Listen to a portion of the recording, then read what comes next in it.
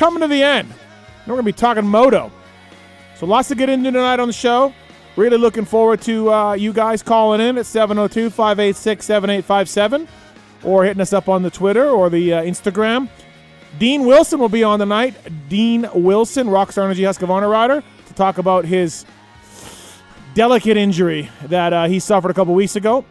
The recovery from that, when he's going to be racing again and all of that.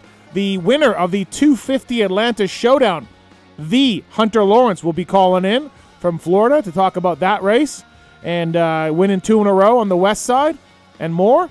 Broc Tickle, the Tick, will call in. He's been testing factory Kawasaki, and from what I hear, he deserves a lot of the credit for Jason Anderson's success on the bike, so we'll talk to him about that and more.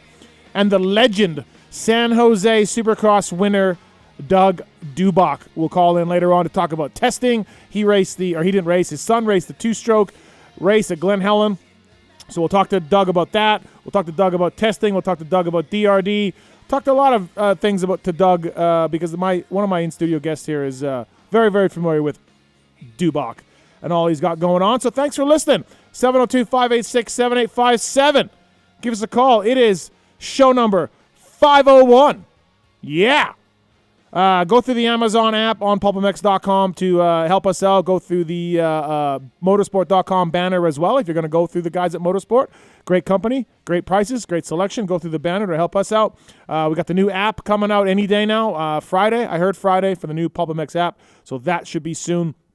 Stoked on that. Also stoked on Motorsport.com, Fly Racing, Decal Works, Race Tech Suspension and Engines, X-Brand Goggles, Renthal, Michelin Motorcycle Tires, Cherbys, Firepower Batteries and Chains, Maxima USA, Pro Filter, Scoche, ORW, OGO Power Sports, FMF, Guts Racing, Atlas Neck Brace, Works Connection, MotorcycleIndustryJobs.com, Get Data, WUSA, Ride Engineering, Intense Cycles, Suspension Direct, Manscaped, Wiseco, Piston, all on board with us.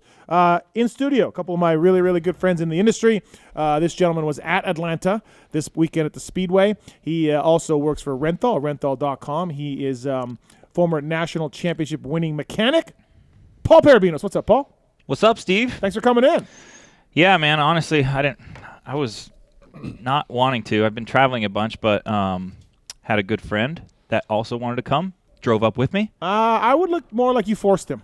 Oh, okay. But forced a good friend to come up here with me and drive. So yeah, we're here and big weekend for Renthal. Big weekend for Renthal. The purple handlebars, the 90s came calling.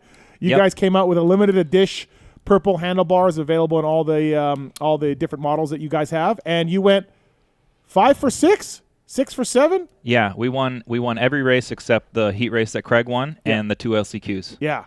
So that was cool, and honestly, I was blown away how many people complimented me and us and Renthal on it. So I was a bit scared, but sprockets and bars, purple. Yeah, so it was a big product launch plan, and I started it way back as soon as the Supercross schedule came out. So back in September last year. So I was happy to see it all come to fruition, and happy we won both races. We'll talk more about that later. Good to see Anderson, the winner, do up his gear a little bit, right? That was really cool of the Cowie awesome. Guys to do that. Yeah. It had like a 93-ish KX vibe, which was really cool. Right. Yeah, it matched. It looked good. Yeah. So yeah, it was cool. Also in studio, fresh off amateur national hell at Paula. He is the winner, though, of the vet class at the Cal Classics.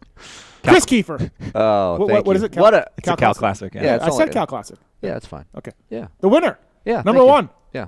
Yeah. Great. Awesome. Plumbers and contractors.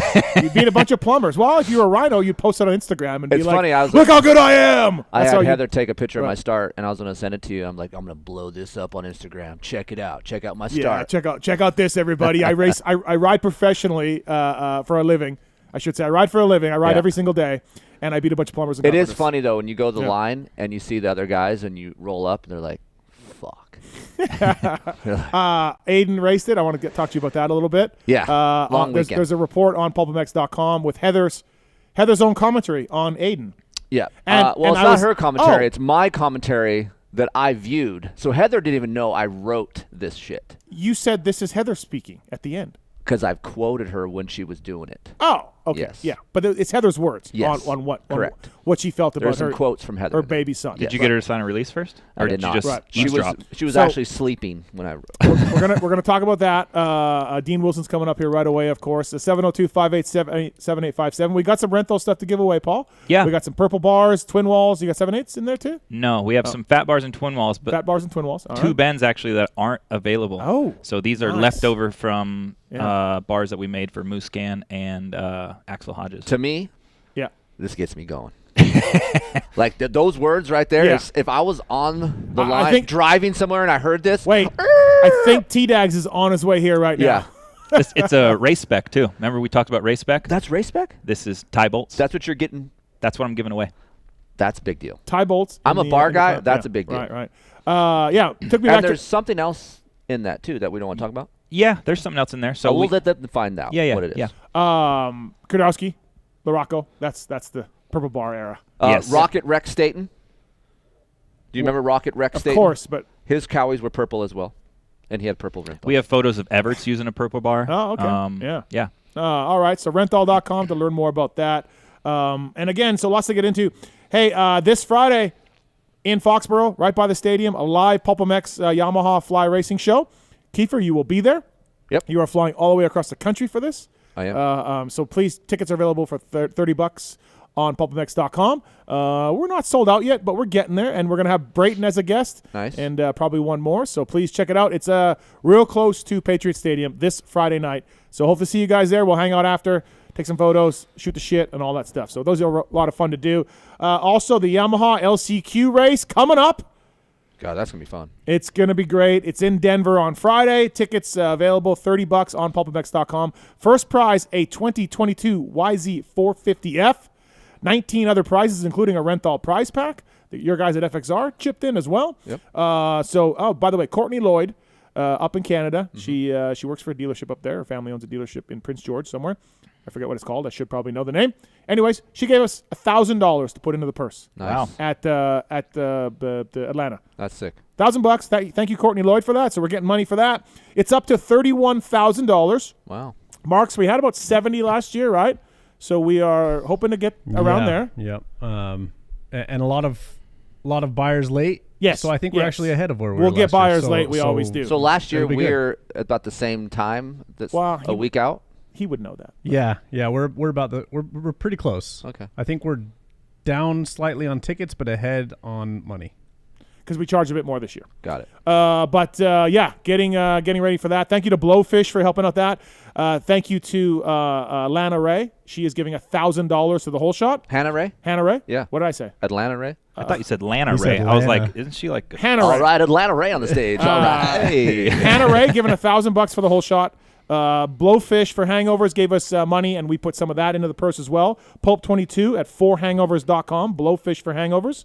We had a couple Twitter users or Twitter followers use it. So thank you to those guys. Between Lana Ray, No. Hannah Ray, Thank between you. Hannah Ray, Courtney Lloyd, Yes. and Blowfish for hangovers. Got some money for these guys. That's cool. So looking forward to it. And unique. Are you going to Unique televise people. it for us or somehow record it? We for- are recording it, and we will put it into video and put it up on our YouTube channel. Oh, yes, sick. yes. It won't Good. be live, but in a couple days or whatever. So, thanks to everybody for doing that. Looking forward to that race. Show 501. We apologize in advance, okay? It was- Paul and I were talking about this on the way up. We feel bad for you listeners right Mm-hmm. now because it's like you've reached the climax, and then all of a sudden we pop in. You're Yeah, like, we pop oh, in the bedroom and they're like, we just had like, yeah, they you just know. went, "Rah, rah, rah." Yeah. So apologies like because that? I listen to the show periodically when I'm not on it, just in chunks. Yep. But I actually sat down and listened to this whole show last week, and it was fucking amazing. They were good. Yes. They were really good. And the GOAT needed a ride back to his hotel after the show. And Marks just stepped in there and took him back to the hotel. Was there awkward silence? hanging anytime? out. Just me and my buddy RC. What did you hanging guys out. talk about? Literally not a moment of awkward silence. We talked about the show. He liked the show. He wants to come back. We talked about the races. We talked about his new wife and how life is going. We talked about his car cream puff that he likes to embarrass his kids in when he picks them up from school. Yeah. I mean, Did he ask you not a about the moment. app? He did not ask me about the app. Oh. You're fired. Yeah, so That's cool. Really cool of those guys to come up. Yep. Really, really cool. Appreciate Jeremy McGrath and Carmichael. Our most viewed show on YouTube, right? Already? Yes, Yep. for a full show, that is our most viewed. Yeah, and for the it's, full and show. it's not Already? close. Yeah. Yes. Yeah. Wow. Yeah. So absolutely great. More than the jacuzzi session. Well, that's a segment. segment. Oh, okay. So Yeah, all right. as far as a full show, Okay. Yeah. Can I shoes tell you to my fill. favorite Heather part had a real lot quick? of side boob out in that one. She so, did. Yeah. What was favorite My part? favorite part was when Ricky and Jeremy talked about their bikes at that time and what they liked and they disliked, and they really wanted to, like, at some point, like, I would like to try that bike. Like, Yeah. Ricky wanted to ride Jeremy's Right, bike. right. He's like, man, I Yeah. knew your bike Well, was good. He admitted in there the Suzuki basically copied the Yamaha. Yeah, Which they did. That was Yeah, awesome right, too. Like, right, once yeah. they started talking bikes, I was like, And then he was like, the RMZ copied the CRF. yeah. So It's awesome. it wasn't far off. He's like, either. yeah, it's good because it's a CRF. Yeah. Those guys were cool. Absolutely. So I thank those guys, and I hope you guys enjoyed it. And, I ended the show a bit early because I'm You like, sounded depressed, dude. to end it? Yes. Yeah, I probably was. Yes. And then we ended up talking downstairs for an hour. I'm like, I figure these guys want to get out of here. Wow. And then they ended up talking downstairs for an hour. I'm like, I could have been recording this whole time. So That's cool. By the way, working the video over there and working on the app, it's the Travis Marks. hi. I want to talk to you later about snowboard and car now. Yes, please. I don't know anything about this. It was unauthorized. It was great. Right. It What was the hell is wonderful. snowboard? Yeah. Is that what I said about the Yes. whatever? Yeah, Oh. you started snowboard. Discord. Oh. So they all sponsored car now this weekend. The Who did? snowboard- Snowboard. Oh. Oh my face. God. My face was on his bike. Yeah. That's along awesome. with along with many others, but yeah. Yeah. That's Yeah. cool. Yeah. Taking the phone calls over there. He's back in studio. The Tits Legendary Tits. What's up? Hi, Steve. What's going on? Yep. Happy to be here. All right, moving on.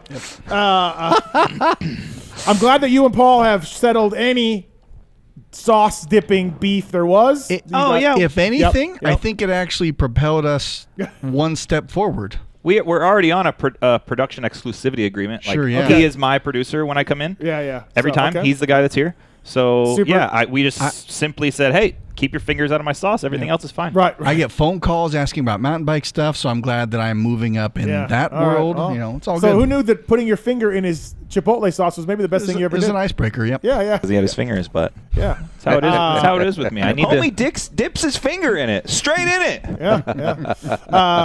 All right, we're gonna come up with Dean Wilson here, but we do have Mr. Side on 3. What's up, Mr. Side? Jamie. Well, the Moto X Pod Show wants to do our yearly match situation with tickets. So we'll buy 5 tickets. I'm working on it right now. Okay. And any listeners tonight that go on and buy 5 tickets, I'm sure Mark's can figure this out. At the end of the night, we can pick one. I don't want to do like the first one because I want people to buy them. Let's get a bunch of people tonight, buy 5 tickets. We'll pick a winner at the end of the night if Marks can figure that out, and they can have our tickets. Marks? Yeah, we can figure that So out. everybody who buys a only ticket if we tonight. play the intro before he 5 gets off the tickets. phone. You got to buy 5. You Ooh, gotta match 5. our 5. How much is a ticket? Yep. Yep. So $30. So Right. $150. perfect. Yep. We'll- I'm working on paying for it right now, so it should be done in the next couple minutes. awesome. Well, thanks very much. And before you go, Yeah, remind me Yep. at the end of the show. Yep. Darkside, text me and we'll look Yep. into it. all right. Will do. And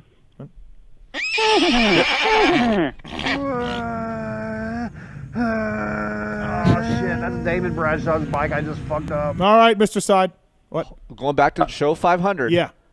Ricky even said, Looks. Jamie, Yep. 100 times better. Yep. Jamie, could you get more of a stamp of approval than that? What the hell does Ricky Carmichael know? Yeah. No, he said you look. Yeah, said you look good. So. Yeah, What? he did. Well, before you got the phone, you have anything to say to me and Steve before you got the phone? Man, I love you guys. Thank you Okay. for all you do for me, Keefer. You guys have changed my life, When's Keefer. he coming out? When are you coming out again? What's the dates? The weekend after SLC, so 4 right. weeks from now, I believe. So I'm Yep. going to organize a Racer X video Okay. about Darkside's big test day. Mr. Side is riding his YZ250. We got a couple companies to come out to put stuff Yeah. on his bike Do we so got he some can purple test. rentals for him? No, we Okay. do not. Okay. But Could probably save a set. we are going to create a nice, fun video for Mr. Jamie. All right. There we go. Yeah, hopefully that video records at 1.5 speed at least. Yeah, right, really. All right, so that's the rule. Mr. Side's buying 5 tickets, and somebody who buys tickets today, Monday, April 18th, today for the raffle, will get Mr. Side's 5 tickets from the Pony Pod. Gotta buy 5. Yep, got to buy 5. Yep. All right. Mine's confirmed, so they are purchased. All right. Sweet. Thank you, buddy. See ya. Later. All right. See ya. All right. First guest of the night brought to you by the folks at Scosh. Both Paul Perebijnos and Kris Keefer will get some Scosh goodies tonight before they leave. Scosh Industries, innovators of award-winning consumer technology, power sports, car audio products, and more. Pulp 2022 at Scosh. SCOSCHE.com, Scosh.com. Use the code PULP2022. Get yourself a boom bottle. Get yourself some phone mounts, chargers, cables, power sports, clamps, and mounts. Scosh.com. Bringing you our first guest of the night. This man suffered a pretty brutal injury a couple weeks ago. We're calling to check him in. He's a show favorite. It's Dean Wilson. What's up, Dino? What's going on, guys? How are we?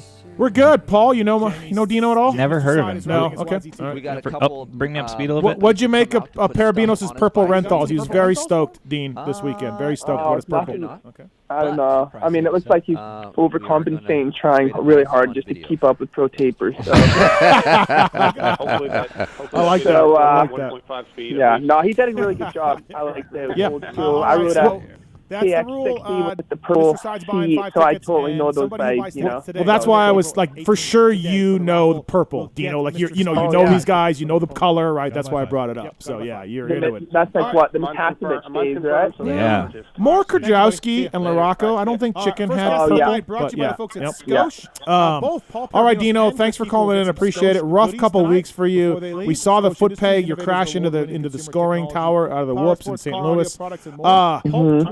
What? Tell us what it's been like. What have they done? How many surgeries you gone through? And what? I mean, how is it? How are we doing? Oh man, I'll be honest, it's been pretty miserable. Like even right now, I'm very uncomfortable. Like I lay on my side, and then that gets sore, and then I lay on my other side, and then I'll stand up, and then I go to stand up, and I get really lightheaded because I lost a lot of blood, but I didn't get a blood transfusion. So I think it's called your hemoglobin or something, your hemoglobin levels, and I think that's normally at like a 16 or 15, and I'm at an 8. So Bodner says I have to naturally let my blood build back up, but like it's pretty gnarly. Like every time I go to stand up, I almost faint and collapse. Like I'm pale white, I'm chalk white. Yeah, so I'm feeling like shit. It's terrible, man. It's not even like it's just like my body feels terrible, and I'm like I have no appetite to eat. So it's pretty rough, but so yeah, what happened was I was obviously second lap of the first race, and I was literally hitting the whoops like straight, like I was fine, and then it just hit one edge and it shot me left, and then everyone's seen hit that thing, foot peg up the ass, and so I was laying there, and I'm laying on my back, and then I'm like, I just feel blood like rushing, like it was really, really warm. I didn't know it was blood. I didn't know what it was, and then I get up, and then the Alpine Star guys are freaking out, like, Dean, you're bleeding a lot, like, and then they're trying to patch it up or whatever, and they're wrapping me, and like, dude, I'm literally, I'm glad that I don't care already, but I got my hands on these tough blocks, and my ass is to the full crowd. They fucking take my pull my pants down. My full ass cheeks are just pointing at the crowd, and I didn't even care though, because I'm in like, there's blood everywhere, and they're like pretty desperate to like try and stop the bleeding, and like so they're wrapping me up, and then I can't run across the track because I hurt my hip and I hurt my knee, and I'm like I can't just run across. They're like, oh, there's 5 minutes left. I'm like, fuck, and then I'm standing there, and then like 2 minutes, and I'm like, dude, and then we 1 lap to go. I'm like, fuck. So finally we get across this thing, and then I get to the little unit thing, and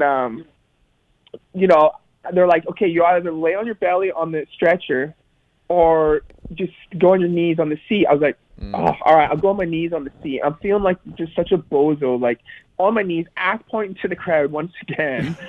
And I'm not in a lot of pain at this point because my adrenaline's high. I'm just I don't really know the damage because I can't see. And then so they drive me through, and then Bodner's like, they're telling me like I need to get an ambulance, and you know me, I'm thinking, fuck, that's expensive. So I'm like, Bodner, I'm not going in the ambulance. I'm like, there's an Alpine Star rig, and he's like, just stitch me up. No. And he's like, no, no, he was pretty serious. He's like, Dino, you need to. I was like, oh, fuck, all right, okay. So then I get into the ambulance, we get going, and then the guy's like, I'm going to give you some fentanyl. And then I'm like, fentanyl? And all I'm thinking of is like people that Overdose. Yes. Yeah. And then anyway, so get to the hospital. They were all like ready, waiting for me. I have 6 doctors. Dude, like, good thing, like, once again, I'm not that shy, but my cock and balls are out. I'm butt-ass naked on this thing. I got 5 doctors poking at my ass, like, cleaning it, squeezing it. Yeah. Like, their hands are everywhere. But, I mean, it was serious, though. Yeah. You know what I mean? Yeah. Like, I didn't really care, but, like, just blood everywhere. And then the doctors were super cool. And then they kind of got me, like, a little bit situated. And then they're like, oh, there's not, the one nurse was, like, pretty cool. She's like, oh, there's another writer coming. He's pretty fucked up. And I was like, oh, shit, I wonder who that is. So then I'm laying there, and here comes Kyle Pierce into the same room as me. And then all those doctors there with me are all over him doing the checks and, like, you know, all this crap. So anyways, they looked after Kyle, and then I was like, Kyle, is that you? He's like, yeah, Dino. And I was like, oh, dude, what's going on? He's like, yeah, I hurt my back. We're just talking. How's your ass bad? How's your neck bad? Dude. So it was measurable. And then, so anyways, I go in for a surgery right away. Yeah. And then they realized the surgery, I hit an artery. So then they finished that surgery, went into another surgery where I went to a different, like, department to fix the artery. And they did that. And then, I was just laying on my side for, like, 3 days, like, not moving, right? And then I had to go for another surgery. And that one, they kind of just went back in there to look and see how everything was and re-clean it and, you know, nothing too crazy. But it's such a miserable and very uncomfortable injury. I can't even imagine. And, like, I'm laying there in my room, and I'm sharing it with this 60-year-old who just had a hip replacement, right? And, like, I'm already, like, this is already measurable. And this guy can't actually physically get up and go to the toilet. So he's shitting in a bucket in my room, and I can hear him physically just taking a shit. And he's, I mean, and I feel bad for him. Like, it's not his fault. Yep. But I'm laying on my side, and I'm just, I can't even, like, cover my nose. Like, it's so bad. And it lingered in the room for so long. And then, dude, 2 hours later, he's doing another one. And then it was like that for 3 days. And then the one night, he takes the shit in a bucket, and then the doctor forgets to take it out, and it sat in the room all night. What? And Sarah can't go in there and just, I guess, she ain't gonna pick up shit. They wouldn't let Sarah stay the night. Oh. So I'm just in there suffering, like, I've already got this, and then I was like, oh my God. So how deep is it? It's deep. It's 10 inches deep. So, I mean, it's weird because obviously a foot peg is like 4 inches, but I don't know how like, it's just dug in there. But that's the problem, is that it's so deep, and even right now, it's not closed. They've left the thing completely open because they said if they closed it, it would just be a big gap and big space in there, and then fluid would fill up with it. Then it has a good chance of infection. So they're doing the old school healing way of from the inside out, healing from the inside out. So and Sarah's in there packing it. You great Instagram updates, by the way, Dino. I really like your Instagram updates. Sarah's in there packing it. And, she's right. So this hits home for me. Go ahead, sorry. She is the best. Like, she's an angel. So, yes. Yeah, she's really good help, and it's just so we just got to let it heal from the inside out. So. That's that pretty much, but I also need to really focus on my blood stuff too that's going on right now.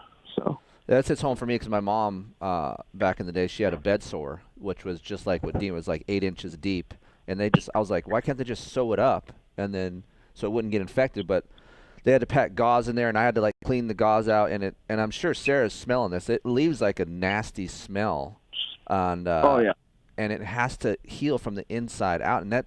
Dude, Dean, it takes some time too to do that. So you really gotta make sure you're not sitting on your ass. I could think for like how long. I'm like, dude, I really don't know. Like, as the way I feel right now, it's not very soon because I don't feel good physically, and I got hematoma in there. So I think that's what's causing me a lot of pain. It's pushing on my anus, they said, because I got a hematoma in there, and it's like I feel like my tailbone's broken, but they swore my tailbone is not broken. But everything okay with the butthole? The butthole? Well, yeah. So that was what they were very concerned about. Yeah. Was that I tore into the anus, and if I would have done that, like I went into surgery and she's like, you may wake up with a bag out your belly and you're going to have to shit in a bag for 4 months. I'm like, oh my God.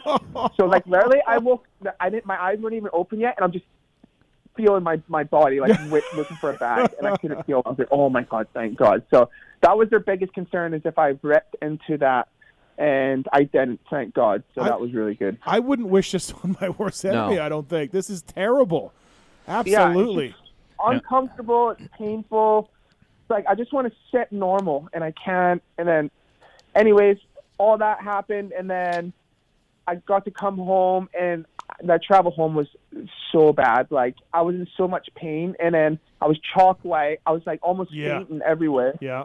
And then I had to sit on the airplane for 2 hours and How do you sit? They give you a donut or something, or how do you sit? I sat on a donut, and then I had a couple painkillers just to try and help me get through it.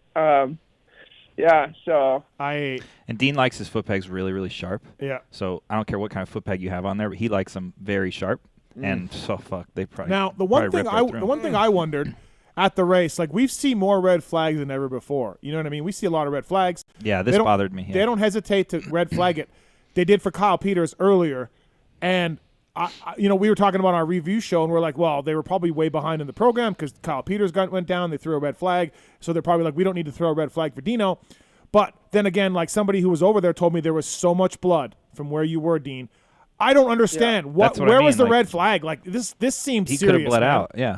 Dude. Yeah, I don't know. I mean, like at the time, I didn't know how bad it was the thing. But, yeah, I mean, obviously it could have been really bad, like good thing there was doctors on deck. What if I was racing like a GNCC and I'm out in the middle of the woods or something, like that would be super scary. So, yeah. I don't know. I mean, I think they should have thrown a red flag and kind of got me out there quicker to lose less blood because I lost a lot of blood. But maybe they just, because I had my pants on and yeah, they did. I don't know. Yeah. But yeah. I think a red flag would have been, because I read some comments and people were like, well, he was off the track and this and that. Yeah, but that's not the problem. The problem was that I was bleeding out. Yes. Yeah, he couldn't cross the track. Yeah, absolutely. When you go in the hospital for something like this, is this something that they give you the option to have a transfusion, or you just didn't get that option at all? Yeah, no, they talked about it. Like the doctor was like, we might give you one, and then, we prefer you to try and they like to eat. Doc Barner said the same thing. Like they like you rather to build it back up yourself than to give you a transfusion. I don't know why. Damn. So I actually have an appointment tomorrow with a doctor, and we'll see what he says. So. You're fresh into this one, but you've had injuries in your career before. But is this the worst thing you've dealt with? Is this the worst one? His hip. I don't know. Definitely one of the most uncomfortable. I mean, dislocating my hip that time was the most pain for sure and uncomfortable. But once they popped that thing back in, it was like, oh, it was nice, But this one is kind of just like a constant ass throb, you just can't get comfortable. That's the only thing. Well, what about when you take a dump right now? Is it hard to take a dump? Not too bad. So I've got so much bandages and stuff. The protocol is like, I'll take a dump, I'll try and wipe my best, and then I lay on my bed. Sarah rips the bandages off because it gets all over the bandages. Then she gives it a good wipe and then throws on fresh bandages. She's a fucking angel, dude. Yeah. It's seriously the MVP. Yeah. Well, you know what? A lot of these riders' wives go through this stuff. They broke wrists. They break. Yeah. You know what I mean? Like, and Sarah's one of them. This is amazing. There's not a lot. Don't say that word. Okay. Because a lot would bail. Trust me. Yeah. Well, Sarah's not. Yeah, I don't know. Yeah. So we've got a little routine going. Let's just hope this thing heals up. And it sucks because it was like, not a lot of guys were staying healthy. And I was, I'm the guy that usually never stays healthy. And I was staying healthy and I was knocking out, top 10s. Yeah. I'm like, okay, this is fine. This is perfect. 17 rounds. I'm going to be happy with that. And then just like 4 rounds to go, this happens, Yeah, it's, like I said, I don't know if I'd wish this on my worst enemy. It sounds terrible. And so now it's open, it's bandaged. They're going to just let it heal. And so like you said off the top, one of my questions for you was, when are you back? But who knows? This could be a while.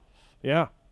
Yeah. Yep. Yeah. I don't know. I don't know. I mean, obviously I'm be back when I can, but just till this thing heals up. And it's just like, I had a bad laceration on my back of my knee once on PC days. Glen Helen crash. 2014 right? at Glen Helen. Bike But shut off, they sewed that thing up right away, you know. And Right. the problem is this one's just such a gaping big hole, you know. So 10 inches. Is that deep? How wide is it? it's about 4 inches wide, Dang. 5 like inches my wide. It's 10 but by 10 it's by the 4. deepness of it is the problem.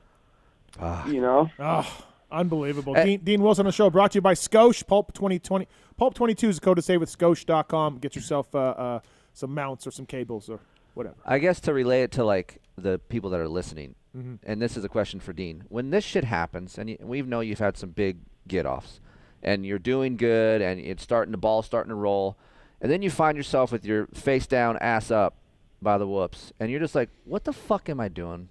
Why does this shit keep happening? What is going on? Yeah, this is what this is the thing with the sport is when everything's going good, it's like you don't even think about the bad side of it, you know. And then see when this shit happens, and then you're going through all the old bullshit that you always have went through when you're injured, and you're just like that's what sucks it out of you. That's what makes you make those hard decisions. Like, do I really want to keep doing this? You know. Yeah. So it's always tough laying there, and I'll get through this one. This one's not. It's bad, but I'll be fine. Yeah. So it's just there's all the it's two sides to the coin. It's like, and when things are going good, it's the best. I love the sport, and then when it's bad like this, it's like, but it's part of it. That's what that's what comes with the trade. So right. I like to I mean, I don't like to have injured riders on this show, but I do like to talk to guys who have been through some stuff to give our fans, the keyboard warrior guys and the guys on the other side of the phones and stuff, an idea of look, nobody's gonna start a GoFundMe for you, Dino, or anything else. But guess what? Your accounting job and your plumber job and everything else, you're not getting a 10-inch gash in your ass 4 inches wide and not being able to sit down for, you know what I mean? The things that you guys go through are pretty gnarly, all of you guys. And I was a mechanic. Paul was a mechanic. Keefer knows everybody. We see this stuff day in and day out. Like Alex Ray right now, he's got numbness in his hand. One wrist is still broke, He's trying to race. He needs money. Like, stuff like that where you have no idea what this guy's going through. Like, there's so many of you guys out there that go through this stuff. I know. It's tough. It's like, I talk to, it's always cool to talk to, stuff like this. That's why, us writers always can have such a good friendship relation, or like, and we can always talk about like the things that we experience as racers that you can't relate with fans or anything, like when you're watching a Supercross, right? And okay, make it at press day at Seattle. Yeah. I was watching press day, and I'm watching this rhythm section come towards me, and I can't see any of the ruts, and these guys are getting kind of squirrely, right? And then you're thinking like, oh man, these guys are struggling through that section, and then you're actually on the bike, dude. The ruts are so gnarly out there, and like the tracks that we race on, and like how gnarly they are, and being in the stands, you just don't. You don't really like see it unless I always like to go high up so you can see the ruts and stuff. But I don't know, it's hard to explain. Like, and then even just the pressure side of things of when you're on a factory team and you got expectations and then you're not making those expectations and then the vibe's kind of weird, but you're trying your best and then you're falling short of your goals and it's so gnarly and it's tough, but it's what you sign up for, and sometimes it goes good, sometimes doesn't. Sometimes good, sometimes shit. Yeah. I was good at that. Well, Dino, listen, I'm sure you don't listen to much PulpMX show, but if you have some downtime now, listen to the Show 500 with McGrath and Carmichael. You'll dig it. Those two guys are in studio. I know you're old school guy. You're probably in hour 4 of watching some 2011 Canadian National at this point. No, I actually watched a little bit of 09 Glen Helen National. Okay, all right, there we go. The Holy. Right, I love Dino's Instagram. He's watching the most random races from whatever. I love it. It's great. Oh yeah, I got some good moto history for sure. But you would like the McGrath Carmichael show from last week. They're really funny. They tell a lot of stories behind the scenes. So. Oh really? Yeah. I'll give it a watch. Yeah, it's pretty good. Let's move on to some other topics. I want to touch on you, and because we called you early, I didn't get a chance to ask Paul and Kris this, but certainly it's a topic with myself and JT and Wygant in our review show. You like these speedway places, Dino? Do you wish we had more of them? Do you like the longer layouts and maybe the faster the speeds and everything else? There are some downsides, obviously, but what are your thoughts on like a speedway tracks that were, Daytona, Atlanta? I thought Atlanta looked pretty fun, to be honest. Yep. I kind of like those tracks. Less turns for me, the bear. But feet on the pegs most of the track. Yeah. I'm down with that. So, yeah, I think though not too many of them, like 2 or 3, like they have. It's pretty good. I'm happy with that. Okay.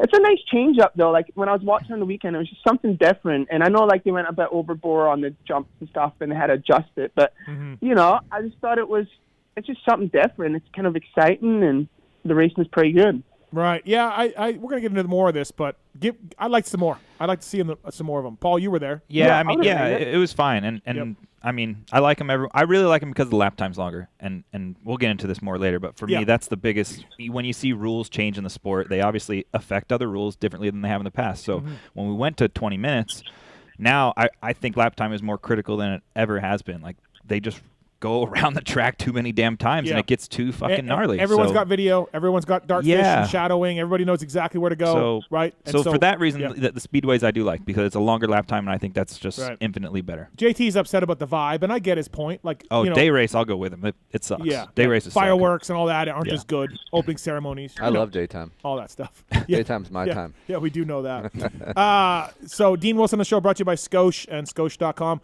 So Dino, you're at Baker's Factory. And you're there, riding and everything else, and the number 1 KTM rolls up. Do you know he's coming back? Do you have any indication, or are you like, oh, look who's back? What's that like that first day? Did you know he was coming back? Yeah, I heard some whispers. Okay, he's coming back, and I don't know. He kind of just jumped back in, like, right. It's, like nothing really had happened. So give him a head nod and let's go riding. Yeah. No, exactly, straight up. Right. It was like we just like literally seen each other doing our warm up and give a little peace sign and carried on. Webb's back. Yeah, it's crazy. It is crazy how the ups and downs of this and all of that. Jason Anderson, your teammate, he won this weekend. Your ex-teammate, he won this weekend. Look, I got to be honest. I don't know if anybody thought he would be this good. He's got 3 wins, I think, on the year. 4 wins. If you take away the crashes and stuff, he probably has some more wins. He's right there. Are you surprised, Dino, at Jason's resurgence on the Cowie? Is this something you saw coming? You know this guy pretty well. Yeah, I don't know. Dude, Jason, I feel like could have had more championships than what he has already just from injuries and stuff like that. Like, because, I mean, obviously I've been his training partner for quite a long time and riding partner and also my friend. But, like, some of the stuff, I mean, it's like you don't want to, hype someone up that you're racing against, but I can't do nothing but respect it because some of the stuff he does on a bike is just so cool to watch, and he's so good on like his corners, and he's so creative, and there's days where like I was like, there's no way anyone's beating Jason, and sometimes he's just not his best on race day. Yeah, there's been a lot of seasons where I feel like he should have won, and then he didn't. So I mean, obviously there's injuries, but yeah, this year he looks really good. He looks comfortable. He looks loose. Kind of like the old school Jason is when he's aggressive, and obviously he has been, and that means he's confident. He's so good at improvising. He's so good at a wheel tap, at a creative line. If he gets loose, he can figure it out. Like he's so good at that. Like and then like he did that triple quad that no one did for the main. His pass back inside of Eli, like that flat tracking that he did through that corner at speed, like that was pretty gnarly. Yeah, he's really good at using his legs and finding real traction. Yeah, that's where he's good. Yeah, like when you see him, like especially sometimes in some of these races, he's like a spider monkey. He's crouched over his bike with his legs bent, like ready to. Like you see some of these like a finish line, and you have a left-hand bull berm, and then it kind of gets flattened out and gets greasy. Like this is where he's good. Like you come off of traction and then onto no traction. He's like the way he uses his legs, you'll find some real traction. Yeah, he's loose, and when he's loose, it's like fast. He's on fast. The edge, out of control. Yeah. No, props to Jason. We're gonna have Broc Tickle on later to talk a little bit about it too. I think Broc's been worked a lot closer with it with him as well. So, Dino, anything else for Dean? Yeah. What about your bike, Dean? So we've heard a lot about the new chassis and maybe not so good in the whoops. We know RJ didn't like his bike in the whoops in the 250 class, but how was your evolution of this bike?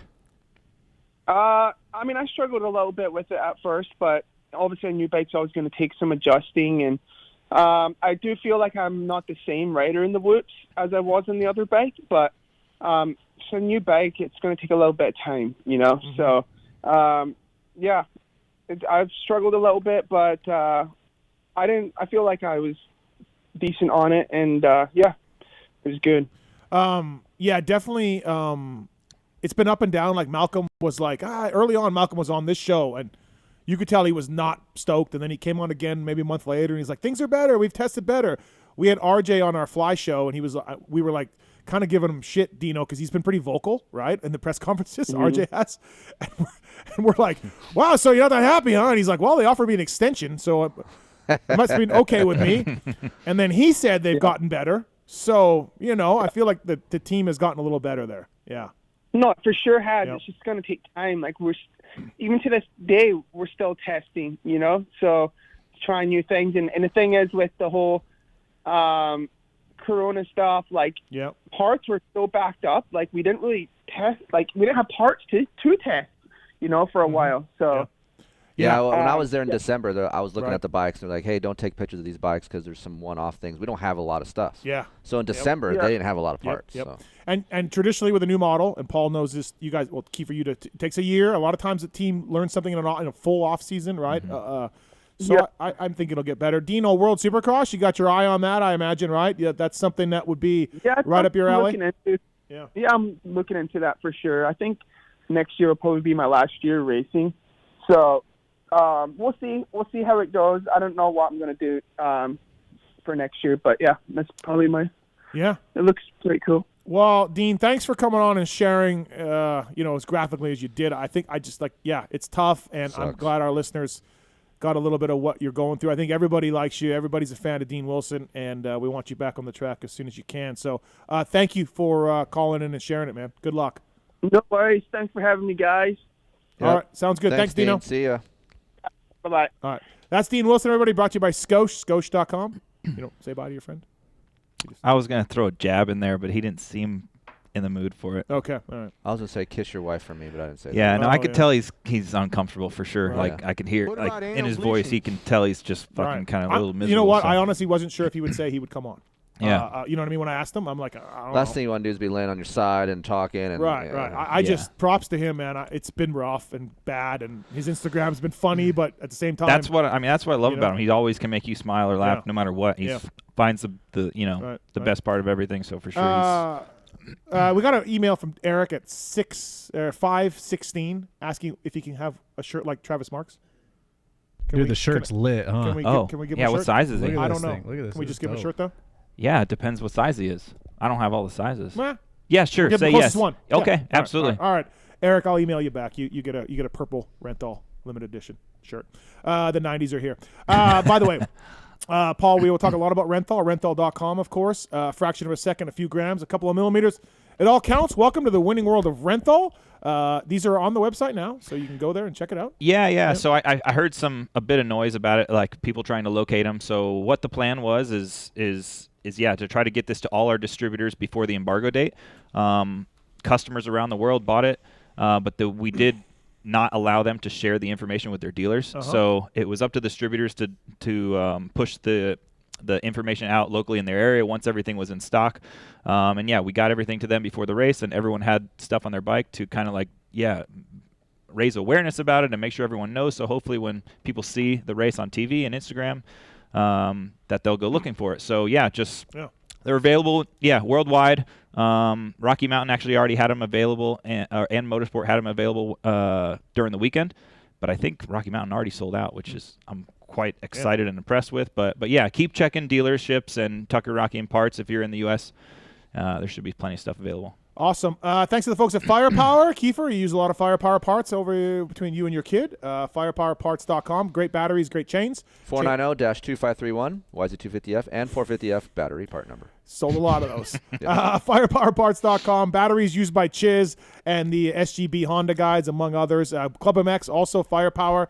Firepowerparts.com. They help out privateers. They help out top teams. And they got great products. Chains are made in Japan. Featherweight lithium batteries are all backed by a 2-year warranty. You can get them out at motorsport.com. Thank you to the folks at Firepower. They support our PulpMX Fantasy as well with prizes. So really thanks to the folks at firepowerparts.com, at Firepower Parts. Of course, The great Marty Davalos managing the Firepower Parts Honda team right now. Saw Marty at St. Louis. Looks like he put some LBs on. Retired. Yeah, they are LB. giving I him, bet he still rips the they are test giving track. him some shit over there, but Are they? we all feel that Marty would be better than one of the riders they currently have. Oh yeah. Oh, dude. If Marty not rips. both. Yeah, I was going to say if not both. Like, Right. Like how Dean was saying that Jason obviously is very good at the test track. Yeah. And maybe Yeah. sometimes doesn't bring it all. Yeah. Marty is that Yeah. as well. Well, you were on his team. Like, yeah, when I was at PC with him, we would draw X's on his wrist when he'd leave the test track. We're like, make sure these X's show up on Saturday. We want to see him. Make sure it's the same Marty, because dude funny. would rip on a Wednesday. Oh, yeah, he was unbelievable. Firepowerparts.com. Also, OGO, traveling is a pain, but Keefer has an OGO layover bag now. No more packing 9800s for It's 2 a whole nights. new world for me, Steve. Yeah. Thank I mean, God I the just folks walked right off of the airplane and went straight to the rental car. Oh, that's all the difference in traveling. I tell you. You know his 9800 Dude. story, right?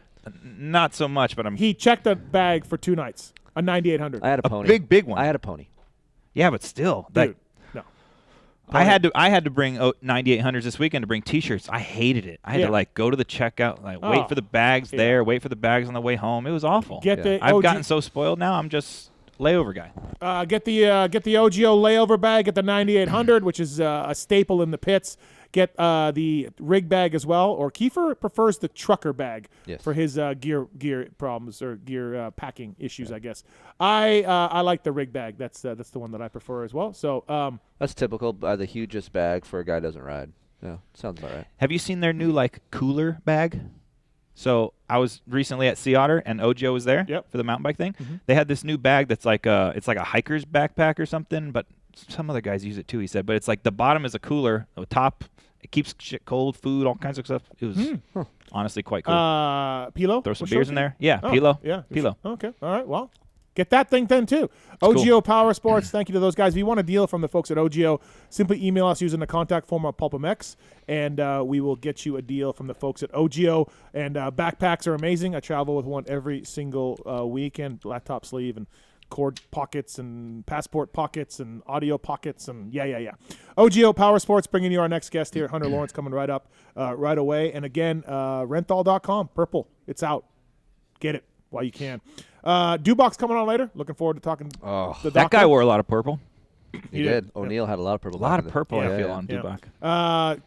Talking to Doug. I want to talk to him about testing, and you're going to be Testing? right in there with that, Oh, I'm sure. I just saw Doug at Paula on Was his Friday. kid racing? Right. No, he helps the kid that res race with Aiden. So And then much more to talk about later on. Broc Tickle, of course, coming up here. Our next guest, this is the winner of the 250 Showdown in Atlanta. Jet? No. Oh. No, better than that. Hunter Lawrence. What's up, Hunter? You're such an asshole. Can you believe What's that? up, mate? How are you, boys? Keefer, Hunter. apologize to Hunter. I'm sorry, Jet. I mean Hunter. I'm sorry. Listen, the whole Hunter, this had to bug the shit out of you. The media, the fans, Craig, Jet, Craig, Jet, Craig. Had to bug the shit out of you. Not really. I mean, they're both, the current red plate holders. So, I mean, it's kind of expected. So I'm not really bug me, to be honest with you, because it's something that's, Right. expected, really, Yeah. out of our media and audience. Yeah, I get it for sure. How's those purple bars, by the way? Perebijnos is here with Rant. Oh, he did a great job with them. Oh, he great repped them job, well. Hunter. What'd you think of the purple? Mate, honestly, the purple bars, I was into it. It looked cool. Let's like see. it did look cool. We had a little purple on the side of our fenders and Oh. stuff, and Oh, they did? it looked They cool. did Yeah, it graphics looked too. sick. Yeah. See. So can they keep running purple if they wanted to? Like, Absolutely. If Hunter they want won to, with it's it? up to them. Absolutely, Right, yeah, okay. 100%. All right. 100%. The T-shirts were cool. No, I was into it. I think it was rad. Like, it wasn't like a tacky theme or like something that was like, Right. just Cool. it's all right, it'll be gone after this race. Like, it's actually, no, it's cool. I'll probably get that stuff sent to Florida and it'll probably go on our practice bike. Yeah. So. Yeah. Nice. Love it. Congrats on the win. So, look, at one point, Christian's catching you. He's got a little better lap times than you, and it's looking like it's going to be a great race. But then even before he crashed, you stabilized it. You lowered your times a little bit. I wonder, did you find something? Did you see that he was doing something different? Did you bear down a little bit? Take us through when you noticed Christian was catching a little bit. Yeah, so I actually got to watch the race back today, and I actually didn't realize that he was behind me a lot earlier than what I thought, you know. Mm-hmm. I only realized it was because when I passed Joe, I thought it was Joe behind me for the next 3 laps, or 4 laps maybe. And then it wasn't until like 5 minutes to go, I looked at my pit board for like the second time that race, which is I'm shocking at, but I seen Craig's pit board, and I'm like, oh, it's Christian. So I was like, all right, cool. But I was just trying to just do my moto, really. Honestly, just doing my moto, just trying to hit my marks. I got better in the whoops. I got more adjusted to the rhythm of the whoops. The first few laps, it took me a little bit to calculate, like kind of get used to how those whoops were, going to work for me in that main.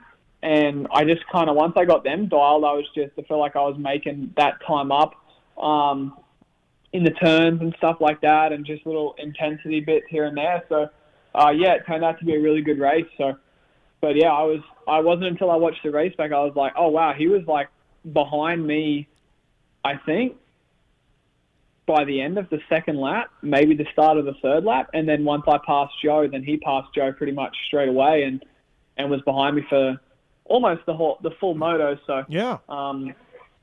No, I mean, I didn't realize he was that close to the whole, start of the race. Well, maybe like you said, it was the whoops a little bit, because definitely, like, I don't know if he would, like, take away his crash, I'm still not sure he's going to get any closer, because that gap had stayed the same now for a lap or two. You know what I mean? Like, it was, and I was like, I wonder if Hunter found something. But yeah, like you said, just whoops maybe. Just got dialed him in a little better. I mean, I feel like the gap stayed the same, like, the whole race, to be honest, not just a lap or two. Like, if you go back and watch the race, like, he was pretty much on my tail from when he was in third and I was in second, and then I got Joe, and then he passed Joe straight away. So it wasn't, like it was a slow death or anything, but yeah. Hey, Speedway tracks, what do you think? This is going to be a popular question tonight.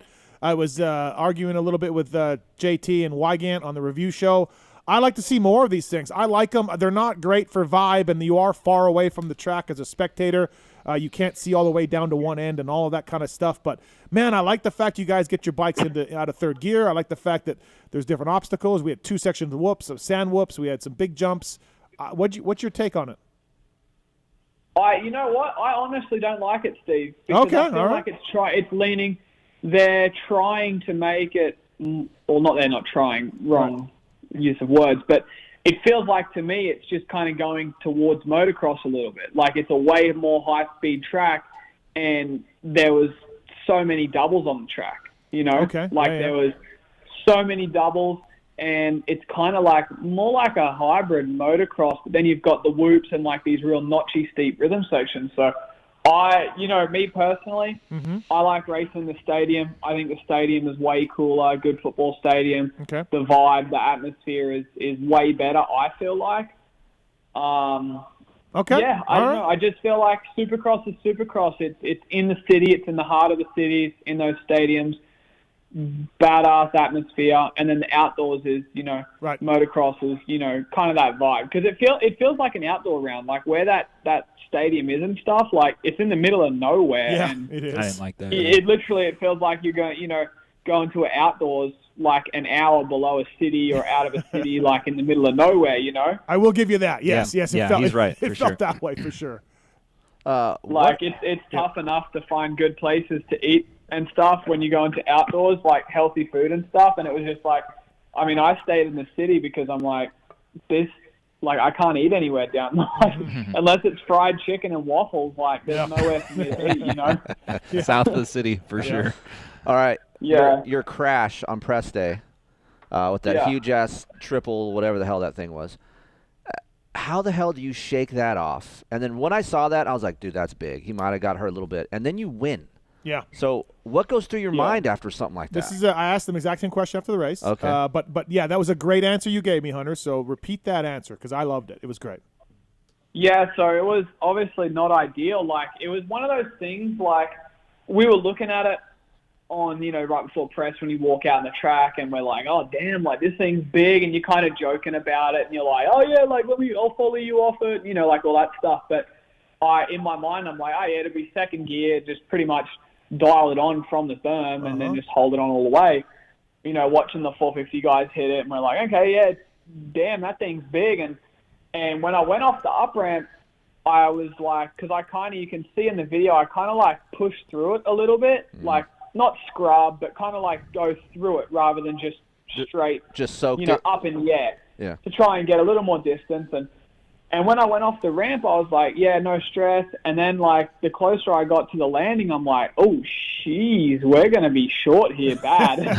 So, like, I, like, straightened it out and then just, like, yeah, hit the face of it. Probably, like, the worst spot. Like, if I was literally 6 inches further forward, like, I would have been right on top where, like, Robbie Wageman cased and would have been okay, I think. I would have ridden it out. But, yeah, it sucked, but, I mean, that's that. Anyway, it happened. So, thankfully, I wasn't hurt. Obviously, my body's way healthier, and I think 2 years ago, they would have been gluing me back together after that. So, but, yeah, like, then obviously all the controversy starts. Oh, yeah, like, good job, Bozo, learn how to jump. Like, screw you, we want to see the big jump and stuff. And I'm like, well, hey, guys, like, sorry that I crashed on it, but I actually didn't complain about it. It was, your points leaders of the other classes and all the other 450 guys and riders who didn't crash, who were actually, kicking and screaming about it. I mean, for sure, I agree with it. But what I said to Steve in the post-race interview was what the people at home don't understand about that is on a regular Supercross triple that's 60 feet, we get blown, like, when the wind's up, 6 to 8 feet, and the track's not that much wider than that. So on a 110, 115 foot massive triple, the slightest bit of wind can push you 8 to 10 feet, which you're off the track, or, 2 turns after a start when there's 20 guys going over it. It's just a recipe for disaster. So it's just kind of a little silly. They're obviously trying to push the limits and stuff, but that wasn't the only one, that other double after the whoop section that had the shipping container sticking out on both sides of the landing, Yeah, I didn't see that on press day, but I heard about it, right. Yeah, I can tell you why you didn't see that, because no one crashed on it. So which is a big triple got kind of highlighted. But, yeah, like, that was another one that's like, how the whoop section gets, like, there's guys going left and right all the way through it, and then they got to sack up to this big double after it, like, that you can't jump off the side of. Yeah. yeah, exactly. Like, if you come up short, it's a pinnacle down ramp, and you've got shipping container corners sticking out on either side. So I think, honestly, Steve, back on the speedway tracks, I honestly think Daytona would be the same if they had the same dirt that Atlanta has, that more hard-packed dirt. I think you'd see even more crazy stuff at Daytona because they have so much more space and speed. They're like, oh, we can build this, we can, put so much more stuff into, which I'm not sure is a great thing because we're not video game players. Like, if we get it wrong, you can't just restart. It's thankfully I was okay, but I mean, who knows? Like, someone's bike snapped in half in the main, and who knows how many times he cased those big jumps. If that's why. Like, well, that's what's so impressive. Like, that was a clamp failure, yeah. But as a rider and guys that ride, we all ride. Like, when you have something that big to jump, for one, to do it is ballsy. Number two, crash on something like that, and then mentally put yourself together again and be like, okay, that's done and over with. We're cool, and go out and then win. That's what makes professional racers professional. That's what we don't see. We just see them, oh, they're badass racing. Oh, look at Hunter, he's sick. But this is all the shit that goes along with it. We had the great Phil Nicoletti on a month ago, Hunter, and he said, we're not cats. We don't have 9 lives. Right. So yeah, exactly. I mean, he summed it up nicely, maybe. Although, poor Phil. Another thing go ahead. is when, freestylers, right, like they have their ramp and their airbag or their down ramp that stays the same every weekend. Our triples are the same, right? More or less. It's such a muscle memory. It's always second gear, pretty much like, rah, rah, rah. And that muscle memory is, you know, obviously different on this one. So that alone is more room for error. And when freestyle guys have the little slightest bit of wind, they cancel the session. They're like, no, we're not jumping. It's too windy, you know. Where the wind picks up in a main. Obviously, weather was a huge thing for the weekend. We can't stop a main event. Like, one guy's just going to go, dude, I'm in a great position. This can be the best race. I'm just going to keep sending it. Like, you can't have all the guys go, hey, like, 10-minute mark, let's start rolling it. The wind's picked up. One of us can land on the asphalt beside it, you know.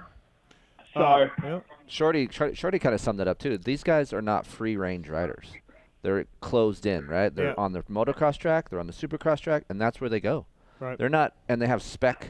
Like, supercross is all built to spec. And then, like what he said, I haven't forgot about that. Like, when you throw something different in, like almost free riding kind of a jump, that fucks everyone up. Like, you're like, hey, we're not used to that, and you're going to throw this in with us in, you know, round 14. I actually got a text from a buddy who has a point here. Like, he said, these guys got to get adapted to a Triple Crown, 3 short races in a stadium, right? Then they got to go to a day race at a speedway. Like, that's kind of a, you know, something to get used to for some of the riders. Like, that's different. No, absolutely. Like, a lot of people are there. Oh, man, it's amazing how you guys jump the triple on, like, the second lap or whatever, you know, or the finish line on the second lap. You guys grease it, like, how that. And it's just simple because they're built to spec. You know, like you were saying, the rhythms are more or less always built pretty similar in ballpark. You know, some races are ballpark measurement, it feels like. But it's, you know, more or less the same amount of gas, throttle, timing, and stuff like that. That's how we can come to a completely different venue with a completely different track build layout and dial it in 10 minutes, you know? Yeah. 2 in a row for you, Hunter. And it's tough not to think about that Anaheim race, you know. But it is what it is, 23 points, 2 more races. So, yeah, anything can happen. Yep. Yeah, for sure, mate. No, absolutely. Like, believe me, if you look back on it, maybe I should have just been a little more patient. Maybe I was, you know, maybe second was the better option at Anaheim 3. But, hey, I mean, dude, like, what a way to walk away with your tail between your legs to just settle for second, right? Like, yeah, no, absolutely. Hunter, I want to know if you're thinking about outdoors yet. Yeah, honestly, not really. Like, yes, I am. Like, we're still doing outdoor days and stuff like that, yes, but I don't know. I can't really shift all my focus onto that because I'm honestly, like, just day by day. Like, I'm just kind of doing my deal, doing my daily stuff, and I'm riding outdoors this day, or I'm riding Supercross this day. I'll probably ride a little outdoors this week. So, you know, on that day I'll be focusing on that, and then next week, you know, jump back onto Supercross, get ready for Denver. I mean, like Steve said, and you know, we all know anything can happen. Like, Christian crashed out the second last round last year, third last round. So who knows? Obviously, you don't wish anything upon anyone, but it's still, you know, bummer about A3, but I mean, it's not over yet. So can I get a policy on Hunter? Well, that's one of those insurance policies for outdoors. Well, that's why I brought up outdoors. I gotta look into this. I feel like he gets left out of the outdoor conversation a bit just because he's Jet's teammate, right? And it's like, oh, we talk about Faulkner, J Mart, or you know, who's going to be the outdoor guy, but I think Hunter could be damn good this summer. I talk a lot of shit about Jet. One, he's a great kid, nice guy. I talk shit because they talk a lot about him, which rightfully so, right? Yeah. Like, there's a lot of good things about your brother. Right. Because I'm gonna suck Jet off. but here's what I'm saying. Like, if you would have saw Hunter at A1, and then you see Hunter now, and I correct me if I'm wrong, Hunter. Like, it was practice at A1. I was like, oh boy, this shit's not going well. It's not looking good. And then the turnaround that you've had throughout the whole series, it's like steadily got better. You had the crash, but then he comes back again, and you have a sneaky good riding style that doesn't look like you're hauling ass, but it's so efficient. And then just, I was at Paula watching the time, just like what he said. Like, Christian, it was a yo-yo, a 10th here, a 10th there, and you stayed within it. So for me, that's commendable, and I think we need to talk more about that. Yeah, I agree. I'll call you on the Anaheim one. What do you see you didn't like? Because I qualified third. Yes. So this is what. Are you talking about press day? Yes. So press day. That looked like it was a struggle, and then qualifying, like you said, like I thought it didn't look great, but then here you are, third, right? Mm-hmm. So it just doesn't ever look like appetizing for a fan. But Jet looks appetizing as you watch it, right? I definitely think my riding style is that way. Like I think if you watch, I mean Anaheim won. Can you tell me who you looked at and was like, oh my God, he's got everything dialed? Like, I mean, Christian was sending it. He had so many moments in the whoops. Colt was sending it. Like, everyone was just sending it. So I wouldn't say you'd look at anyone and go, oh, yeah, like, wow, that guy's grease and just looks, like, perfect. But, like, my riding style definitely does look like that. Like, even when I ride with Jet, I look slower. But if you put a clock on me, the time speaks for itself. But, yeah, like, I'm definitely better than when I first started the series.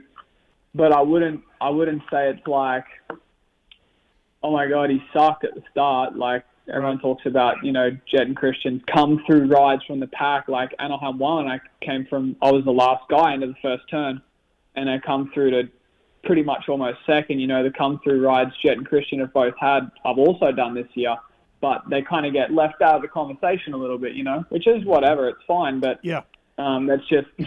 That's just our industry. They only pay attention to what they want to pay attention to, What about your bike evolution? Has it changed over the time? It has. It's gotten a lot better. Brand new bike.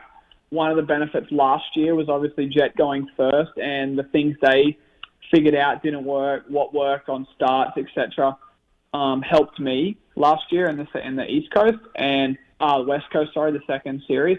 And then this year, a few of the things we found helped Jetson out, and then obviously Jetson's 4 rounds that he done, they made even more progress, and then we're able to put that back into me for the past 2 rounds. So it's been good. It's been like good progress, and we have a great bike right now. So I'm more excited to see it on outdoors where we have struggled with some horsepower on the Yamaha in the past. We got it a lot better last year towards the end, and hoping to start off with that this year for outdoors. Before we let you go, Hunter, MXGP, obviously Geyser's looking pretty good right now. Renault was good early. Now Sewer's getting a little better. We're seeing some changes at the top. Jonas had a good race. What's your take on the MXGP series right now, Hunter? Yeah, I'm not sure. Like, I don't really have a take. Obviously, Geyser is looking, the best right now. I'm honestly not really a take. Like, I just want to see Jeremy do well. I just want to see my good mate Stewart do well. He had a big crash in Argentina, and Portugal, he was just not quite back to himself 100% yet. He wasn't even sure he's going to ride. So just honestly, I just want to see him, back to 100% and see him do well. And then obviously Mitch and Jed as well, the other two Aussies, just want to see them boys do well. Like, that's all. That's all I'm really about it. Evans is surprising me because I, obviously missed all last year, and I heard that wrist wasn't good. He's getting better. He's doing some, good job for Mitch Evans. Yeah, I think he's been okay and getting better. So that's good. Yeah, he's been struggling with that with his wrist. It's really not good. So hoping he can get that, get back to 100% as soon as he can and do what his full potential is and. Yeah. Yep. Go ahead, Keefer. I talked to Mertz a little bit in St. Louis. We're walking back to the pit. Yep. And you guys got to go to the Masters. So I'm not a big golf guy, but I enjoy watching it. What's it like? Magical. It's magical. It's wow. No, seriously, like no BS. It lives up to all the hype. Incredible. Just magical. Like, that place is something else. If anyone has the opportunity that's listening and has the opportunity or something comes up that you can go, I recommend it extremely. It's a lifetime experience. I think once in a lifetime experience. Like, you have to experience it. I think I want to go to the Waste Management Open instead, first at least. For sure. Yeah, that one seems like a way different experience. Yeah, that's what I mean. Yeah, like that one, you just go and get wasted at, I think, and have a sick weekend with the boys. Where the Masters, it's like, it's just one of the most holy golf courses in the world. Like, it's just Like, how do you pick to where you want to go? Like, I guess if for Supercross fans, okay, or motocross fans, I want to go in this part of the course. I want to see Hunter come down here. But what about golf? Like, you're a fan, so where do you go watch?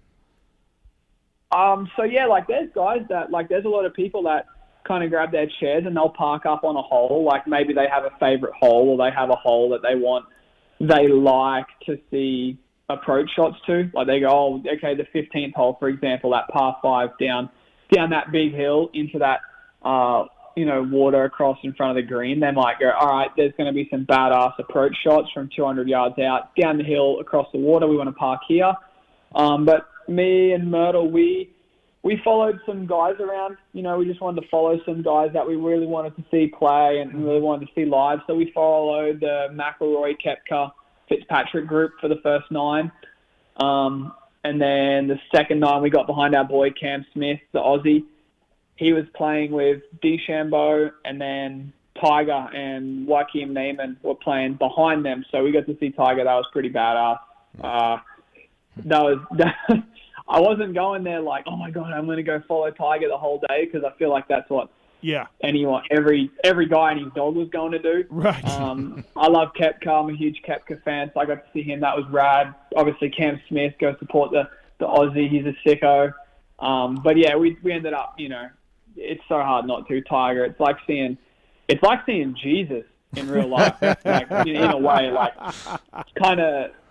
Yeah, there's the only way to kind of put it into words is like he's an alien. Yeah. It's.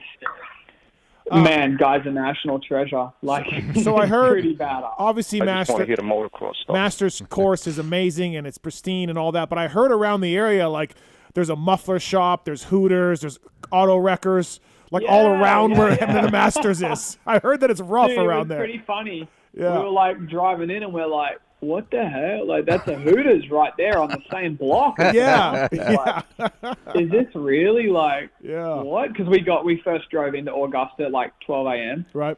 And we're like, what? Like, that's a Hooters? Like, there's an Olive Garden on the corner of the same block. Like, this doesn't seem right. Like, you'd think there'd be like high-end steakhouses. Sure, and, just for what the Masters really is and the type of people it attracts and who actually shows up. Like, it's right. You can't buy tickets to that. Like, you got to know someone or be a sponsor or have a plug or whatever, So it's right. It was cool though. Like, it's definitely a different kind of crowd. Like, the traffic in was really good. Like, everyone's just super respectful. Like, everyone was there was just so rad, and it's just a different type of crowd than what I think we're used to, Yeah, well, it's cool to see Hunter too. Like, he's into F1. You can tell Hunter's into this. Yeah. But like, I like because he's into other shit besides moto. Right. And fantasy football guy. Fantasy football. Drive to Survive. Hunter's in it. Yeah. Ricardo. So that was cool. Yeah. I got a lot of a lot of screenshots of Hunter in the Drive to Survive saying, "Oh, Wilbur's out. Poor Will. Will's out." People are like, "What the hell? What happened to Will?" It's like, I don't know, man. Can Ricardo not be friends with everybody? Like, does he have to be? So that's funny. That's funny. That's funny. Thanks. That's awesome. Thanks for calling in, Hunter. Appreciate it. Congrats on the win. Yeah, nice good work. job. You got 2 in a row, and man, Thank you. making this thing interesting. So thank you for calling in. No worries. Thanks, boys. Thanks for having me. All right. Thanks. See ya. That's Hunter Lawrence, everybody. Brought to you by OGO Power Sports. We're gonna call Osborne. Okay. We're going to call Osborne. Okay, let's do that. But Nick has a question for Paul Perebijnos from Renthal. Nick, welcome to the show. What's your question for Perebijnos? Hey, Paul, I met Steve at a race and I actually told him that about my Levo being life-changing. Oh, yeah. Cool. I remember I met you. Yeah, this guy said e-bikes changed his life. Oh, great. We're going to be great friends. Yeah, so one of the minor issues I had with my Levo is I've broken my chain twice. Okay. And obviously, being a moto guy, I go back to the same, to the brands that I trust.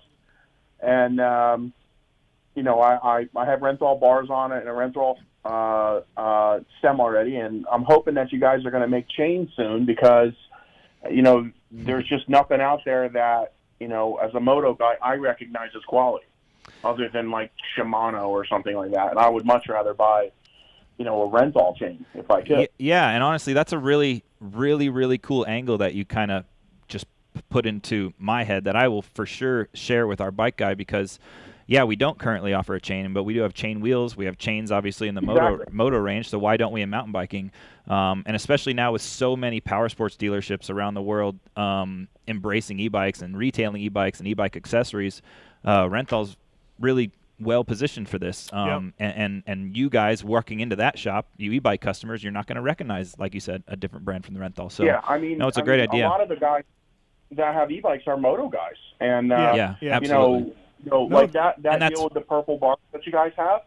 I would have bought them in a second if they were available. Yeah, the Intense guys. The Intense guys. They sell a Taser MX, only available through power sports dealers. That's it. You can only get it through Parts Unlimited power sports dealers. And it comes with Renthal bars. It comes with other specific brands that are those bars are way better than other bars too. That are the what? The Renthal bars are so much better than stock bars on the Intense. Yeah, I actually got mine from JB from 10 Cycles. Oh, nice. Cool. Nice. You got to watch on the chains. So the chains, I ride Can my we give bikes him a lot. set of purple bars, by the way? This guy? Well, he has an e-bike. He doesn't have a motorbike. Oh, I have a KDX 200 97 that would love that. Boom! 97 Boom! KDX. Right. Oh, fit perfect. Wait, he needs 7/8 bars. Yeah. No. We'll put some bigger mounts on that thing. We got Fat Bar. Fat Bar twin wall. We don't have 7/8 here, but we can send you Fat Bar twin wall. I would love that, man. It would go great with the purple tank and the purple shrouds. Yeah, well, Mark's get his information, or somebody get his information afterwards and connect me, and we'll figure that out. How the hell are we going to do it? The bars would be worth more than the bike. No, you're going to look sick. A You're going to look 97 sick. KDX with purple bars, Renthal bars, that'll be sick. Yeah. Yeah, start it and hold it wide open but he's gotta and get make the a video mounts. of it. He's got to get the mounts. Yeah.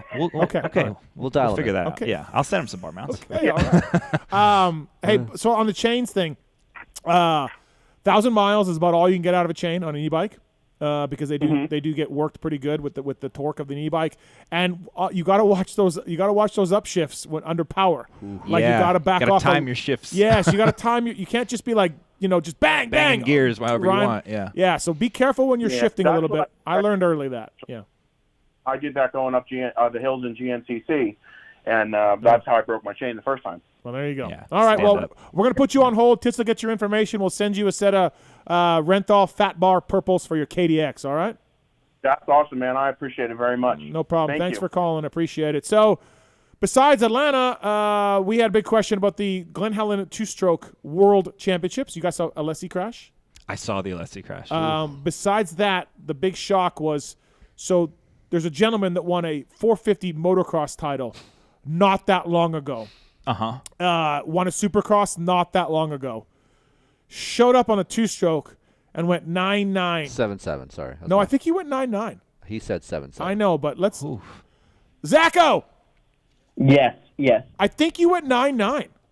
Maybe I did. They told me after the first moto I got 7th. I didn't actually look at the results. I could have swore it was 9-9. That's what I thought. I feel like Zach would go 9-9 on this two-stroke at Paula. You know who will have the results? You know who I'm punching you right now? How do you get 9-9? No, I got him right here. Motocross Action will have the results, I guarantee you. Oh, boy. Because if there's anything Motocross Action will do, it has the results for two-stroke race at Glen Helen. Zacho. I didn't want to know about it. So your bike looks sick. Your fly racing gear looks sick. What happened? Honestly, I just got smoked. I mean, 9-8. You went 9-8 according to MXA. Class. Okay, well, maybe I went 9-8. I don't know. Okay. I thought I did better in the first moto, but okay. No. Honestly, I just got smoked. My arms were so hard after the first moto that I couldn't even I was going back to the pit. Yeah. I had to use my clutch in 4 laps. Going back to the pit, and really? I was literally I had all 4 of my fingers pointed down using my clutch like that, so I didn't hit anyone. Hand completely off the bar. They're all good dudes. And, I was like, normally if I get it in the first moto, it's gone for the second moto. And this weekend I was like, oh sweet. So second moto, pulled a fat hole shot, super sick. Made the whole trip worth it, to be honest. And proceeded to get arm pump again and put on power fade. The 450 motocross champion from a couple years ago got the whole shot at two-stroke race at Glen Helen and went backwards to 8th, everybody. What bars were on your bike, Zacho? Did you not have the special thing that we created there? Was this normal stuff? I did.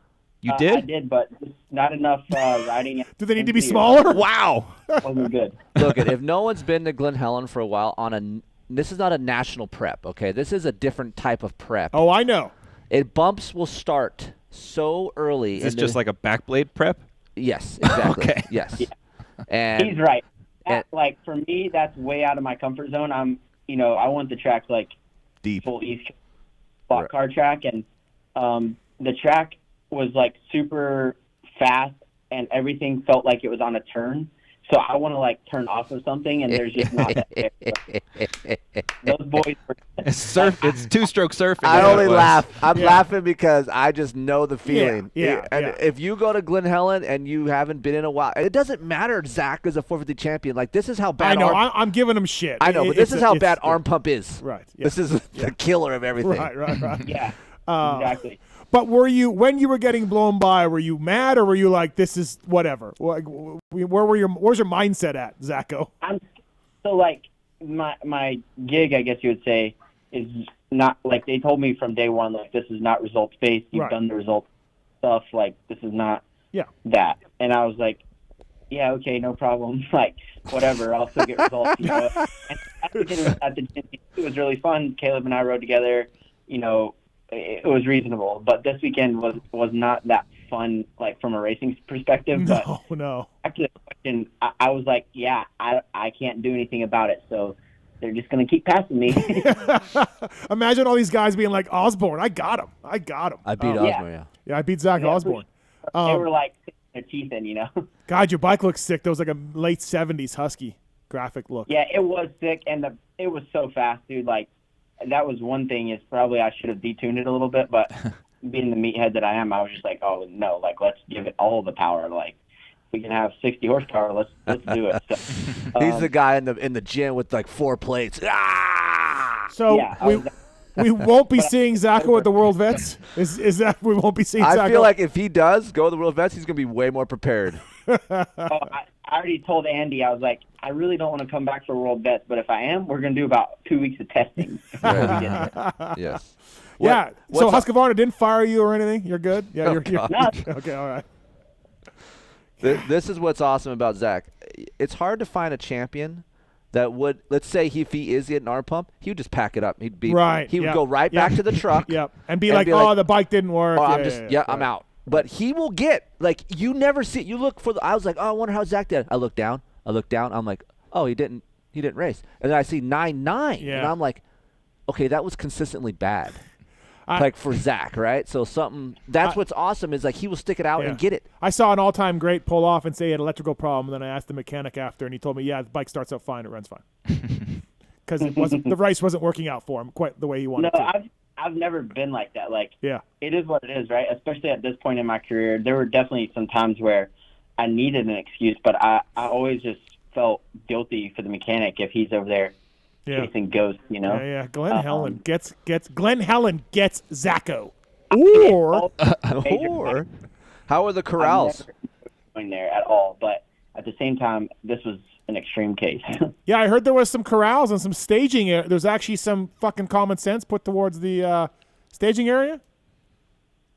I mean, was it not or something? Oh no. Well, Zach, what after you got into the corral? Tell us what happened. Like, tell us how it went after you were in the corral. They called us up by number, and we went to the starting gate. Oh, so it worked normally. No one was it wasn't a free for all. Just like come on up, and you lined up with your race, with your did it have race 1 or race 2 or race 4? Like, did they change the race number? Yeah, they had it like you were basically staggered. So like 1, 2, 3, and then it would go 4, 5, 6. Back down the line or whatever is the way I understood it. It's a miracle. It's a miracle. I think something I'm confused. Sounds fine. So sounds fine. We'll give you a Cliff Note version. Yeah, Zacho. So the World Vets is a absolute shit show with staging, with race times, with laps, with anything you want to talk about Glen Helen. It's a shit show, and I yell and scream every single year about this because they're making so much money that they can't seem to even hire 2 extra people or even buy some corrals or anything to actually make the race be organized like every other race in the world. And this year, they Instagrammed the corrals, #PulpMX, #stop complaining. No, I didn't know they did that. They did not. Yes, I didn't know they did that. Yes, they did. You guys didn't see that? I didn't even know they posted. I saw the photo, but that's awesome. Stop complaining. No, so look at the hashtags. It was a slow day, like being from the East Coast, they can run 30 motos in 3 hours. Yeah, no, every track can. Every track that actually cares about their customers can do this. except for Glenn Helen. Glad to see we've seen some progression. Thank you. Here's the thing. I love that. You can't even hate on that. No, because that's awesome. They're listening to what you got to say, right? And it made sense enough to do it. I can hate on that, and I will later. Why? Is this your rant? Yes. Oh my God. Yep. So, well, Zach Osborne on the show talking about his 9.8 ride at the two-stroke World Championships. It's fine, Zach. I'm glad that's the way you are, man. That's awesome. I mean, I wish it would have went better. Definitely, now that I have a deal solidified or whatever, I have some more races in the future. Only like 6 or 7, 8 more races for the year. Not really that many, but I definitely want to get in a little bit better riding shape. I've been training some, obviously not a ton, but I would like to ride a little bit more. I mean, since I retired in October, end of October, I've ridden probably, I'm going to say 10 times, and 6 of those were races, like local trail races or whatever. Mm-hmm. So I haven't really done that much, time on the bike, but I want to do a little bit more now that I have something to kind of ride for, or whatever you would say. Well, thanks for the spur of the moment call in, Zacho. We just wanted to check in and see what the hell Even though happened. last time we were there, saw him get passed by another journalist, or another journalist was right on his butt. Stop really? it. Stop it. Oh, please tell us. He's not telling the truth happened? right now. He's not. Look it. Go ahead, Zach. Tell your story. No, I'll let you tell it. We had the what the hell were we doing there? Oh, at bike launch. Yeah, it was a Husqvarna bike launch, and I was riding the track, and then Zach was there.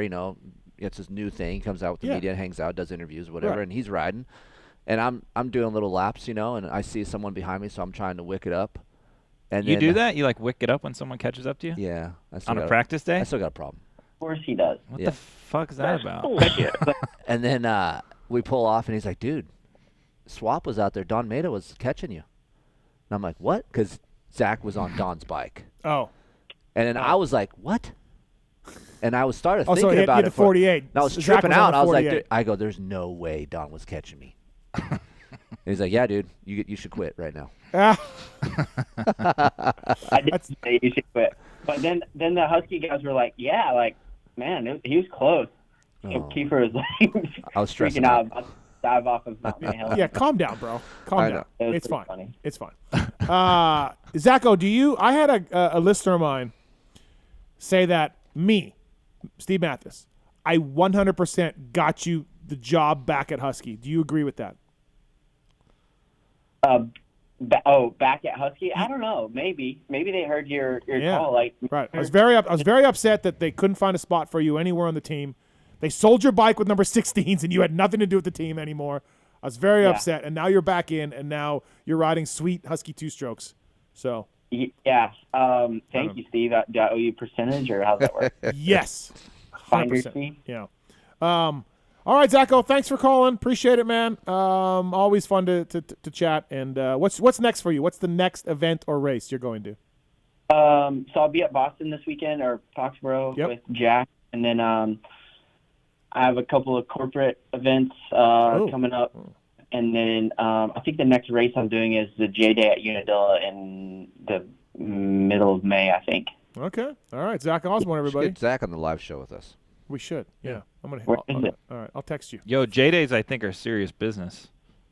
Yeah, I know. I'm gonna need to do some training. Those things they get a lot of riders. There's gonna be basically East Coast GNCC. Yeah. Well, right? New Englandish. Yeah. There's gonna be a redheaded kid showing up on your doorstep next week, so just get ready. I told you, bring him on. All right. Thanks, Zacho. Yeah, no problem. Have fun, guys. All right. See ya, you, man. bye. Cold calling All right. people. Yeah, cold call. Good one. Good. Whoever did that was throwback. Yeah, very, very You're nice welcome. of you. Sean's on 3. He wants to talk about our next topic. Sean, what's up, man?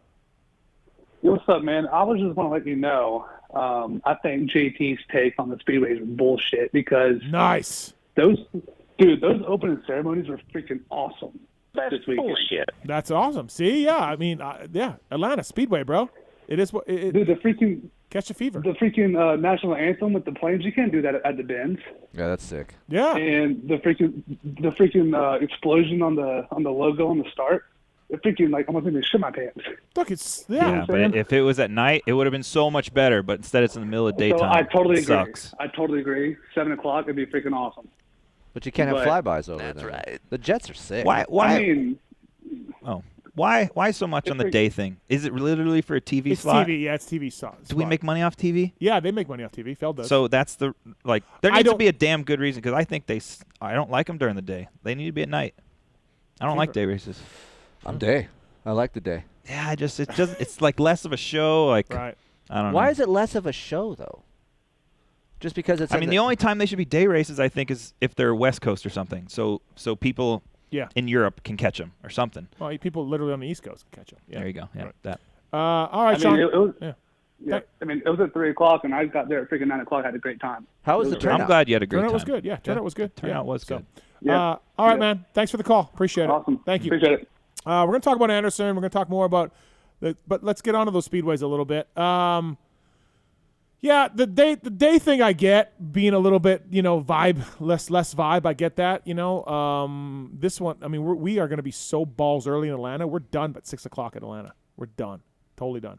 It's kind of like this one. You mean Denver? Denver, sorry. Oh, yeah, I was sorry. like right. Atlanta. Yeah. Foxborough's a day one too, I believe. So really, yeah. It's like they knew I was coming. Yeah, really.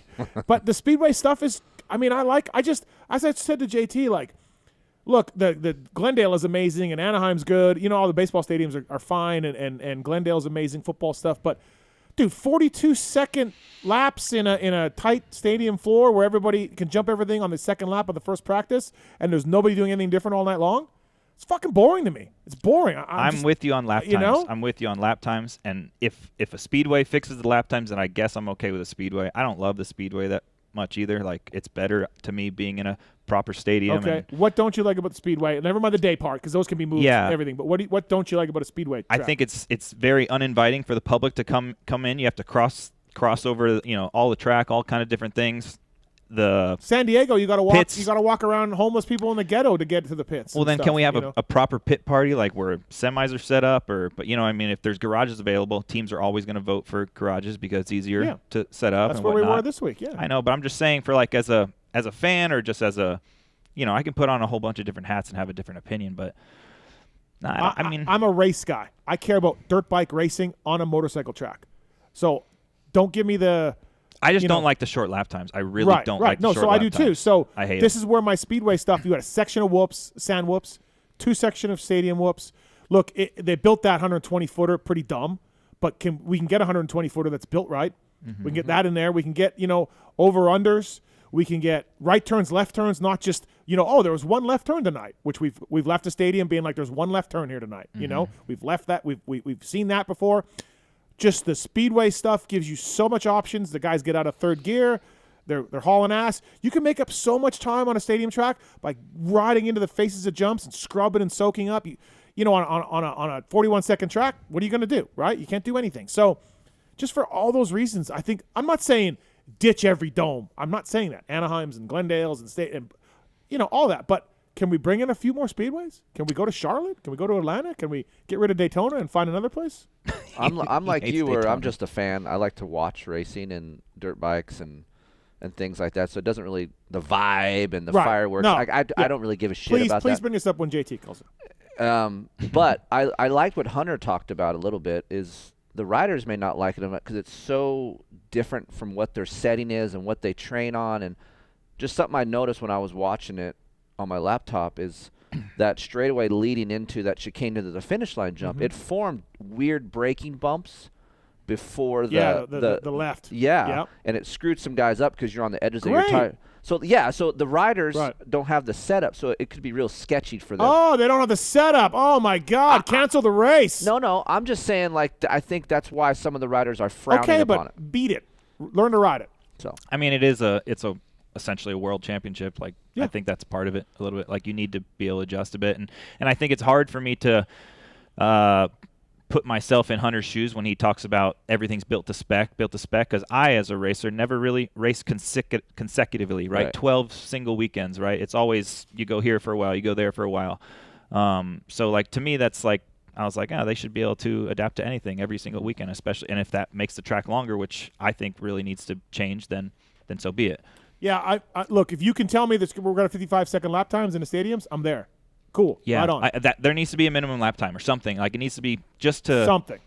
Yeah. And it doesn't have to be, like, to me, it doesn't have to be traditional Supercross obstacles that do that. Like, make a couple S-turns on the fucking straightaway or something. Well, we used to have walls. Guys slow the track that. down or something, but just do something to not make you can't. Hey, we cannot be under 55. Like, that's the rule. Something. I think everything would improve after that. Injuries, everything. Yeah. I think I agree with you, man. I just I hate being such an old man who walks uphill to school both ways, or like a guy who's always complaining because I was the one saying, we can't do 20 laps anymore. We got to do 20 minutes because these guys aren't getting on the track enough. And now I'm like saying, you know what? 20-minute mains on a 42-second track. Maybe we should shorten these things a little bit because for track conditions and safety, right? And boringness. Is that a word? But so I don't know. I'm kind of I'm on both ways about it. But if you want to ditch some of these stadiums and go to more speedways, which Wygant said he heard was maybe going to happen, and I can see that. maybe we can do that. Kris Keefer brought to you by the folks at DecalWorks. Love these guys. DecalMX.com. Code PulpMX to save. The official graphic sponsor of Aiden, Kris, and Heather Keefer. Correct? Yes. All your bikes are all your Keefer Inc. testing bikes. Everything. Yes, sir. DecalWorks. They also do all the Rockstar. They do the Rockstar. All right. I don't know if they still do the factory off-road team for Rock. I got to check that out. Okay. But they do the Red Bull KTM team of Marvin, Yes. Cooper Webb, and Aaron Plessinger. The expert staff will go above and beyond to make sure your questions are answered. They're officially licensed with all the OEMs, so they can use all the logos and all the proper trademark stuff and all that. For over 30 years, DecalWorks has led the industry in quality and customer service by offering the best products around. Kris Keefer brought to you by DecalWorks tonight. And also, I want to thank the folks at Michelin. Randy was in for show 499.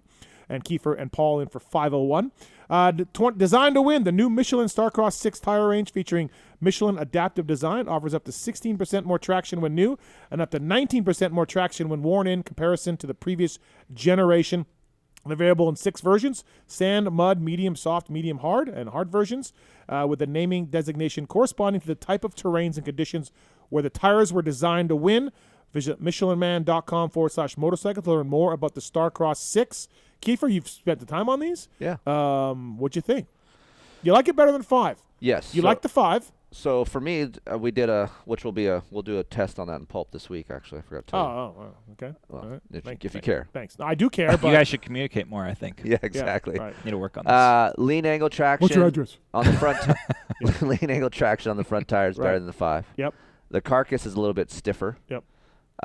So I run a little bit less air pressure in the 6 versus the 5. Yeah, you were big on higher air pressure for 5s. Yeah. Yeah, so it's a little bit different. So we'll break in that in the PulpMX article, so you can see that later this week. Okay, so hard questions. That's what we ask on this show. Okay. You run a lot of schmunlops. Yes. A lot of schlumlops, some Shirellis. Yep. I'm wearing a Schmunlop hat right now. Yeah. But sometimes That's what I had in the car right sometimes now. you bought and paid for. Yeah. Sometimes you No. Like the FXR shirt. That's bought and paid for. Oh, okay. Yes, yeah. We got to get duct tape over that. Okay, so sometimes you run the Shirellis. Yes. Can we get some more Michelin Starcross 6s on your bikes, though? Sure. Like, I don't know. I mean, I understand that you're a tester guy. I think Randy installs them for pizza or some sort of a show. Some Something, story yeah. like that, right? Yeah, Isn't there a story like Still that? got Starcross 6 on my practice bike right now. I've been running Okay, it, all so. right. Listen, I'm not saying you got to exclusively do it. I get it. You're a racer. You know, you like your tires. I get it. But I'd like to see more Starcross 6 on your motorcycles. They are on my YZ450. They're on a KX450 right now, so we are using them. Okay, you fantastic. owe it to Randy because Randy been grinding. I've seen him all over the damn country the last couple weeks. I owe it to the people. They want to know about it, right? Yeah. Yeah. So the people. All right. Thanks to the folks at Michelin. We'll see more Starcross. Do we got 6s on your bike yet? Oh. I don't even have 6s. I do not have 6s. Oh. You got a bike, though. I got a bike. He's got a bike. You got a bike? I got a bike. You got a bike? Got a bike. I don't have rentals on it, though. I got a bike for sale. Yeah. Here, we asked the tough question. Paul, you're selling your bike. So I am. I'm selling my bike. Maybe you can sell it to a listener of the show. Hey. Yeah, I'd love to. I would love to. It's a good bike. Here's the part where you tell people. Oh, it's a 2020 KX450. Yeah. It's what I went through it. I've been racing it, but I've been taking good care of it. I had another bike that I practiced on, so it's in really, really good shape. And yeah, hit me up. I'll sell you but my you 450. blocked a lot of people, but yeah, I did. you. Well, if you're Okay. a dickhead, I don't want to Right, sell it okay. to you. All Sorry. All right. Yep. We asked the hard questions Yep. here, right? When are you going to ride? That's a great question. And he rode today. Are we waffling? In full transparency. Yes. Being fully honest. Okay. I don't know. Is it because the EBV? Low T, EBV, I got it all right now. It is getting hot outside. It's getting really hot here in Vegas. So the whole problem is my track closed down, and I used to be able to go on Wednesday afternoons. Western closed? Yes. Oh, that's I used to be able to go on Wednesday afternoons because Thursday I got the Moto 60. Yep. Friday I fly out. Okay. Tuesday I'm doing my column and pods. Monday I got this show and pods. Wednesday afternoons was my jam, and he would prep it, and he would water it, and I'd go out Wednesday afternoon, and I would have a blast, and I'd feel like a hero, and it would be amazing. And now the track's closed. I got nowhere to go. Nobody's prepping it. I don't have time. I've been on the road since January. A lot of excuses. I've been on the road since January, and on weekends off, I enjoy the weekends off. Where do you ride around here? There's nowhere good to ride. Well, I can go to Mesquite. You can trail ride. How far is that? I could trail ride. Yeah. Okay, last time I went trail riding. I don't think he likes trail riding. That is Tits. That is not talent. I don't say, but you have a trail rider here. Yeah, he took me down a fucking mountain last time I went. Yeah, Steve don't like trail riding. Yeah, took me down a mountain. Don't want to do that. I enjoyed the only part of that trail ride I enjoyed was like a fourth gear, half throttle, sand whoops. Just enjoyed that part. Didn't enjoy anything else. So where can you go on a Wednesday? Thank you. Nowhere. That's what I'm asking. Nowhere. He could go to Glen Helen if he wouldn't shit on him all the time. No, they're not a Wednesday place. They'd open. They'd open for me on a Wednesday? They would. They would open for me on a Wednesday. Didn't shit on him. Oh, yeah. Paul, I'll see you at Glen Helen. I forgot. I'm talking there, to bro. the two worst people to talk about Glen Helen. I don't want to get on the subject. There's no reason to, but yeah, I don't. Safe I to don't say, really like Renthal will never have, or Glen Helen will never have a Renthal open. Hey, everybody, No, we got I a new wouldn't say handlebar. that. We're going to Glen Helen. No. I wouldn't say that. Will you ever do a Renthal test at Glen Helen? Yeah, possibly. Oh, If it's okay. for a certain, if it's not the track that me personally, yeah, I don't like the track. But the track is good for a lot of things. That's why every pro team continues to go there. Yeah. But there's a lot of things I don't like about Glen Helen personally. Yeah, right. Absolutely. Absolutely. I get it. Oh, my gosh. Hey, Marks, before we go to commercial break here, Logan Carnell, our guy, he's coming in to co-host the show shortly. Oh, that'll be fun. Yep. Also an Atlas Brace rider as well, atlasbrace.com. Mm-hmm. So what happened? So he's had naked yoga chicks. Okay, stop it. He's had naked yoga chicks. Yes. He's had Hannah Ray, Yes. an OnlyFans girl. Yep. And then he followed that up with you guys. Well, I mean, I like to think that he was just going in the. Why would he discriminate? It sounds like he's very open with his advertising. Beautiful people week after week, and we wanted to continue that trend. Okay. Somebody finds Mark's beautiful. So snowboard. Somebody. Well, my mom says I'm beautiful. Snowboard, a.k.a. Discord, where everybody hangs out and talks shit on me and talks shit on the show. You guys all banded together. Yeah, so. Tits, were you part of this or no? Nope. Okay. No, because that would have required money. Yeah. Is Tits cheap? Tits is cheap. I was going to ask Dino. I just like By the way, discounts. I was going to ask Dino who's cheaper, him or Anderson. I was like, maybe that's a low blow right now. Yeah. You really would be able to talk to Anderson if that would have happened then. What's that? He's really not going to come on the show. I think that ship is sailed. But Anderson's super cheap. And Dino is super cheap. RC should sail too. Look what happened. Yeah. He's on. All right. Okay. Back to this. So Austin Tiller, one of our main guys on Discord, he organized this. And originally it was supposed to be for Chiz. Oh, okay. It was going to be a Chiz sponsorship. Right. Everyone pitched in, $100, $200 or whatever. We were going to do this for Chiz. You know how Chiz does the Ricky Fowler face on his shroud and everything. So we were like, we'll just band together. And how'd you know what bike Chiz was going to ride? I can't keep track of what class he's in. This was before. It was going on before Chiz said he was going to ride 250. So it was just going to be. And also, too, Chiz is on me hard to get in my race. The motherfucker just got 8th.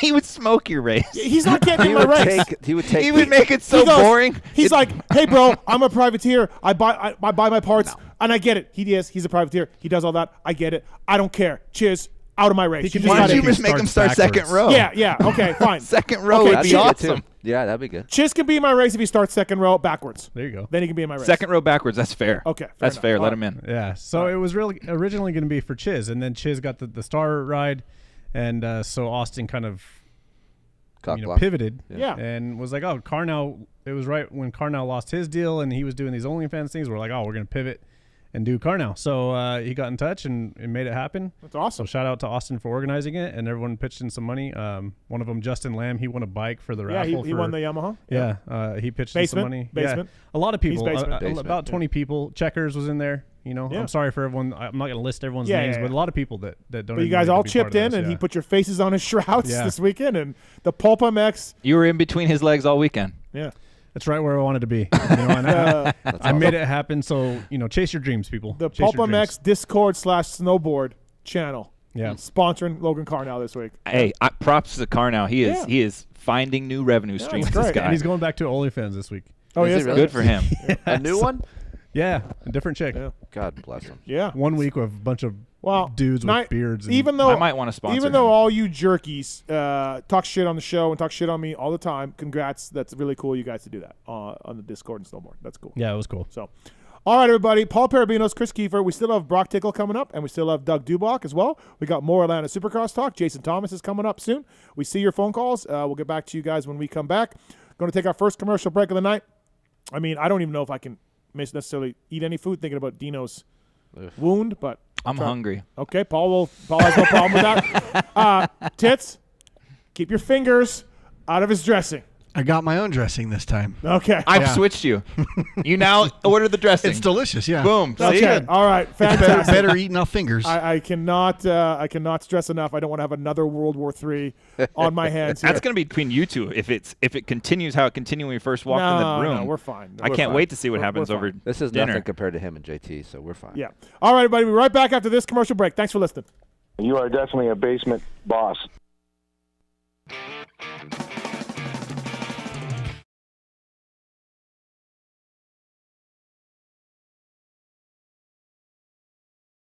Your next ride, your best ride. Motorsport.com has a broad selection of in-stock parts and gear at competitive prices. We specialize in bringing you OEM and aftermarket parts, riding gear and accessories for dirt bikes, motorcycles, ATVs, and UTVs. All thanks to the most dedicated and experienced team of gearheads in the industry who use the very parts we sell on Motorsport.com.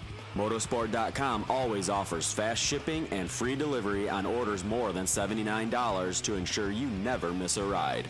Whether you race on the track, ride the trails, or commute on the street, shop Motorsport.com today for the best customer service and experience when buying the parts and gear you need to stay on 2 and 4 wheels. Make your next ride your best ride, only at Motorsport.com. Steve. Keefer. You want to hear about one of the best rides I've ever had? Dude, it's not time for After Dark yet. Chill down, dude. I just want to talk about race tech stuff. Oh, that's it. Okay. Gosh, man. Basically, I've had the chance to do some stuff with race tech recently with the CRF 250R and, of course, the KX 250. And as you know, I've talked about on the show, I wasn't a real hardcore fan of race tech stuff back in the day.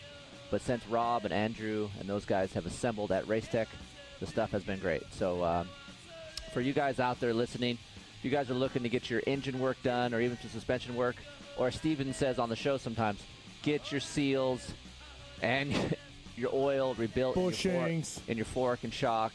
Get it rebuilt. It helps. 15 to 20 hours. Head over to racetech.com. Check out. They even got a cool little simulator. You can look at what size spring rate you might need for your bike. So a lot of cool features over there on the website. But and as you know, Yamaha Blue Crew guy over here, you guys have some of that on your bike?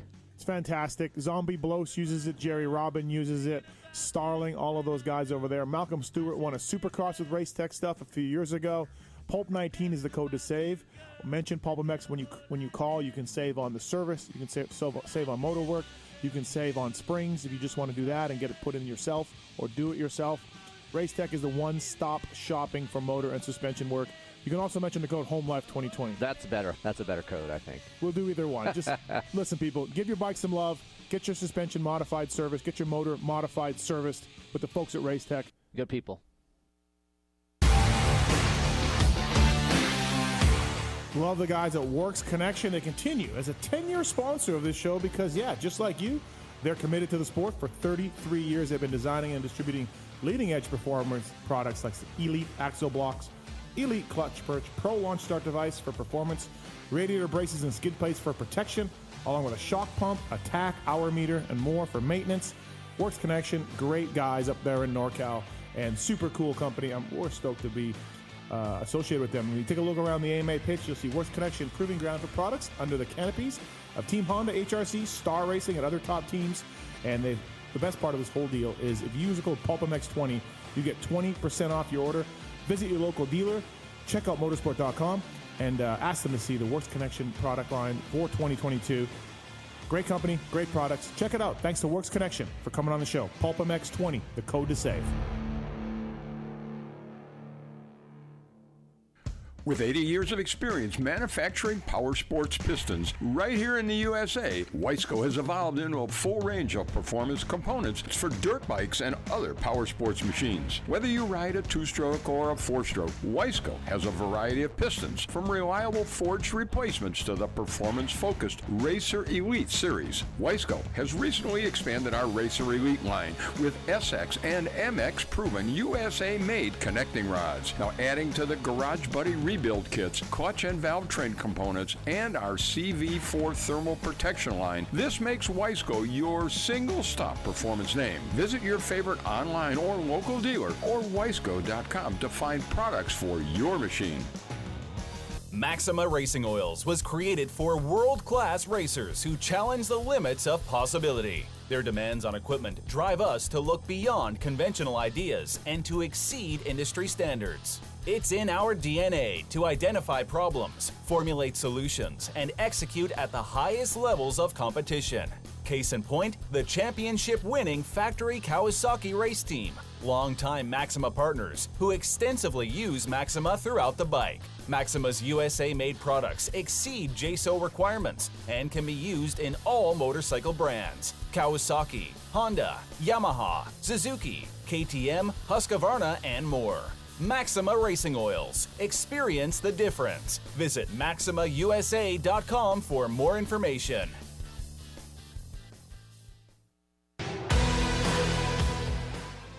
In 1990, my dad, Jamie Gregg, started Guts Racing. Guts stands for Greg's Ultra Trick Seats, because I was just a little kid that wanted a trick seat. And if you're out there looking for a trick seat, go to gutsracing.com, your local dealer, or Motosport, and place your order. Support the people that support PulpMX. You can use Pulp 2022 for 20% off at gutsracing.com.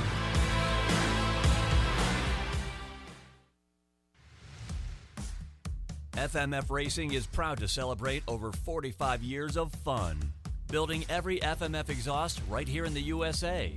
Owner and founder Don Emler may have started FMF Racing in his garage 45 years ago, but Don is still hands-on in our 100,000 square foot state-of-the-art manufacturing facility in Southern California. FMF's goal? Design and manufacture the world's best performance exhausts 100% in the USA under one roof. FMF is a proud sponsor of the Lucas Oil Pro Motocross Championship for over 25 years.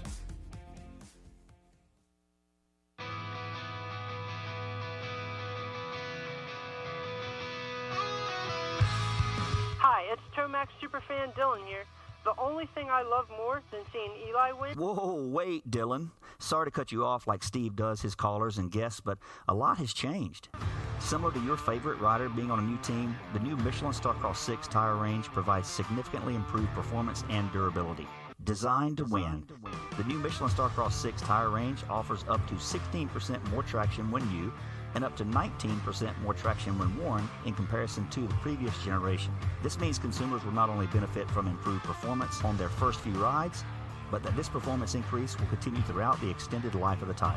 Michelin is a legendary innovator in motorcycle tire technology, and thanks to Michelin silica technology, the Michelin Starcross 6 tire range provides up to 11% more durability than the previous generation. This means consumers will enjoy the significantly improved performance throughout the increased life of the tire. Take it from me, as I too have to buy my own tires, this added value is great news. The new Michelin Starcross 6 tire range is available in 6 versions, specifically sand, mud, medium soft, medium hard, and hard versions, with the naming designation corresponding to the type of terrains and conditions where the tires were designed to win. Another innovation is the Michelin adaptive design, with specific positioning of the tread blocks in 3 zones: central, intermediate, and lateral zones, with the single goal to offer exceptional grip for the front tire and exceptional grip, traction, and longevity for the rear. To learn more about the new Michelin Starcross 6 tire line and all the quality products that Michelin offers for motorcycle segments that Steve cares nothing about, visit michelinman.com/motorcycle, and then visit your local dealer or online retailer to choose Michelin product to maximize your riding experiences. Also, make sure to follow at Michelin Motorcycle on Instagram and Facebook.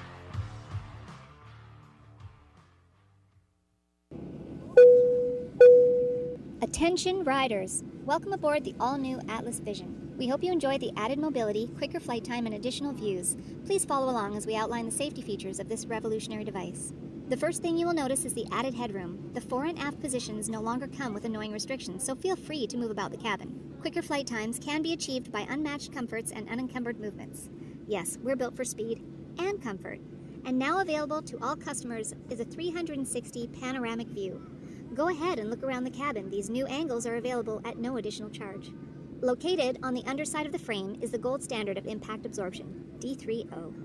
In the event we accidentally take a trip to Indonesia, we suggest that you remain with your neck in the underextended position and allow this proven material to do its job by reducing the forces over 50% better than ever before. Although the Atlas Vision will not be noticeable, it will be there when you need it. If you are riding with a child or someone who requires assistance, secure your vision first, and then assist the other person with a prodigy, tyke, or brole. We ask that you keep your brace on until your moto is finished.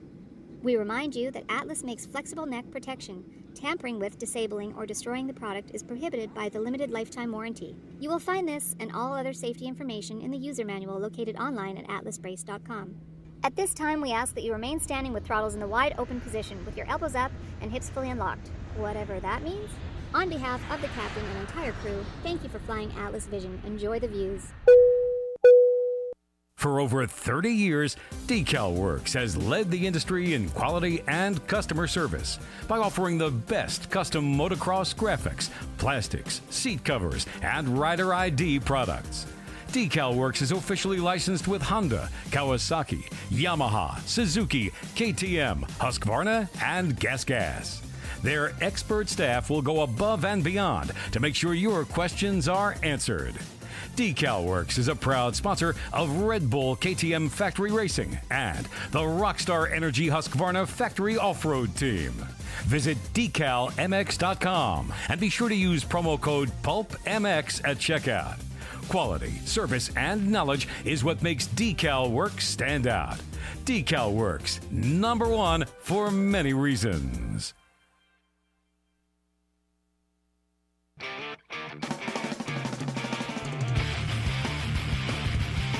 Those who love motocross know Motorsport.com has the knowledge and expertise to make your next ride your best ride.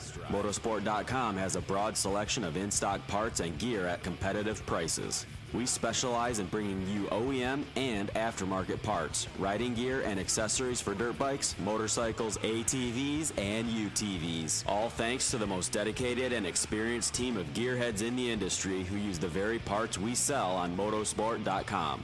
Motorsport.com always offers fast shipping and free delivery on orders more than $79 to ensure you never miss a ride. Whether you race on the track, ride the trails, or commute on the street, shop Motorsport.com today for the best customer service and experience when buying the parts and gear you need to stay on 2 and 4 wheels. Make your next ride your best ride, only at Motorsport.com. Maxima Racing Oils was created for world-class racers who challenge the limits of possibility. Their demands on equipment drive us to look beyond conventional ideas and to exceed industry standards. It's in our DNA to identify problems, formulate solutions, and execute at the highest levels of competition. Case in point, the championship-winning factory Kawasaki race team, longtime Maxima partners who extensively use Maxima throughout the bike. Maxima's USA-made products exceed JSO requirements and can be used in all motorcycle brands: Kawasaki, Honda, Yamaha, Suzuki, KTM, Husqvarna, and more. Maxima Racing Oils. Experience the difference. Visit MaximaUSA.com for more information.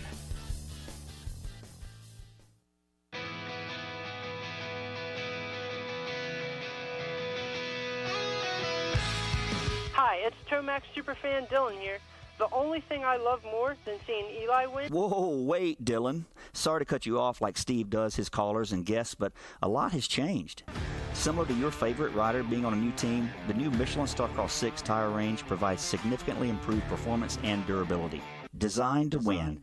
The new Michelin Starcross 6 tire range offers up to 16% more traction when new and up to 19% more traction when worn in comparison to the previous generation. This means consumers will not only benefit from improved performance on their first few rides, but that this performance increase will continue throughout the extended life of the tire. Michelin is a legendary innovator in motorcycle tire technology, and thanks to Michelin silica technology, the Michelin Starcross 6 tire range provides up to 11% more durability than the previous generation.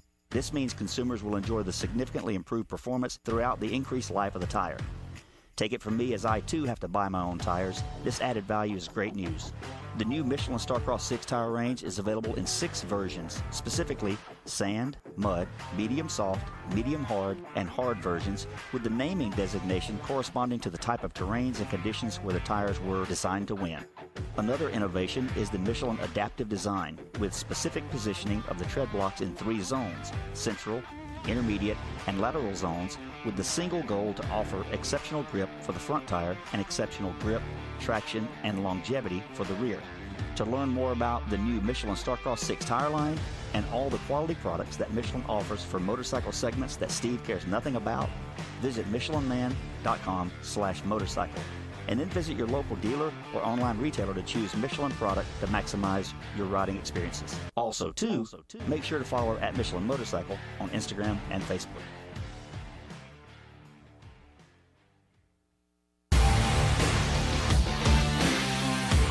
Love the guys at Works Connection. They continue as a 10-year sponsor of this show because, just like you, they're committed to the sport. For 33 years, they've been designing and distributing leading-edge performance products like Elite Axle Blocks, Elite Clutch Perch, Pro Launch Start Device for performance, radiator braces and skid plates for protection, along with a shock pump, attack, hour meter, and more for maintenance.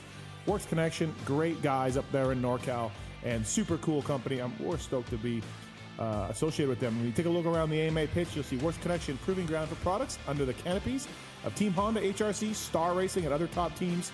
And the best part of this whole deal is if you use the code PulpMX20, you get 20% off your order. Visit your local dealer, check out motorsport.com, and ask them to see the Works Connection product line for 2022. Great company, great products. Check it out. Thanks to Works Connection for coming on the show. PulpMX20, the code to save.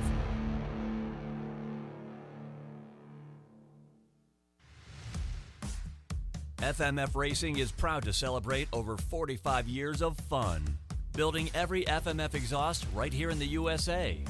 Owner and founder Don Emler may have started FMF Racing in his garage 45 years ago, but Don is still hands-on in our 100,000 square foot state-of-the-art manufacturing facility in Southern California. FMF's goal? Design and manufacture the world's best performance exhausts 100% in the USA under one roof. FMF is a proud sponsor of the Lucas Oil Pro Motocross Championship for over 25 years. Steve. Keefer. Do you want to hear about one of the best rides I've ever had? Dude, it's not time for After Dark yet. Chill down, dude. I just want to talk about race tech stuff. Oh, that's it. Okay. Gosh, man. Basically, I've had the chance to do some stuff with race tech recently with the CRF 250R and, of course, the KX 250. And as you know, I've talked about on the show, I wasn't a real hardcore fan of race tech stuff back in the day. But since Rob and Andrew and those guys have assembled at race tech, the stuff has been great. So for you guys out there listening, if you guys are looking to get your engine work done or even some suspension work, or as Steven says on the show sometimes, get your seals and your oil rebuilt bushings in your fork and shock. Get it rebuilt. It helps. 15 to 20 hours. Head over to racetech.com. Check out. They even got a cool little simulator. You can look at what size spring rate you might need for your bike. So a lot of cool features over there on the website. But and as you know, Yamaha Blue Crew guy over here, you guys have some of that on your bike? It's fantastic. Zombie Blows uses it. Jerry Robin uses it. Starling, all of those guys over there. Malcolm Stewart won a Supercross with Race Tech stuff a few years ago. Pulp19 is the code to save. Mention PulpMX when you call. You can save on the service. You can save on motor work. You can save on springs if you just want to do that and get it put in yourself or do it yourself. Race Tech is the one-stop shopping for motor and suspension work. You can also mention the code HOMELIFE2020. That's a better code, I think. We'll do either one. Just listen, people. Give your bike some love. Get your suspension modified service. Get your motor modified serviced with the folks at Race Tech. Good people. With 80 years of experience manufacturing power sports pistons right here in the USA, Wiseco has evolved into a full range of performance components for dirt bikes and other power sports machines. Whether you ride a 2-stroke or a 4-stroke, Wiseco has a variety of pistons, from reliable forged replacements to the performance-focused Racer Elite series. Wiseco has recently expanded our Racer Elite line with SX and MX proven USA-made connecting rods. Now adding to the Garage Buddy rebuild kits, clutch and valve train components, and our CV4 thermal protection line, this makes Wiseco your single-stop performance name. Visit your favorite online or local dealer or wiseco.com to find products for your machine. For over 30 years, DecalWorks has led the industry in quality and customer service by offering the best custom motocross graphics, plastics, seat covers, and rider ID products. DecalWorks is officially licensed with Honda, Kawasaki, Yamaha, Suzuki, KTM, Husqvarna, and GasGas. Their expert staff will go above and beyond to make sure your questions are answered. DecalWorks is a proud sponsor of Red Bull KTM Factory Racing and the Rockstar Energy Husqvarna Factory Off-Road Team. Visit decalmx.com and be sure to use promo code PulpMX at checkout.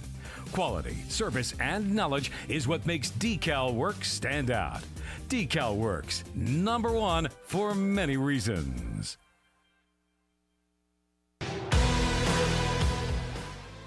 In 1990, my dad, Jamie Gregg, started Guts Racing. Guts stands for Greg's Ultra Trick Seats, because I was just a little kid that wanted a trick seat. And if you're out there looking for a trick seat, go to gutsracing.com, your local dealer, or Motosport, and place your order. Support the people that support PulpMX. You can use Pulp 2022 for 20% off at gutsracing.com.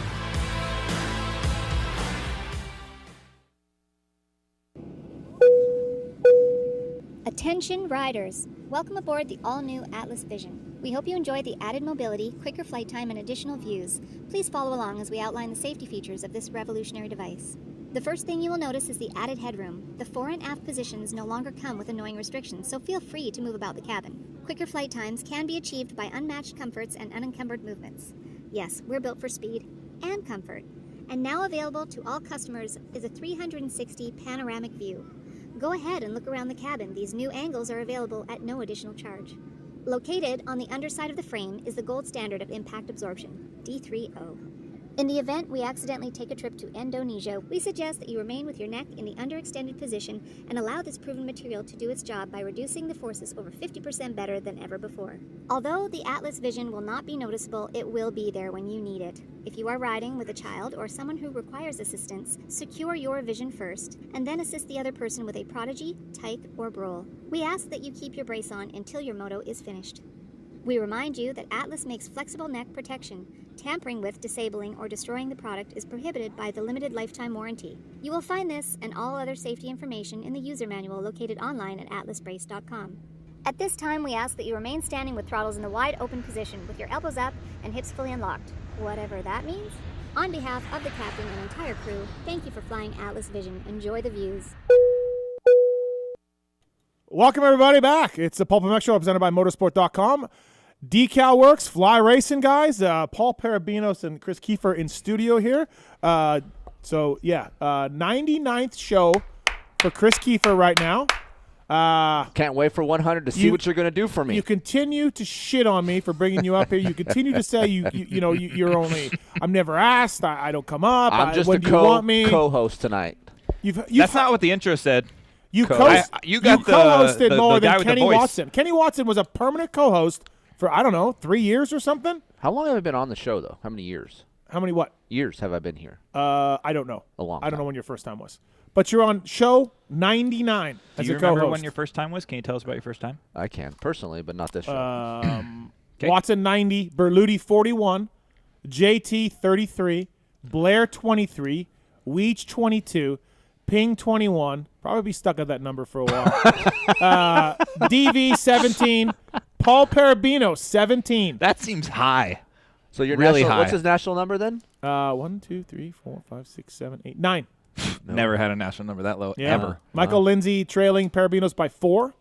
and our guy ML will be in studio next week. That's weird. So you're on 18 right now, and then Lindsay will be on 14. Just Dyson. And it's 4 back. It's going to take a while. It's not like it comes up all the time. But yeah, so Kris Keefer 99 times. Next appearance here will be number 100. Marks, make sure we get the band for that show. Can we have Goo Goo Dolls in here for my 100th? Yeah, we'll get Goo Goo, no problem. Okay. Thank you. So yeah, again, 501 episodes of the PulpMX show. Sorry. How do I top? You can't. 600. What do I do for 600? Dude, you got to really think. There's only one guy that could top it. One guy. Yes. And that's it. And he ain't doing it. And he ain't doing it. No. Who's that guy? You've had Timmy in here know before. Who that guy is. I do? Yes. Stu. That could top it? You can find something better than that. Who? Yeah, who? I don't know. There's got to be somebody better than that. No. No? No. All right. Speaking of something better than that, you can't get any better than Jason Thomas. And he's on the line right now. Fly Racing. Have Jason in. FlyRacing.com. JT's 33 times been in studio. Actually, 34. That was not counting last week. 33 was his national number at one time. Well, JT's been a number in the 30s every one. So, right, JT? Who can I chase down? Who's right in front of me? You can chase down Berlut. You have 34. He's at 41. He's got a real geographical advantage on you. He does. I haven't had. But he hasn't been around much. I feel like if I put in a solid effort, I could catch him pretty quickly. Yeah, nothing personal with Berlut and I. I just feel like he hadn't been on the series. You know what I mean? As a mechanic, so. I didn't know how much he was following it and all that. So I need to get Berlut back in. Yeah, I'm perfectly fine. No. You can't. Don't. No. The odds against me. Yeah. Okay. All right. Jason Thomas on the line. Fly Racing again. No. Justin Brayton wearing Fly Racing gear. And JT, what is the latest with Fly Racing riders Shane McElrath, Max Anstey? You tell me. I have no Joey idea. Savacci. There's 3 of Well, them. he's injured, but right. So the truck was parked at somebody's whose house I know this week, and that person was told they will be at Atlanta. They were not at Atlanta. Spoiler alert. I heard they went to the Mercedes-Benz Dome. Just parked ready to go. Any idea? Do we know? I don't. Yeah. No, I have no idea. We've taken gear, because we're just kind of along for the ride. Like, we've taken gear to be prepared if they show up and have riders, and if they don't, then we take the gear back. The gear home.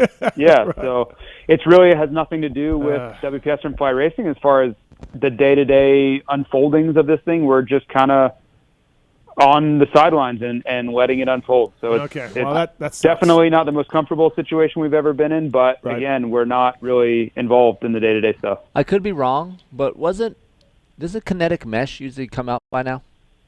Yeah, and it will come out in May. Unfortunately, just dealing with vendors and factories is not it's hard launching. Not an easy deal on right time. now. So JT, Keefer, tell JT what you were saying before we got him on here before the commercial break. About hugging? Nope. I don't know. I was talking about hugging the most of the time, but I don't remember what else. That was during the commercial. Okay. What were you saying on the show before? I don't remember. You don't give a shit about vibe. You don't give a shit about that. Oh, you the just want vibe. racing. Okay. Yeah, I know what you're talking about. Like, fireworks and the whole ambiance of the nighttime program. But for me, as a fan, you don't even stay. So what do you know? I'm there. I was there. You don't see many opening ceremonies. Yeah, I was gonna say, but man, all you are is the daytime program. Here's the deal: if you've seen one, like and let's say that's not true. JT's been filming some live opening ceremonies this year on his Instagram, and I've watched those. And it's the same thing. Like, there's no vibe. Like, I want to see the racing. Like, I don't give a shit about the fireworks, and I don't. Hallelujah. I don't want to say I don't give a shit. You might want to go on Twitter because there are a bunch of people that disagree with you and Steve. Here's what I'm saying. He's just too if big you've of a seen dirt one bike of nerd. them, you're good. Like, that's it.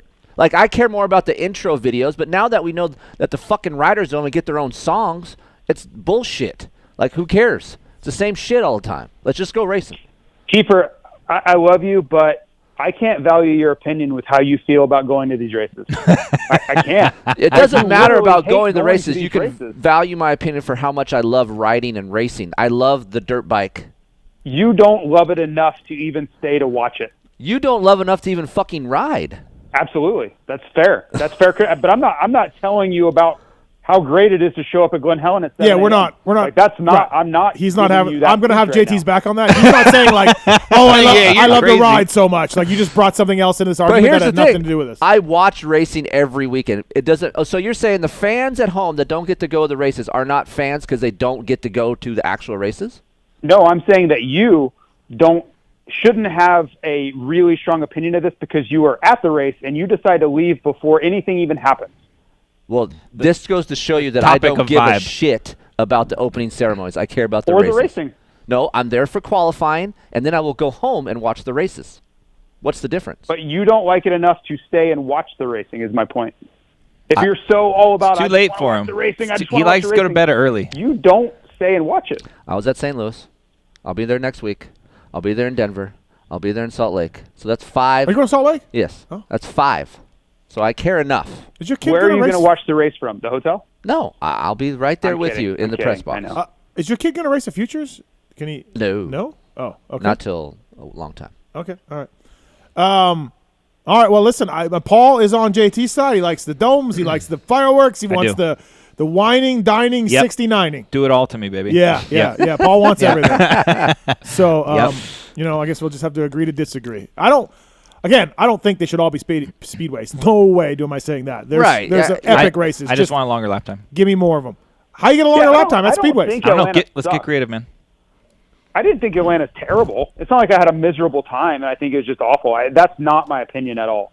Okay. But forced to choose, I would choose the other. If we had speedways in the dark, would this weekend have been better?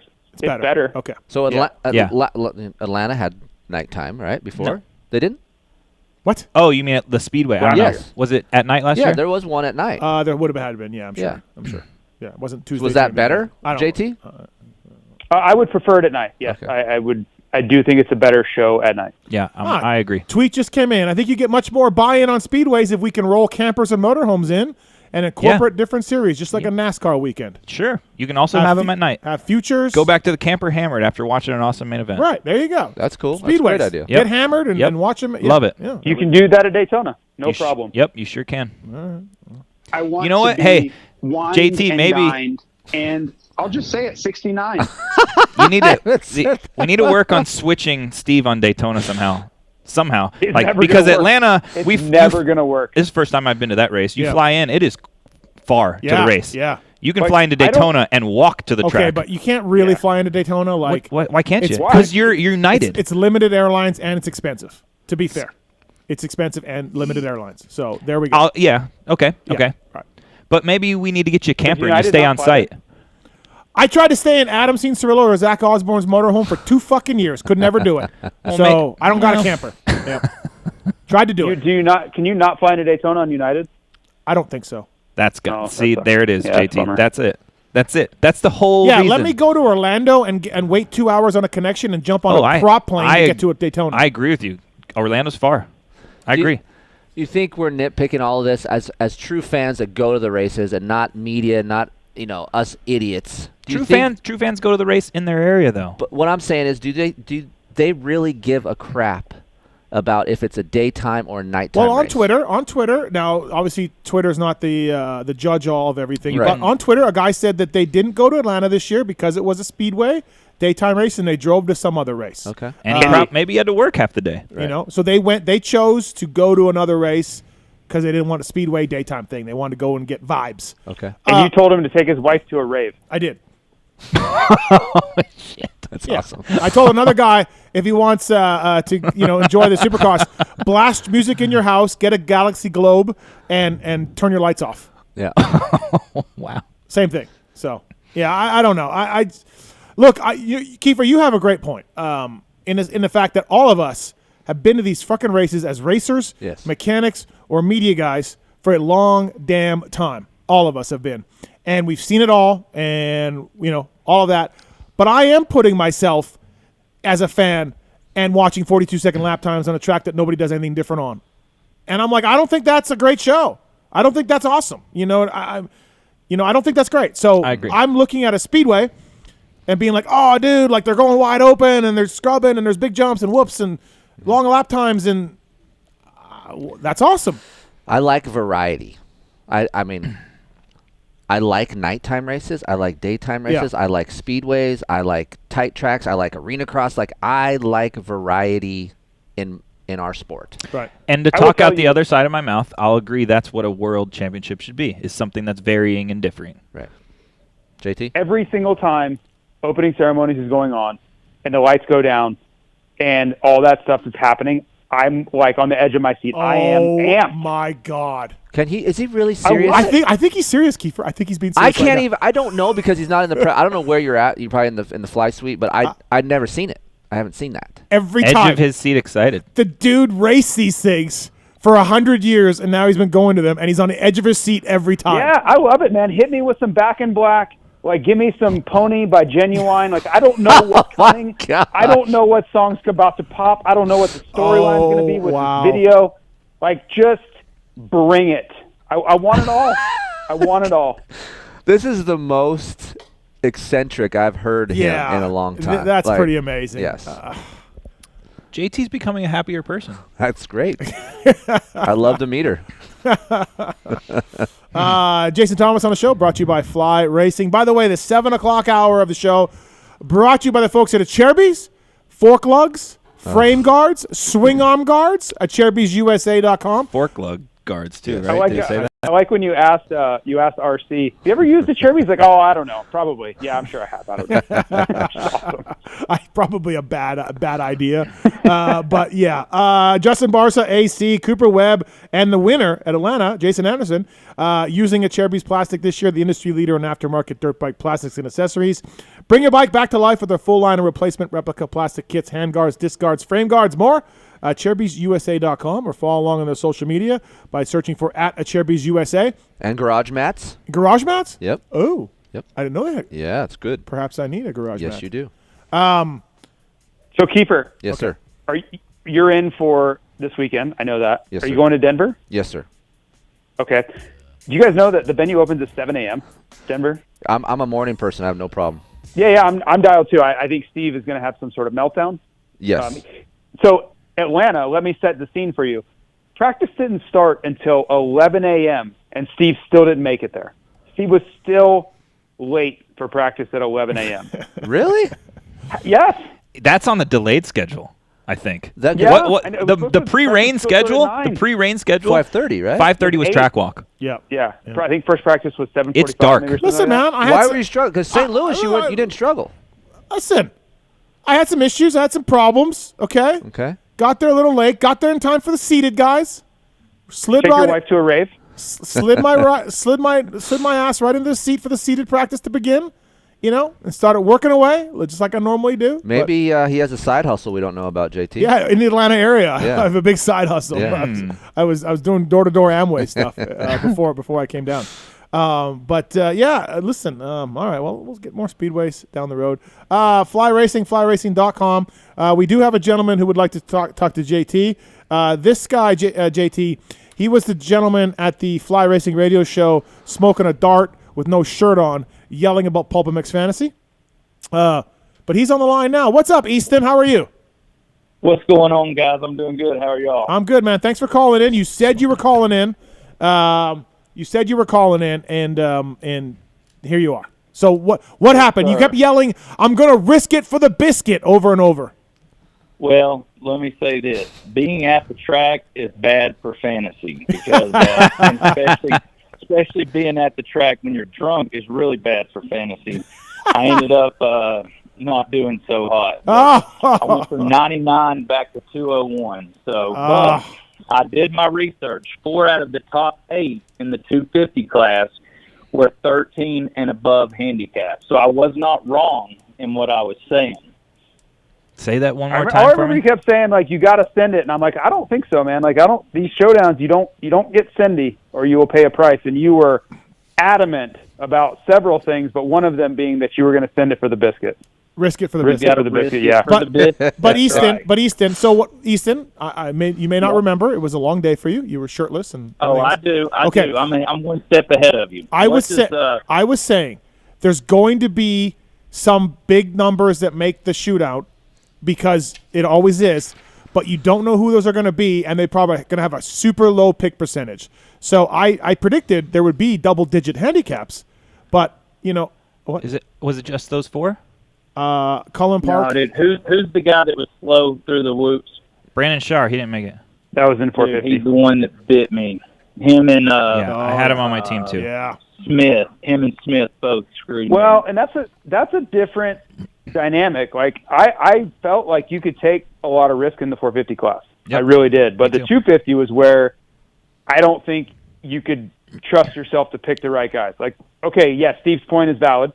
Definitely going to be some guys in there that are super risky, but good luck identifying exactly who those are going to be. And that's where I was like, I'm out of that game. That's why I said that. I was like, there's no way you're going to predict which guys. There always are dudes that make it that you're like, wow. There's room for it. You know that, but you don't know who the hell they're going to be. Don't know who they're going to be. So that's where I was saying, stay safe.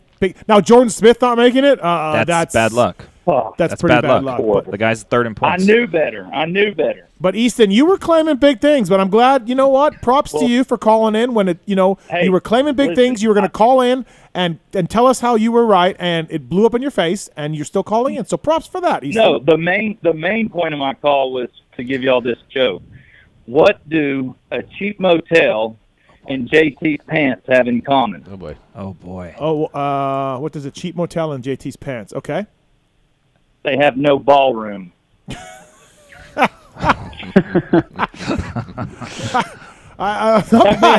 bad. Jeans to the next level. Yeah, but sir, you had no shirt and smoking a cigarette. Hey, I tried to pull off the skinny jeans. I just couldn't pull them off. Okay, all right, fair enough. Easton, do you ride? Yeah. What do you got for a bike? Well, right now I don't have one. Got a bike? Of course. Okay, so I grew up racing. I'm trying to get my. I want to say this in the most polite way, responsible, but you look like an XL or maybe a double XL. Oh yeah. Do we have a rental shirt for Easton? Yeah, if you're XL, I got you. I'm an XL, brother. All right, we got you. We got you a rental limited edition purple shirt for you, and maybe this will stop you from running Supercross pits shirtless. Thanks, guys. Thanks. We're gonna put you on hold, all right, Easton? Thank you. My man was amped. He was on Saturday. Stoked. On the fly shot? Well, yeah, he was yelling at us. Oh, cigarette waving. I'm gonna risk it for the biscuit. And we're like, all right, buddy. Like, really? Yeah. This is in Atlanta. Yeah. Oh, that's awesome. Yeah. So wound up. Get Easton's address. We'll get him an XL rental shirt coming his way. All right, we got AJ on one. A question about Tomac. AJ, what's up? What's your question about Eli Tomac? Okay, so there's a brand new bike coming out for Yamaha. Yeah. Next year, right? Keefer, what is the deal with this brand new bike? Why are you putting it on me?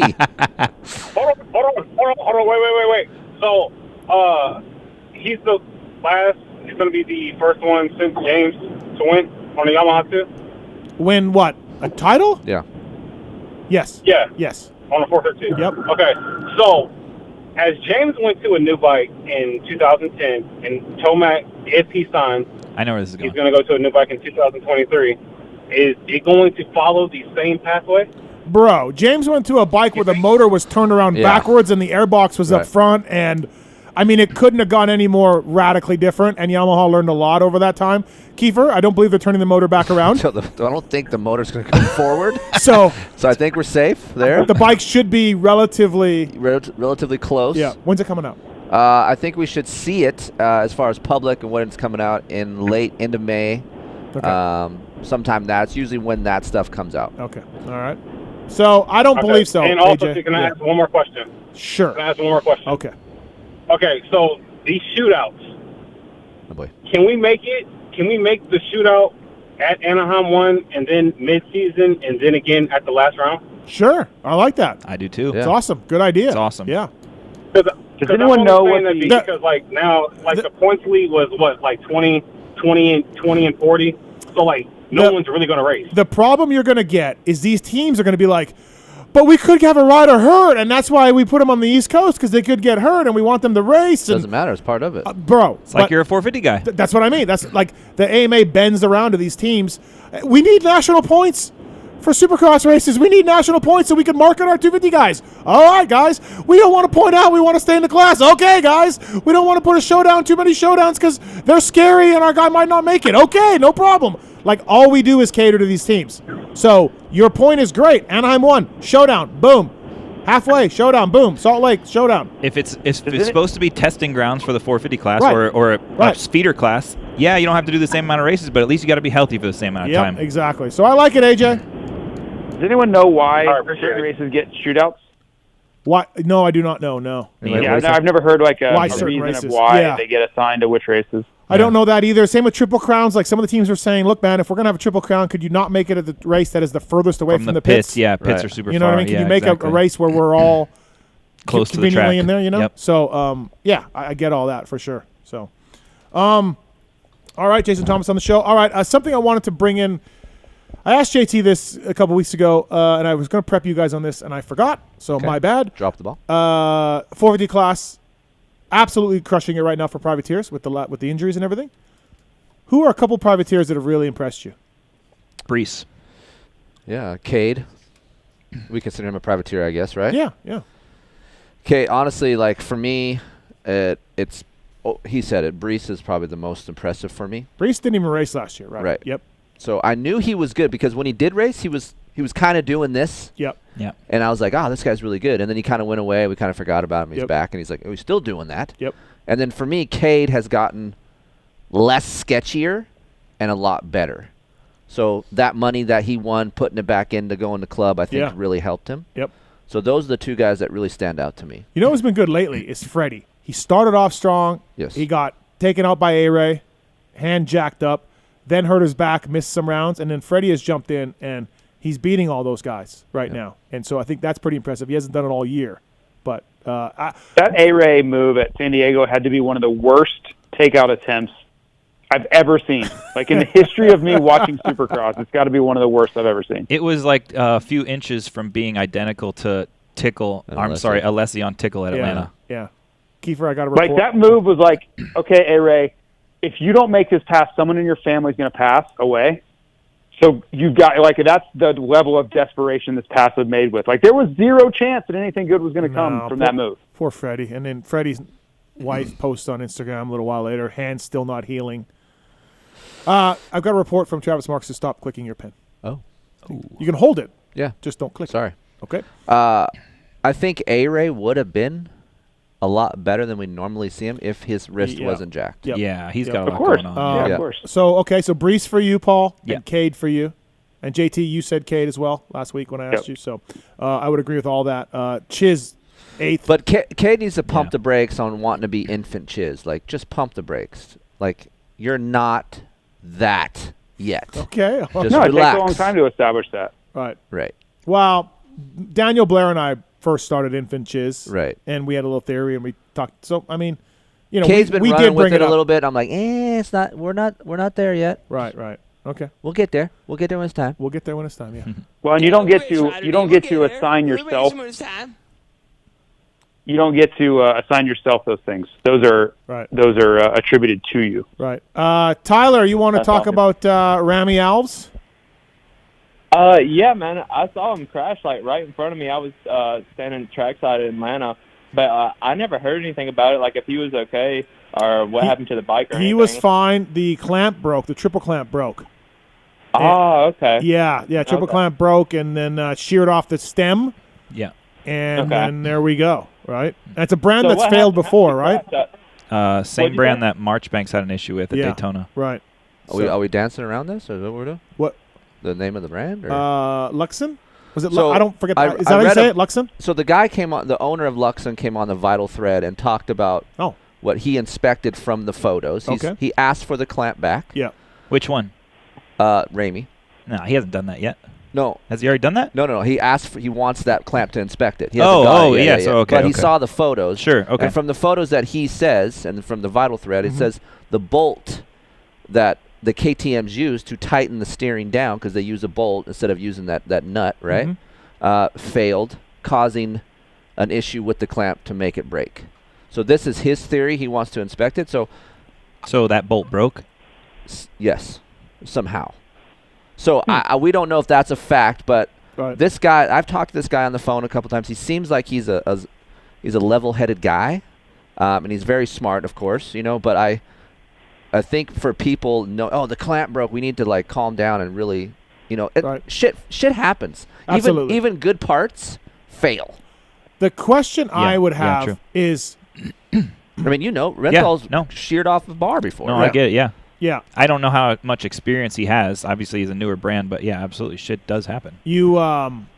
I've always thought that KTM way was sketchy, but they would never, not sketchy, but it was a weird design. Yes. But I guess, look, every OEM doesn't want anything to break on their bikes ever. So I would imagine there's a lot of heat stresses and stress tests on a manufactured part like that.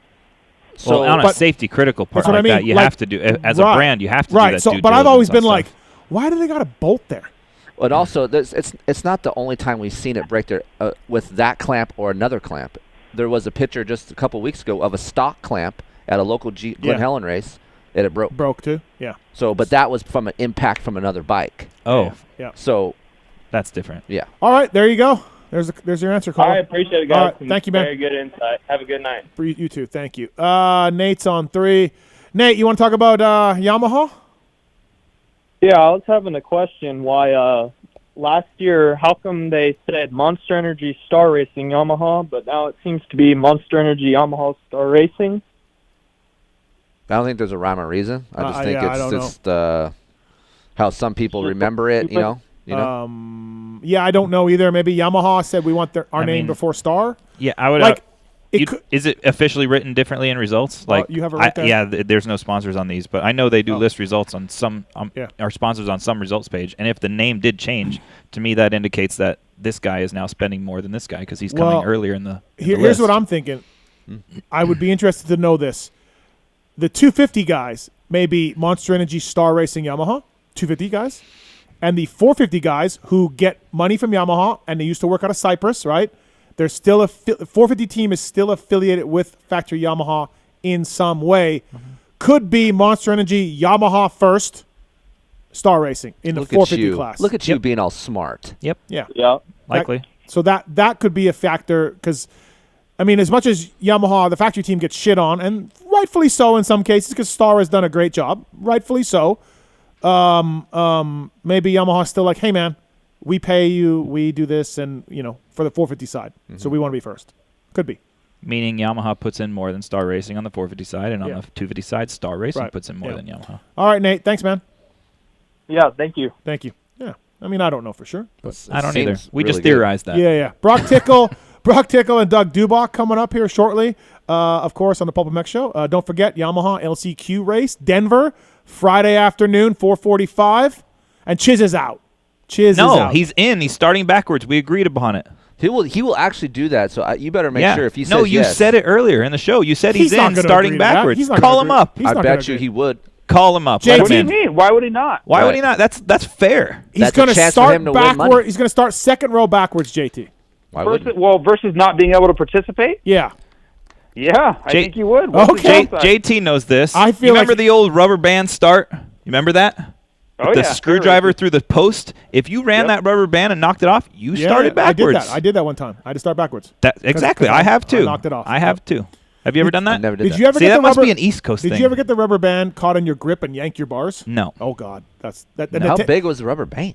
It's like that. Really? It's like it's just a clear rubber hose. And you put the hotline was taking duct tape and putting it to the left of you if the box was to the left. So you had red duct tape down. So you just stare at the duct tape, and as soon as the duct tape moved, you go. It's 2 posts. Drill a hole through the post. Screwdrivers through the post. Rubber band connecting the screwdrivers. You got yourself starting gate. I'll be down. Yeah. Goddamn. I mean, that's the places I used to race. Yeah, me too. They couldn't afford a starting gate. Yeah, me too. David wants to talk about KTM and the industry. What's up, David? Yeah, Steve. Really enjoyed the number 500 show with Carmichael and Thank you. McGrath. It was great. Especially having McGrath's mechanic there and explaining the difference between the 93 frame and the rest of them, why they stuck with the 93 frame. That was cool. Yep, that's awesome. Hey, listen, so we got KTM out with a new bike, and everybody's bitching about it, Cooper Webb particularly. And but they have to stick with that bike. They do. Why not just put the 22 plastic on it? On the 21 and let Cooper win. Won't fit. Motor's different, frame's different, Everything's different. Plus, they're marketing a motorcycle too. Like Yeah. you can't just be like, this one's no good. We're gonna go back. Like Yeah, that's the difference in our marketing suicide. Right, it's the difference between our sport and like MotoGP or whatever. Right, they actually sell a KTM 450 factory edition. Here's our job as media guys that test ride these things is to be honest if the bike's good. So just because the riders, factory guys, say they're having problems with certain areas doesn't necessarily mean the bike is not going to sell or it's a piece of shit, because I've been riding it and I really enjoy the bike and I'm not at that level. So you did win Paula. There's some disconnect. He was on a Yamaha. I was on a Yamaha. I know, but you still won. Yeah. You said you weren't on their level, but you did win. But Jesus. So for me, like the racing aspect, sure, sells motorcycles, brand awareness, and all these things, but it doesn't necessarily roll over to the normal consumer. Yeah. No, and that's why I bought a 96 CR250, because McGrath was winning on the things that I knew he was on a 93 frame. Right. So it wouldn't bother me as a consumer. I know years ago, when you got millions of dollars invested in Cooper Webb or even Tomac coming on this new bike in 23, you think they'd be a little bit flexible. There's the bike is not the reason Cooper Webb's not doing as well. It's maybe some of the reason, but it is not the reason, and I'm sure KTM knows that. You know what I believe is a big change that they're learning, especially on the 450 side with this bike? I believe this is the first time the frame is interchangeable engine to engine, everything. Yes. Correct? Yeah, correct. Okay. Thanks for the call, thank you. David. Thank you. Yeah, cost. Thanks, Thanks. Yeah, exactly. A cost down thing, Yes, right? But yeah. the first time the 450 team is having to deal with a frame that also fits a 250 engine. And I think some of the problem in the whoops, if you look back in St. Louis when Marv won, his engine mounts are completely different, and there is a lot more flex within those engine mounts. Obviously, Marv rides different than Coop. Yeah. So I don't know what Coop is on, but for sure I've talked to the guys at KTM, and they needed more flex, so Marv went to a different hanger, and that actually helped him for feel. So, and that's been some of the problem everybody's saying. Like, I don't have enough front end feel, or it's a little bit harsh or deflecty in the whoops because the whoops get jacked up in the main event. So they need a little bit more compliancy. They also have, Hurlings has been hurt for a while. I know a lot of it doesn't translate, but it's an example of they have less guys riding the bike and getting data on the bike. So I think maybe their learning curve is possibly a little bit slower because, to me, that makes sense why I've been seeing Dunge out riding the bike. To me, that's like, hey, we need more help figuring this thing out. If Hurlings or more time. If Hurlings comes out for the Nationals, which he has yet to ride to really know if he's healthy or not, but if he comes out for the Nationals, are you going to all 12, Paul? And will you put 84 on your chest? No, I definitely won't go to all 12. But man, so the opportunity that this could happen had me rethinking our talk about Premier Series and stuff. Remember when we got into that argument about Premier? And now I kind of do agree with you more that because last year the MXGPs had Caroli, Febvre, Hurlings, and now they don't. And it's different, right, when you watch it. But say Caroli and Hurlings come here with all our guys healthy, like that to me is now that's Premier. So just wherever Jeffrey races, Paul. Yeah, absolutely. Well, yeah, he's the best guy in the world for sure. He's the best guy. If he comes to our series, he wins. I do not. Yep, he wins. Look at how much? Wait, when's the first round? How much time? Stop. Yeah, 1,000,000%, Kris. 1,000,000%. Stop. Yes. With a serious foot injury, crashing how much last time year. When's the first race? The guy's he's been hurt. How much time do we have? When's the first race? A month and a half. Yeah. Oh, well, it's getting close. So no, I'll back down that percentage. Okay. But JT, if we know that he is racing a month before the opener, yeah, he's your national champ. JT, 1,000,000%. Are you there with Paul? Not 1,000,000%. No, Tomac looks way too confident, way too comfortable to say 1,000,000%. Yes. All right. Look, I'm a GP guy like you. Yeah. And I love me some Hurlings, but injury, new bike, production bike here, not his bike over there, different tracks, all the tracks, not just one. I'll give you injury. And I'll give you injury. I just still think Tomac, this year Tomac, I would have almost agreed with you if it was previous years, but this Tomac on this bike, no way. I agree that's going to make it a great series. I got Hurlings 9th to 12th. Whoa, no, easy. I'm kidding. Just trying to get Paul mad. He got me fired up. He didn't even react. I knew that was. Do we think he comes over? I don't. You don't? No. Paul? I think if we don't hear about it soon, then no. Yep. JT? I'm going to say yes. I'm going to go yes. I think when it comes down to it, this is the only chance for KTM to salvage the 2022 year, and I think that's too big of a carrot dangling out there. That makes sense. That makes sense too. No, it does. It does. It makes very good sense for them, and that's why I really want to see it happen.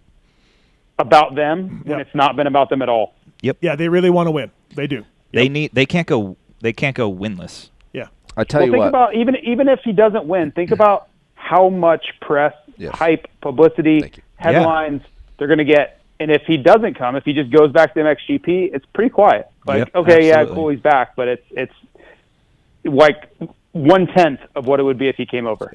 Obviously, social media isn't everything, but you follow Caroli on social media. He's doing a lot of riding, it looks like. And so I know people said that, there was talk that Roger said you have to do the whole series if you can't just jump in for a few races, and I don't know how true that is or whatever, but I think he's coming here, Caroli, to do some, all, whatever. He's riding too much. But you look at it, what he's been riding, it's stock looking. Like, it's really stock looking. Yeah. So he's Antonio like Caroli. a pipe. I think he wants to. Yeah. I think he wants to. I think there's a lot of that makes sense. interpolitical push and pull going on. Yeah, I guess so, right? That makes sense. We got Slow MX on 5. What's up, Slow MX? Hello, can you guys hear me? Yeah. What video game do you think was better? Jeremy McGrath 2000 or Ricky Carmichael 2002? Oh, McGrath's game was way better than Carmichael's game. I never played Carmichael's game. Well, then how McGrath's can you game say was pretty. that? I didn't play it because it wasn't good. No, listen to me. I played it. Oh. I didn't play it because it wasn't good. I Okay. would always play Jeremy's game, or Supercross Circuit during that time was the best game. Supercross Circuit was good. Yeah. I don't remember McGrath or Carmichael's game. I never hardly played Ricky's. Right. It just wasn't good. Tits, do we have an opinion? Marks, do you have an opinion? I like Carmichael's, yeah. I don't have an opinion. Okay. Of course he doesn't. No, Tits doesn't. Have I didn't play so it. Slow, we don't know. Great stuff. All right, JT, before we let you go, Boston this weekend, and what'd you think of 500, JT? You had to bow out early, but what'd you think? Well, you had me planned for half the show, so that's not necessarily all true. Well, but things changed. Things changed, but yeah, go ahead. You're right. But I thought it was great. A lot of that stuff I had heard some of the stories before and I was familiar with and all that, so it wasn't, I don't think, as revelatory as, just a listener at home, which is fine. But I thought the camaraderie and the genuine enjoyment by those two was probably my favorite part. We've been around these guys a lot, and it's very easy to get jaded by the sport and things you've done and seen, because those guys are forced to talk about it a lot, right? Because everyone wants to talk about it and everyone wants to bench race and all that stuff. But I didn't get a sense of that at all. Like, they really looked like they were enjoying themselves and they wanted to be there. And I thought that really brought a lot to the show. So I think it was the best show that you've ever had. Not the most dramatic, not the most controversial, like the Alessi show, all those things will go live in infamy. But as far as like stuff without drama, the best show, you know what I mean? I thought it was really, really well done. Yeah, thanks. It was fun to have those guys here for sure. And Mark's drove RC to his hotel, so just broing down, just chatting it up. Yep. I would remove the buddy. passenger seat, take it out, put it in your house. It smelled buy great a after. new seat. It Put a smelled, new seat. It smelled great after. Did you tell Courtney hey, I gotta? Were you invited up? I started pulling into a parking spot, and he's like, "No, just at the front is fine."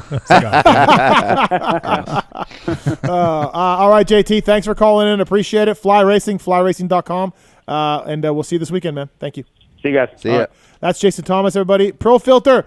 Love taking my filter out of my dirt bike when I ride and throwing it in the garbage and putting in a brand new pre-oiled Pro Filter. ProFilter.com. Pulp20 at checkout to save. Side-by-sides, dirt bikes, street bikes, everything in between. Pick up a pre-oiled, ready-to-use premium air filter or oil filter for your next service. If you haven't heard of Pro Filter, maybe you've been roosted too many times. They've been active in the industry for a long time. ProFilter.com. Thanks to the folks at Maxima as well. Whether it's SC1, whether it's suspension clean, Super M. God, we used Super M growing up. My dad was a Super M guy. Never mind 927. Never mind their other one they make. It was all Super M. That's it. Super M was synthetic? I don't know. I think so. It was cheap. So is Super M cheaper? because it's synthetic. I think Super M was synthetic, and then 927 was caster based. Yeah. Semi-synthetic. Maybe. Yeah. Maxima Racing Oils, MaximaUSA.com. Use the code PULP20 when shopping at MaximaUSA.com to save. Of course, their SC1 is amazing, and their 927 is the #1 selling performance two-stroke oil in most markets around the world. Their four-stroke oil, used by Mitch Payton, used by the Monster Energy Cowie guys, also has available with their new Peak system, performance-enhancing additive chemistry, unique and exclusive to Maxima. The formulation was designed to make significant improvements in several critical areas, including oxidative stability, deposit control, clutch performance, and most importantly, power and acceleration. Maxima USA, use the code PULP20 to save with those guys. X brand goggle tear-offs. Let's do it. It's the X brand tear-off segment. 15-second rapid-fire Q&A. Rapid fire. X brand goggles, the choice of Chiz. 8th this weekend. That's all you got to say. Freddie, X brand. Brees, X brand. Strang, X brand. The guy in Dakar, X brand. The guy in Dakar. Yeah. The American guy, kid. Oh, yeah. Are you X brand? I can't get X brands. What is your goggle? I have no brand? idea. Rich hates me. How happened? Are you kidding me? Rich hates me. What? That's all I can What's he tell wear? What are you? You're I'm Oakley? Yeah. Got It's a delicate topic. I'd rather just move on. Okay, and sorry. not talk about Just it too question. much. I was don't- wondering if you were like, because you're. I didn't know if you were their same. What? Oh, FXR? Yeah. No. No goggles, no helmet. By the way, Marks, as a joke, Yes. Marks has been blacking out your Is it FXR. blacked out still? Yes. That's why I was. My chick asked me that. She's like, "Why is Chris's shirt blocked out?" That's messed up. That's messed up. Marks, come on. Yeah, I would never do that. I don't know what you're talking about. FXR is on our privateer islands code. The guys at FXR are cool. They should be happy. I'm actually bringing more attention to it by doing That's that. fucked So up. you're welcome. That's FXR. funny, though. It's funny. It's funny. It forced me to bring it up. All right. So X brand goggles, the choice of privateers everywhere. Pulp Show 20 is the code. Pulp. What's the code? Pulp Show 20. Yeah. Pulp Show 20. Yeah, sounds right. Code to save with X brand, EKSbrand.com. Terrific company, terrific goggles, choice of privateers everywhere. If you don't wear X brand, you won't win. It's proven fact. These questions are submitted by Corey Moser. Are you guys familiar with him? Never. Okay. Heard You have of him. 30 seconds to answer them. Let's do this, Marks. Steve. Yep. How do you top show 500? Well, Keefer's 100 is coming up. This ain't That's it. I gonna be guess. great. I guess I get 501 to, ain't I it. get to create my own show for 100, so Okay. yeah. We could probably do that. Like a all format your guests, change? Like all your guests. All my guests after You sit dark over there? when I want it. You sit over there. I can turn He's the doing- show. All he's- right, the show's over, and then come back on the show. When we do Life Swap, he's going to be hosting the show. That ain't never happened. You're doing life swap. We are, yeah. So, are you living in the mansion, or is? Yeah, I'm or gonna is- live here with Pookie for a week, and he's Okay. gonna live with Heather for a week. And then, are you gonna flip that part, or no? No. So you're going to the Des. Yep. You're gonna ride a lot. Apparently, I got to ride every he day. has to do exactly my program, Right, and you I have to have do to do exactly. his program. So Oh, wow. he's going to host a fantasy pod of which he knows nothing about. So I'm gonna be calling Oh, you for a lot of great. help. Great. The only way to top show 500 is like we talked about getting Stu. Yes. Other than I may have to fold the whole thing. Pulp 2022 is the code to save at X brand. Apologies for having me and Paul to follow up on that. I think you guys have been great. All right. Nah, that's I think our old racing stories wouldn't be as Yeah, good. rubber band starts. One time at Dade City. Hey. All right, next question. Keefer, is there a question you wished Steve would have asked RC or MC? The home life theory question I was waiting for all night. Couldn't do it because his wife was sitting on the couch. I don't think she would have been pissed off. It was the question about what do you think about Keefer's home life theory of being married but or single? He was the prime example of why your theory's dumb, and I just didn't feel comfortable. I think it would have putting been him fine. in that situation. It's not a situation. He would have said, "Hey, when I was single, it was like this, and it was fine." But he also would have gave you the other side of it. I mean, I just chickened out. It was for MC or for Carmichael? It was for MC. Yeah. Got it. I mean, maybe Carmichael could answer that too, because he was killing it before he was married too. I know. Yeah. Sorry. Wow. Look at you guys apologizing to each other and shit. We just, I let him need down. to move it on. Sweet. I let him down. Paul, after watching Atlanta, who do you think is faster, Craig or Jet? Easy. That's a tough question. Easy. I know. They're both good. I mean, they both fell, but I mean, They're both good. They both. Well, what do you want me fail. to say? I don't know. Craig beat Jet, so I guess. But I don't know. That's tough. I mean, it's fucking close. But Jet beats Christian Outdoors. I mean, think. Yeah, all day. Most so, likely, they don't race each other outdoors. Either, Really? Well, Craig ain't winning the national championship. Yeah, I guess you're right. You know, Craig's He's a good not. 450 guy. He's good. Outdoors. He's good. He's yeah. solid. But he's not winning the title. So. I agree. All right. Yep. Steve, has there been a longer jump in Supercross than the 100-foot they had in practice? I feel like the For distance sure. on that has changed every time I've read it. 130. It was 120. Oh. I thought. Remember that big quad they had at Anaheim in the early 2000s? Yeah, 125 guys were doing it. Into though. the corner. Yes. Yeah, really but big. 125s were jumping it. I know, but I remember that being gigantic. Lytle was the only guy doing it. I remember it was huge, though. No. Volan did it. Oh, he Danny did? Smith did it. Oh, Okay, yeah. I thought Lytle was the only guy. No, some 125 guys were doing it. Gerke one time went about 150 at Indy, I think. He went from the finish line, past the landing, and then into the bleachers. Yeah. You remember that? Yeah. No, I don't know. Yeah, I don't know. Whatever. Okay. Keefer. Yeah. What's another aftermarket moto company as timeless as Renthal? Works Connection. How long they been in business for? 1989. 89? Yeah. I mean, We're 69. Yeah. I didn't say it. I'm trying to think too. Let me get it back up. Fox? Fox was like 73. Pro Circuit? 76. Yeah. 60s. I'm trying to think about the 60s, and I'm like, yeah. What about Thor? 68 was Thor. Torsten Hallman. Yep. So 1968 was It's a Thor. good one. So that's my go-to. It's a good one. One thing about Renthal, and it's an easy company to be associated with on my end for the shows and stuff. One thing about Renthal that's like, and I said this in some of my reads, like everyone has used something from Renthal. If you haven't used something from Renthal, You weren't a moto guy. I might call BS on that. Yep. Unless you're just some trail rider in the woods. But like if you race motocross, you bought a Renthal sprocket, you bought Renthal bars, you bought Renthal grips. You bought a used bike with Renthal. You got a bike from a showroom that had Renthal. Yeah. Something you've used Renthal, and that is a cool thing to say. In the early 90s, when you got an aftermarket bar, because your bars came with steel stock, right? Yeah. You would go buy a Renthal 7/8 bar. In the mid 80s, and I've told you this, Paul, when we were talking about advertising campaigns, the mid 80s, the guy in Winnipeg was the Canadian distributor for Renthal in like 85. So early, before Factory Honda even used Renthal. Factory Honda started in 86. And somehow this guy from Winnipeg, Roy Borton, got the distributorship for Renthal. We were blown away by fucking bars that have bolts in them. You know what I mean? Like, what? You know what I mean? Like, and they were $72 retail. And, that was gnarly expensive at the time. Yeah. But they wouldn't bend as easy as the crappy steel ones. And I remember Renthal, like, somehow I felt like our area, because of this guy being a distributor, was like cutting edge Renthal before it was cool. You knew his name?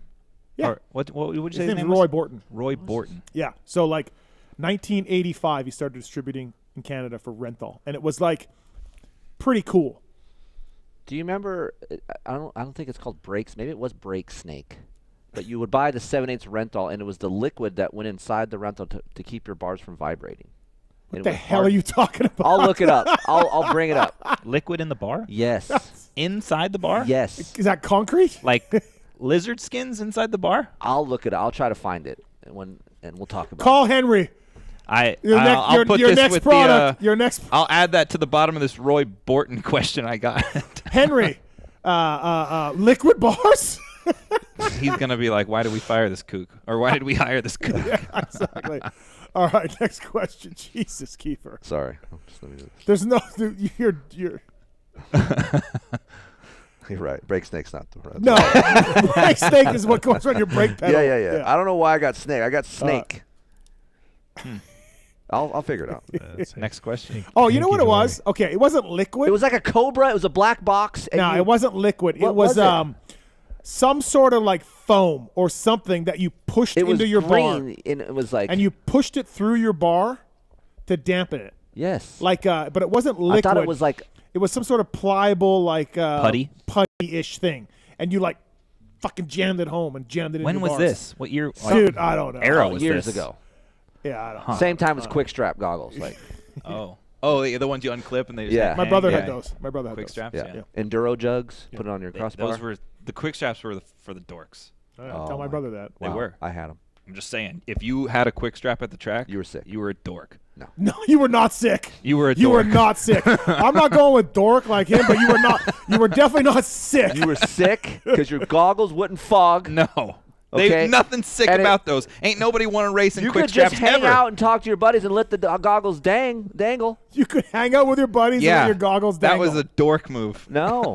And then you could take your enduro jug off your rental bar, take a sip of water, just bam, put your goggles on the quick strap and head on out. This is some high des shit. You were not sick if you had quick You straps. were so sick. All right, next question. Next question is, were you sick if you had quick straps? Yes. Paul, what's the mountain bike equivalent to Loretta Lynn's? I don't know. Someone tell me. I thought it was the Sea Otter. I don't think it's that big of a deal. No? I mean, maybe. It was a really What did big... you say on the way up here what Otter was like? I said I thought it is the best two-wheel show in our country. There it is. That's Loretta's. Is what I thought. For amateurs. Yeah, maybe. I get. But, I don't know the racing side of mountain bike stuff much. But, yeah, that event was... cool. Like, it was really cool. Like the industry participation and the attendance, the racers, just the area. I mean, we had a great time with the rental booth, and everybody, like, the whole kind of atmosphere is cool and more open. You know, people are cracking beers at noon and a lot of hanging out. Like, it was it's a really cool event. Everyone gathers at the slalom course for pro slalom. Like, it was really fun. I wish Moto had something like that. All right, next question. I'm trying to find this. Steve, why is Atlanta Speedway better than Daytona? Have your complaints about Daytona apply to all speedways? This is the track. The track at Daytona sucks balls. It's soft. It's crappy. None of the jumps hold up. It turns into like a follow the leader. The outside berm is 30 feet outside, which nobody wants to take.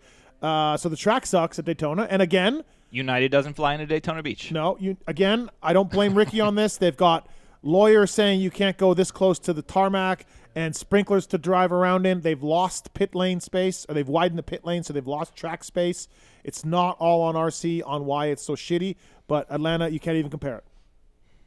Security also Atlanta, not 90-year-old men yelling at you everywhere you go. So that part of it was better. Tunnel sucked. The tunnel was bad, but yeah, security was wide open. They didn't care. But what about Daytona? You can't. Hey, you got tickets for that bleacher? Nope, get out. You got tickets for there? Nope, get out. You can't really go anywhere as an industry guy in Daytona. You really can't. I mean, I think it's gotten better. I haven't really had any trouble navigating Daytona. All right. Next question. All right, Keefer, who's someone you think Steve should get on the show that's never been on? Jody Weisel. He would never do it. I called him one time for a podcast. I said, hey, this is years ago. Hey, Jody, this is Steve Mathis from Racer X. Hey, man, I just love to get a podcast with you. Not going to happen. He didn't even let me finish. And I said, oh, man, I think it'd be cool. Like, I'll ask you, about magazine. Not going to happen. All right, have a good day. Click. That's how it went. Granted, I think he's seen a lot of things. Like, it would have been good, you know. You know who I'd like to try to get? That Carl? Well, Carl's won. Carl Kramer's won. He won't reply back anymore, so I hope he's doing all right. And I've tried to get Wolfman. Yeah. And I think Jody has told Wolfman that I'm an asshole or something. Tom's not like that. Tom wouldn't do that. Okay, because Wolfman I can't. Mike's tried to help. Yep. And Wolfman is. I just think Tom doesn't really give a shit. Not because of you, just in general. Okay. What's a Wolfman?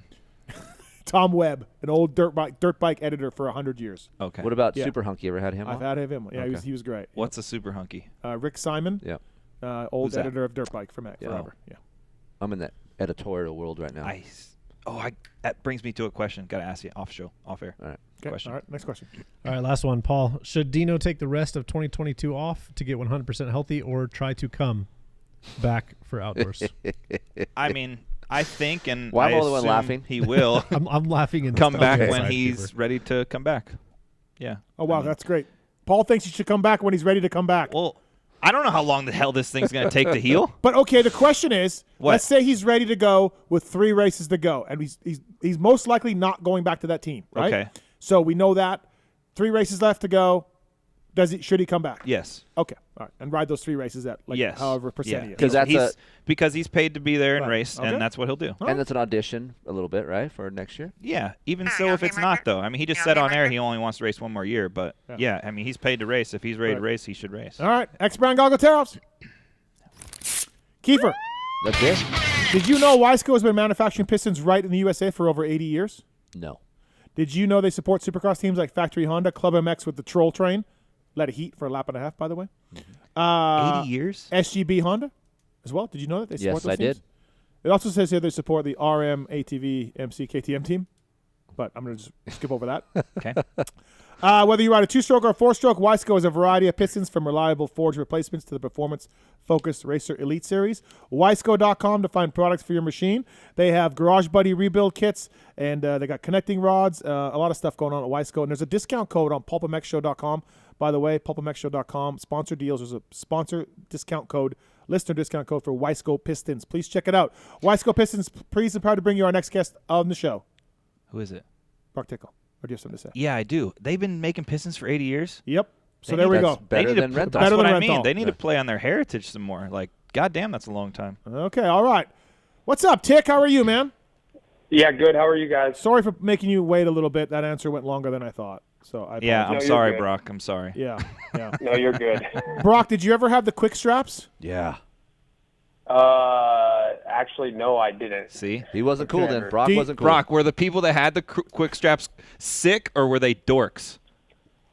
I mean, I didn't think it looked cool. Thank you. Yeah, thank you. Thank you. Keefer did. The fin was in my Era? on my helmets. Yeah, that was my era right there. The fin on the helmet. Yeah, Brock's too young. Did you have one with the light in it? Okay, hold on. No. Tick. Did you leave the tag on your goggles or not?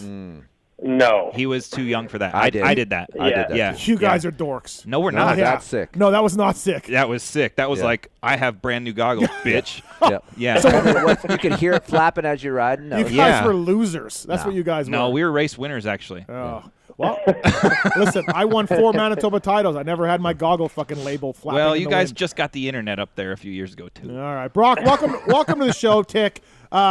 Hey, man, good work with Anderson. You've been working with the Cowie race team, testing with them, and I talked to somebody at Kawasaki a few weeks ago, and they had nothing but big praise for you, things you've done to help develop that bike, the way you've been working with Jason on and off the track. So, look, Jason's riding better than I think anybody thought he would. He's won 4 races. Nobody kind of thought that would happen.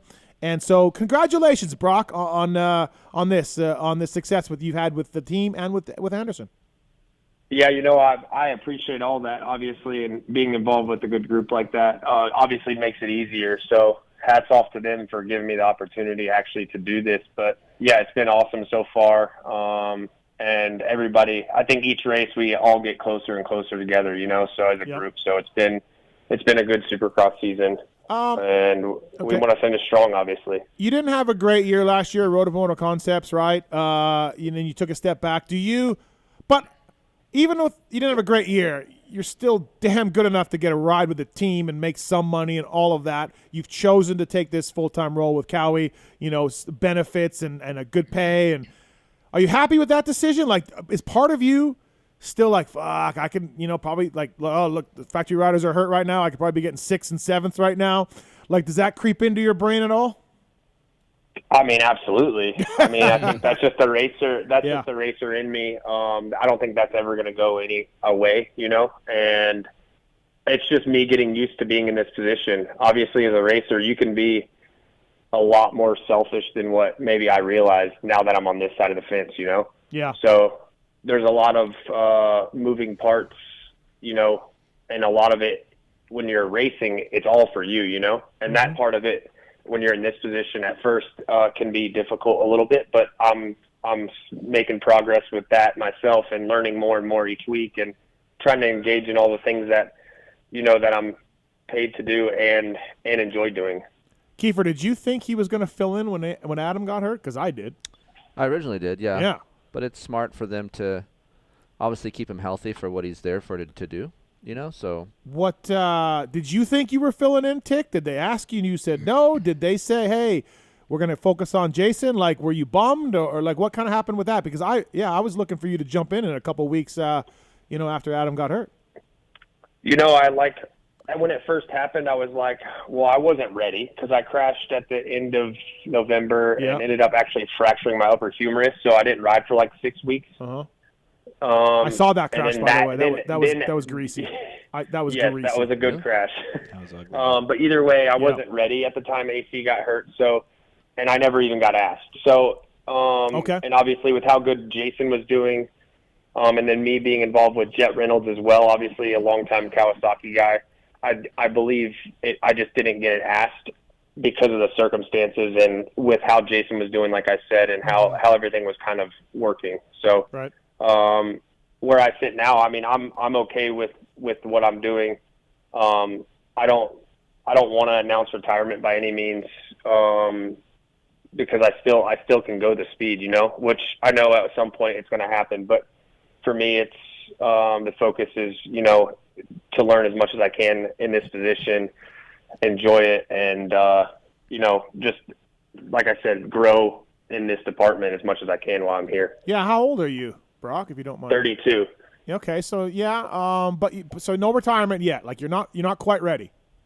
No, but like I'll be on. I mean, obviously, I like you said, looking at these guys, looking at the field and like where the class is currently, like to know that I could go out there and be competitive, and not really be a question. Yes, that sounds sweet, but obviously on the flip side of that, it has to financially make sense.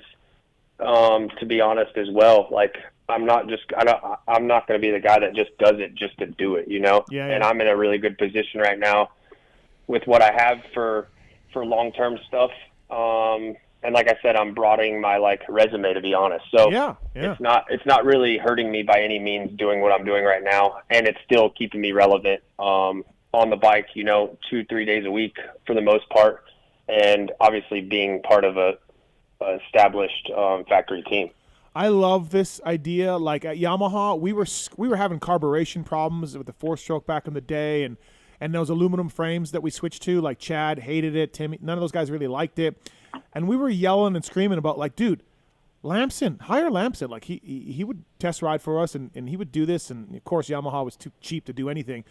I love that the Ryan Morris, Trey Kennard, Broc. Yep. These race teams spend millions of dollars. You could throw Broc Tickle 70, 80 grand, whatever it is. Cowie guys get overtime too, so they're crushing it there. But this is such a great idea for these teams to have. These riders that are 1 second off from winning races to test parts and to do some grunt work. This is a great idea. It's taken Cowie a long time, but they've got Broc and Trey and Ryan Moe. I mean, is Moe still Supercross stuff? Yeah, he's been riding it Is he this year. Soupy? Okay, so I like this idea. I think it's great, Broc. Tedesco. Tedesco also for Mitch, right? This is a good idea, Broc, for any team to hire a guy like you. Well, and to be honest, it's good. It's great for us as well. Like I think it benefits both parties pretty equally. To be honest, it gives us, whether I was retiring or not racing again, or kind of in limbo to go racing again, it keeps us occupied. And obviously, there's a lot of guys who talk about how hard retirement is, and it is a good, this is a great solution for both parties to get the most out of it ultimately. And also too, like for Broc's situation, like he still has that competitive fire in him, but getting to ride good bikes, getting to evaluate things, be a part of a team, you feel like you're on that factory level, but without the pressure of having to perform. So it's almost like racing, because you still get to do all the cool stuff, but just not race. And for me, like if I'm in Broc's situation, I'm like, dude, I'm safer, I'm making money, I'm part of a team, I get to ride great bikes, and I still have an option, if available, to go race. Like it's what every rider racer wants to do when they're done racing. That's the job. Yeah. I mean, Trey said the same thing. I'm like, how do you feel at your speed, at your age? He's like, I can go as fast as ever. But you know what? If I come out of a turn and I can't quad something because I got a bit of wheel spin, no quadding. You know what I mean? Like, safety is paramount, and it doesn't need to push the limits. He doesn't need to do it. Broc, do you find that same way for you? Well, exactly. I agree with that too, because obviously being a racer for as long as I have, and obviously the other guys as well, like we're still going to ride dirt bike. That's what we do, you know. And for me, it's a way for me to do, you know, what I enjoy on the riding side, but it's also safer. And on the testing side, I enjoy that too as well. So like obviously for me, like you're saying, it is the best of both worlds for myself, and obviously the no pressure thing. I mean, I put pressure on myself because I want to try to be better, and you know, I want to do better at what I'm doing. But that's just something that's built inside of me, you know. Do you feel like you are like? Did you need some help testing? Did you feel like going into this you were a great tester, or do you feel like in the 7 months you've been doing this or whatever, like you've improved as a test rider also? I've definitely improved, but this all started, I would say, with Bones. Ultimately in 11 and 12, especially in 12, because I was the only guy on the 450, and every week we were always doing something. You know, even if it was very small, we were always doing something. And I think that's where I kind of created that feel and, I guess, awareness of what the bike is actually doing and what I'm feeling through my pegs, through the seat, and through the bars, you know. And then RCH, we Ivan. So, like, yeah, throughout my career, it's kind of like baby steps, learning how to, you know, I guess, be aware of what the bike is actually doing. Yeah, I remember what Broc's talking about because in 12, I was working for Dean. Dean got hurt at Hangtown, had to pull out his because his shoulder, and so like Broc kind of became like my practice guy for the rest of the year. Like I did all of Dave's practice work and went to the practice track with Broc and Aaron and helped them work on the 450 just so Dave could work on his race bike stuff and fly and whatnot. And yeah, it was a really fun summer. Like there was days where, there was days Broc rode so good and we made so much progress. It was really cool. Yeah. And then we'd show up and the guy would go 2-2 or like he was crushing it that summer. I mean, he's waving to me in the middle of the moto. Like, it was a fun summer. Like, it was just, the dude he was in a good spot then, and everything was working really cool, and it was fun. It made work really fun. Wiseco Pistons bringing you Broc Tickle on the show. Go to your motorsport.com, your local dealer, wiseco.com to find products for your machine. Keefer, we're going to have Dubach on next, and, you know, Broc, Trey, like, they're going to be maybe the Dubachs of this generation. Develop some production stuff, get into testing, you know, that kind of stuff. It's what Broc's saying. It takes a while to learn what you're feeling and how to reiterate that to engineers, to the team. Same. There is, and there's also you got to know when to say I don't know or I don't feel anything. Yep. That's also something that's important. So I'm just making up shit just to think that you're doing something. So I've noticed Broc, I don't know, this is 4 or 5 years ago, like he was doing his own work on his bike. He was testing his own shit. We would talk. He would be out at Glen Helen swapping shocks, like on his own. Yeah. So, swapping shocks. Yeah, he would do all this on his own. So, and for me, as a test rider, I appreciate that because he's putting in the time to do his own shit, but also he wants to make himself and his bike better. That's rare. Yeah. So. Broc, how's Jason as a test rider? I've heard he's not the greatest. How is he? Honestly, what's been awesome is a lot of his feedback is spot on with what the direction we're looking to focus on for next year even. Obviously, we'll go deeper into that after the season's done, but a lot of the feedback that he gives and has gave us throughout the off season and even some of the, you know, the first outdoor testing stuff we did last week or the week before, it's very similar to my feedback. So that's what's been awesome as well. Obviously, we both ride quite a bit different, but the feedback is pretty close to the same, and I think that's pretty cool to be on that same, you know, on that same frequency, I guess, there, and feeling-wise. So what I kind of gather from talking to different people, you know, a guy like Trey or Mo or any of these guys, they'll go out with the team, they'll test 4 setups, right? They'll do some races, some mounts, and a fork setting, and then they'll run that through 4 or 5 different configurations, and you, the test rider, will be like, I like this one and this one. And I think the way that Jason rides, he'll like this, and I think the way Adam rides, he'll like this. And what it does is it allows the team to go to the track with their riders, the racers, and be like, look, we got 2 things to try. We're going to stay focused today. We're not going to lose the track, and we're going to give you 2 setups. You pick which one. Is that kind of how it's going? Yeah, I mean, I would say for the most part, yeah. And I think a lot of what I think this position does is eliminate basically, the stuff that doesn't work or what we believe doesn't work. Like say there is a fork setting that you keep getting this harsh feeling in a certain spot, that needs to go away no matter what, whether the rider, you know what I'm saying, whether the rider rides like Jason or like me, that spot is still going to be there. Ultimately, obviously, maybe in a different area, but it's still going to be there if that's there, So it's just about eliminating some of those factors, so that way, whenever and all the notes they gather throughout testing, obviously they just use that to their advantage when it comes to fine tuning it for the racer. And a lot of times too, the engineer or the suspension guy will just come up with his own idea, and be like, "Hey, I have."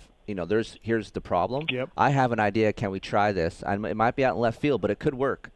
Tickle's the guy to try that, not the race guy, right? So one of my absolutely, one of my complaints, and again, I was just a parts changer mechanic guy, but one of my complaints was we hit the Yamaha track at 9. Track's watered, track's nice. We're trying things all day long. At 3 o'clock, the track is gone.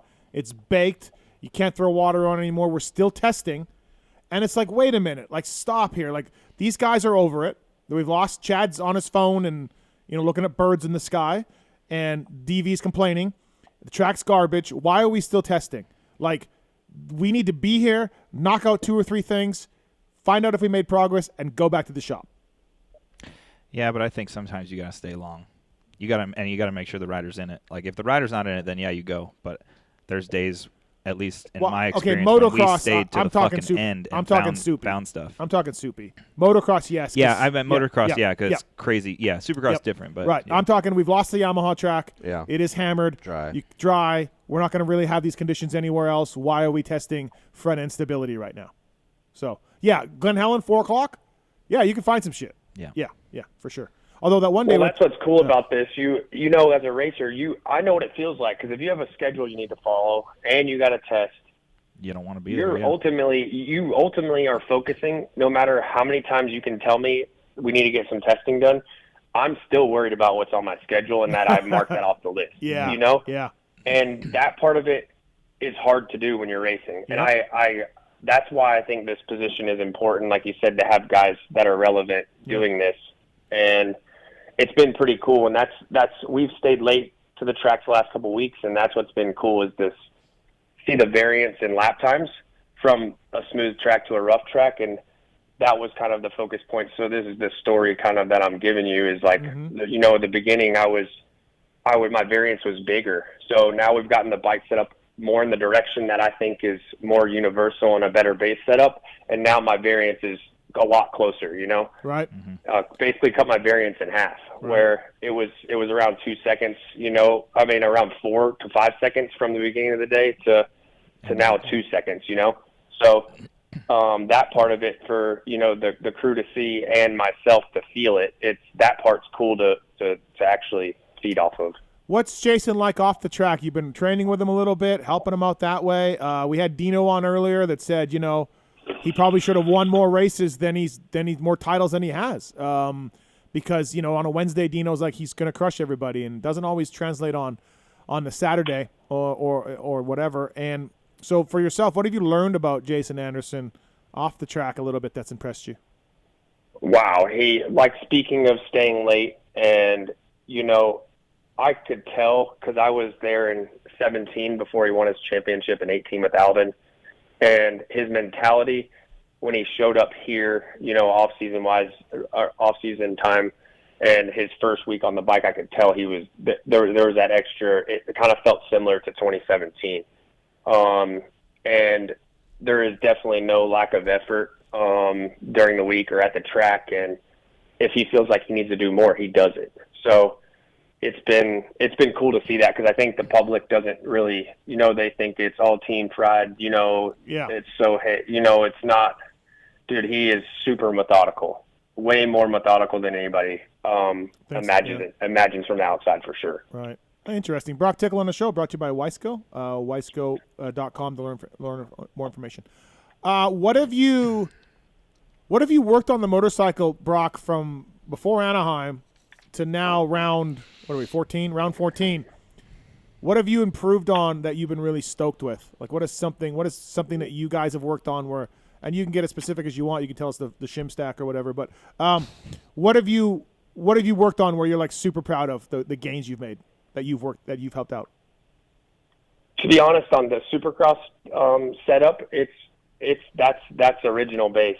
So whatever we did in the off season, it's basically original base with some small modifications. Wheelbase or maybe one shim or something. Something very small. Oh wow! Okay, yeah. And then so we did try to develop a fork and a shock, and he ended up obviously since base was home for him. He just kept going back to home, which is totally fine. But I would say the biggest thing I'm stoked on is the progress we're making on the outdoor setup. Moving forward, we're kind of in a good place right now to keep going. So if we can get another couple weeks in, I think we'll be pretty dialed pretty quickly because of the direction we found a couple weeks ago. How's the 23, Broc? I haven't seen it. Oh, come on! Good job. You didn't even break, Tick. You didn't even crack. I like that. You mean the 24? Yeah. New bike coming though, Keefer, right? For 23 in Japanese nationals. No, 24. Yeah, it'd be a 24 bike.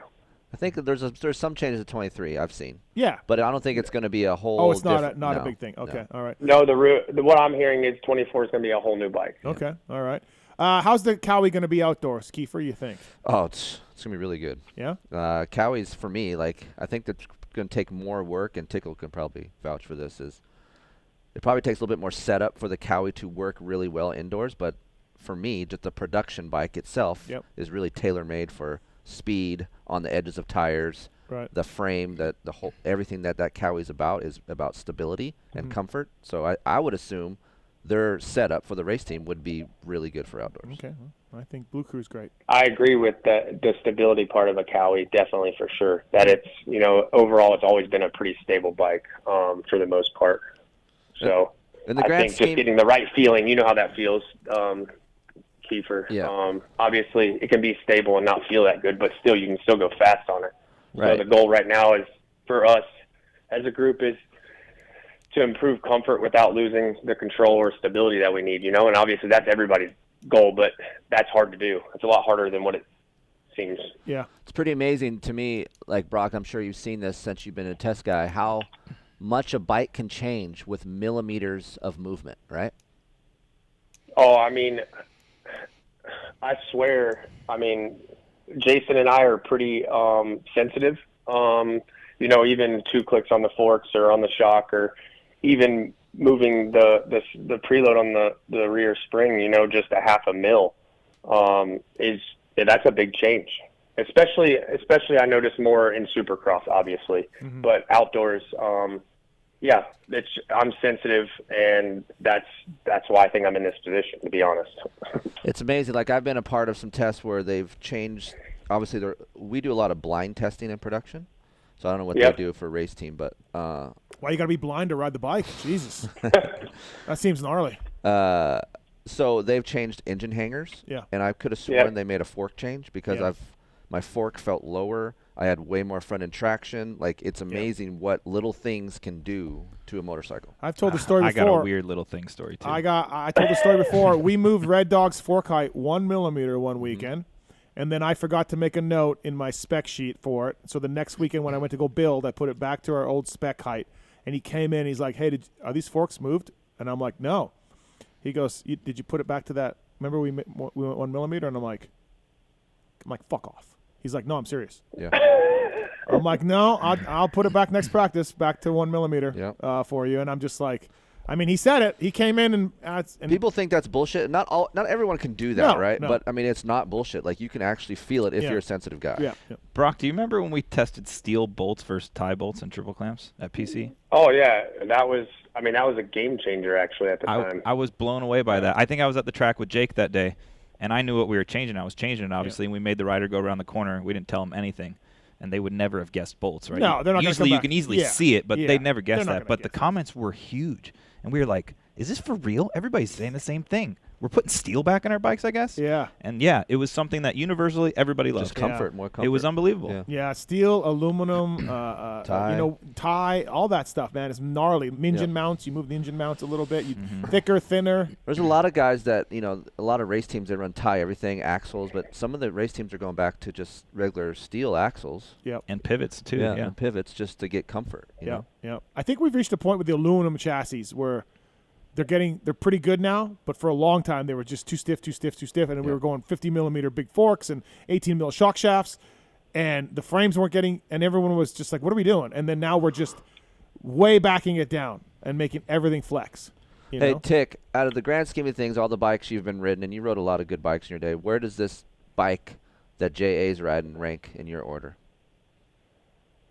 Honestly, I mean, some days I don't feel like I'm riding as good as maybe I am, if that makes sense. I think maybe a lot of us do that. We feel like we're not riding as good, but I've gotten told from multiple people that they think I look probably the best on this bike, even in Supercross, And some days, like I said, I don't feel that way, but the days are good. I mean, obviously, like you said, Paul, Dean talked about how Jason is so good in practice. Well, he is.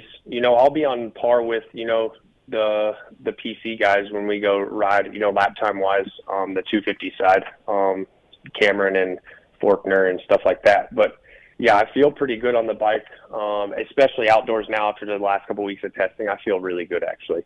When you don't test, you got to go in the shop? What do you do? Are you full time like that, or? No, so I'm not actually an employee. Oh, okay. I'm basically like a racer for the team right now. Okay. Yeah, I've only been there a couple times, honestly, to be honest. I'm going to start going in there more and more to try to, engage, especially now I have a little bit more time because I'm going to go 1 week on, 1 week off with Jason because he's in New Mexico now. And then Jet's going to start riding within the next couple weeks. So I need to be here for both, or be there for both guys. So I have to figure out that schedule. So, yeah, my schedule's been hectic, so I haven't been there that much to say the least. Must be. Do you think Keefer, a part of his success is the gear? Of course. Tick, yeah. I mean, absolutely. We're not blurred out anymore, so yeah. Are we blurred out? We were blurring Keefer's shirt out. You are now. Oh, he's blurred out now again. Good work. Hey, how good does he look though? That gear looks good. Yeah, FXR stuff looks really good. Yes. Absolutely, it does. They are crushing it. Yep. No, they're doing a good job for sure. Fly Racing, flyracing.com, everybody. All right, Tick. Thanks, man. Anything else? Oh, Tick, purple bars, yes or no? Where are you at with the purple Renthal bars? Why not run them? All right. Like, I think it's cool to see something different. I thought to be honest, Jason's whole setup looked unreal. It did. It looked obviously. Yep. I didn't really pay attention to everybody else's, and that's something else. Now I understand it. Like when you're on this side of the fence, like when you're part of a team and you really engage in it, like you really don't really notice anything else. Like, I'll be honest. I have to come back home and watch the race again to see the other guys and what they were doing. You know what I mean? Because my focus point is just on one thing, and that part of it's been where I have to come back and actually rewatch everything and kind of, go back through it. So, right. When you see Kaipo, ask him about the blue parrot. Just ask him that. I will. Yeah. All right, Tick. Thanks for calling in, man. Congrats on the success for you and the whole team. Doing a good job, and we'll see you down the road. Thanks, Broc. Thanks, Broc. All right, appreciate it, guys. See you, Paul. See you, Keefer. See you, dude. All right, Bye. see ya. That's Broc Tickle, everybody. Fucking tickle. Brought to you by Weisco. Classic Berlut. That was good. Goggle price. He was very worried about was it like goggle salary. Was it 25? $30K. $30K. Yeah. For fucking goggles now. Old school Berlut. Yelling. Thanks to Broc Tickle for coming in. Also, thank you to Off-Road Warehouse, PulpMX team.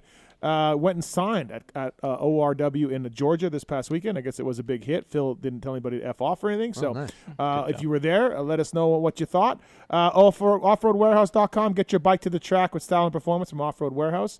They sell and install everything they sell, from suspension kits, tires and wheels to steps, bed accessories, and more.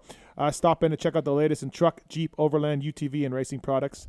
And they got stores all over America, and the code PulpMX saves you money at offroadwarehouse.com. So use the code, order some stuff for your truck, and get yourself dialed in at offroadwarehouse.com. That's that ORW butt patch you see on the PulpMX team. Off-Road Warehouse bringing you our next guest. This man is a Supercross winner. He's a Vet National winner. He's a 4-stroke national winner. He's a Canadian national champion. He's a Glen Helen idol. He's a Glen Helen idol. It's Doug Dubach, everybody. What's up, Dr. D? How you guys doing? We're good, man. Do you have the most laps at Glen Helen in the history of the sport? Well, Mike Craig said to me almost that very thing one time. He goes, "You probably have more laps here than like the next 5 guys that think they have a lot of laps there." So yeah, I mean, it's been said. So yeah, I can confirm it. If you put a blindfold on the doctor, Keefer, does he get around Glen Helen? There's no doubt about it. There's no doubt. You blindfold. Just point him on the start straight and let him go. Right. He can just feel by how many feet he's going. He knows when to turn on Talladega. He knows where the track's going. Yeah. You know what? That'd be an interesting experiment, Dr. D, if you ever want to do it. We'll get a film crew, and we'll put I am almost 60. My eyesight's almost good, so yeah. And if he does miss a corner up on the hill, reach very far to figure that one out. Yeah, there could be. Yeah, if he misses a corner up Yamaha Hill, there could be Showy an issue. Hill, he Right. could be a little bit brutal. Could be a problem. Thanks for coming in, Dr. D. Thanks for calling, I should say. So you were at the 2-stroke World Championships? Yes, sir. And how'd it go? Well, it was. I was there more for the kid than me. Right. I ended up. A long story about my day. I was intended to ride the Open Pro race. Had a little bike issue, so then I ended up sharing a bike with a guy that I got a bike for that came from England. I'm like, hey, do you mind if I ride this other class? So I ended up riding the 30 expert class. Oh. And managed to, eke out a 1-1 with a couple hole shots. But, so a little different day than I intended. But did anybody protest you for being too old? You were going to ride Open Pro, Doug? Yeah, I was going to give it a shot. Why not? God damn, you're gnarly. Yeah. Well, that's what I've been riding there because I rode like a age class one year, and it was a little bit boring, not to sound like a conceited old dirt biker, but there was nobody, it seems like all the guys, they're even in their 30s and whatever, still ride the Open Pro race. Mm-hmm. So yeah, I've done that pretty much for 12 years. I think that was the 12th year of that race. Jeez. And I still have never won that race, which is a little frustrating. But, when I went in to tackle winning it, I was already, 40-something years old. So, Dr. D, you literally developed the Yamaha 4-stroke. You started this mess we're in with 4-strokes. I blame you for what we're doing now. You've done such a good job with 4-strokes. But you raced in an era of 2-strokes, right? Are you a 2-stroke guy? Like, are you one of those older, crusty dudes that are like, the sport was better with 2-strokes? Like, where are you at with the 2-stroke, 4-stroke thing? I mean, you can ask Keefer. I'm an old, crusty, grumpy guy at times. But, I'm not that guy. I love everything. I've had so many opportunities through my lifetime to just throw a leg over, you name it. And you put a 2-stroke under me, I'm happy, I'm smiling. But you put a 4-stroke under me, it's the same thing. As long as, I'm out there and enjoying the day, I'm not really particular. I feel so blessed, I guess, to be in that whole evolution period, even though just like you, there's a lot of haters, and contrary to everyone's belief, I did not build that first one in my garage. There was some Japanese guys involved on an island, quite a ways away from here. But, they still tag me for that. And I'm joking. All I know is the AMA screwed up the CC limit. I think we can all agree on that. It was 650. Yeah. Then they lowered it to 550, and it's like they had no idea the technology the OEMs had at their disposal. So when I'm joking, I only wish the AMA would have said, "Hey, can we cap these CCs before it was too late?" That's where we really missed the boat, and I don't blame Yamaha or Dr. D for that. That's the AMA. But yeah. Well, thank you. Yeah. Thank you. But, the AMA is an easy target. So I hear you. They are. By the way, Race Tech's a big part of our show, and Doug and Paul Feed at Race Tech go way back, and Paul even got Doug disqualified from Ponca for using an illegal shifter. So no shit, I didn't know that. Oh yeah, back in the day. Huh. Yeah. There was many involved there, especially the guy that I went through tech with that said, "No, that's okay. It's just a shifter." Yeah. And then Kawasaki I blame said him more than Paul. Right. But that's awesome to have you on the show for sure. There's so much questions I have about just everything. So and then Paul, Keefer said too, you're working with some kids that was at the Paula race at the Cal Classic. Yeah. So I'm kind of working with a kid, Dakota Bender. So he actually won a class there and managed to take a few soil samples in some of the other classes. So a typical amateur event, lots of up and down emotions. But it's something I love doing. Just getting out to the track. I'm kind of addicted to the track anyway, and so to help some kids. I'll even scream at Keefer's kid, occasionally. So. And I do have a few words for him from last weekend, even though I wasn't there. But I'll save that for the next time I see you out. Okay. All right. Fair enough. Hey, does the MXA, speaking of the 2-stroke, 4-stroke thing, does Jody still, is he yelling at you for 4-stroke stuff? Does he blame you, Doug? No, it's kind of gone a little bit quiet. Yeah, okay. There's other people that'll. It's so funny because every once in a while you're just at the track and you're guy that's parked next to you, whatever it is, and then there'll be that one guy. Oh, that should have never happened, and this is that, and blah blah blah, and I'm like, oh gosh. Here we go. Here we go. Yeah. Exactly. Where's my can of chain lube? It's funny for me. I don't even know if Doug knows this, but like Doug was very important in my life and my career, like when I was younger, because I looked up to Doug. And when I started doing stuff with Yamaha way back in the day, like Doug took the time, he spoke to me, he kind of taught me a lot of things that I didn't know anything about. So I try to model I don't want to say my career, just how I test and what I do a lot from what Doug did, right? Mm-hmm. Doug's a family man. He did a lot of things in his professional career, but for me, it's everything he did out of his professional career, like owned a business, still was a successful older racer. Like all the things that I try to model myself about nowadays. Also very friendly to everybody. Very friendly to everybody. Which is what you talk to everybody at the track. It drives me crazy. But for me, it's like, and to this day, you'll see him at the track. I'll be out there 2:00 in the afternoon. And he's out riding his 2-stroke. Yeah. Or he's helping some kid, you know. So, and he's great to my kid. Like it's just awesome to see him still active at his age. You had to throw it at his age at the end of the day. That's feeling all warm and fuzzy. And then it's a good thing I'm not in the studio. I might have to come after you there, Keefer. Yeah. Hey, Doug, we just hung up the phone with Broc Tickle, right? And he raced Supercross last year, and he's been hired by the Cowie guys to test for the race team. Mm-hmm. And I was talking about, like, whether it's Kennard for Honda, Ryan Morris for KTM, Tick this year. I was a factory mechanic. We didn't have anybody. And I think we could have used a top-level racer. These guys run through the options. They recommend, A setting, B setting, or whatever. I think this is invaluable for a race team now in 2022. And obviously, you were a factory Yamaha guy for a long time, and then you were this great tester. What do you think of that? Like, do you see the pros of that at all for these teams? I think it is absolutely valuable, But with that being said, you got to get the right guy in there.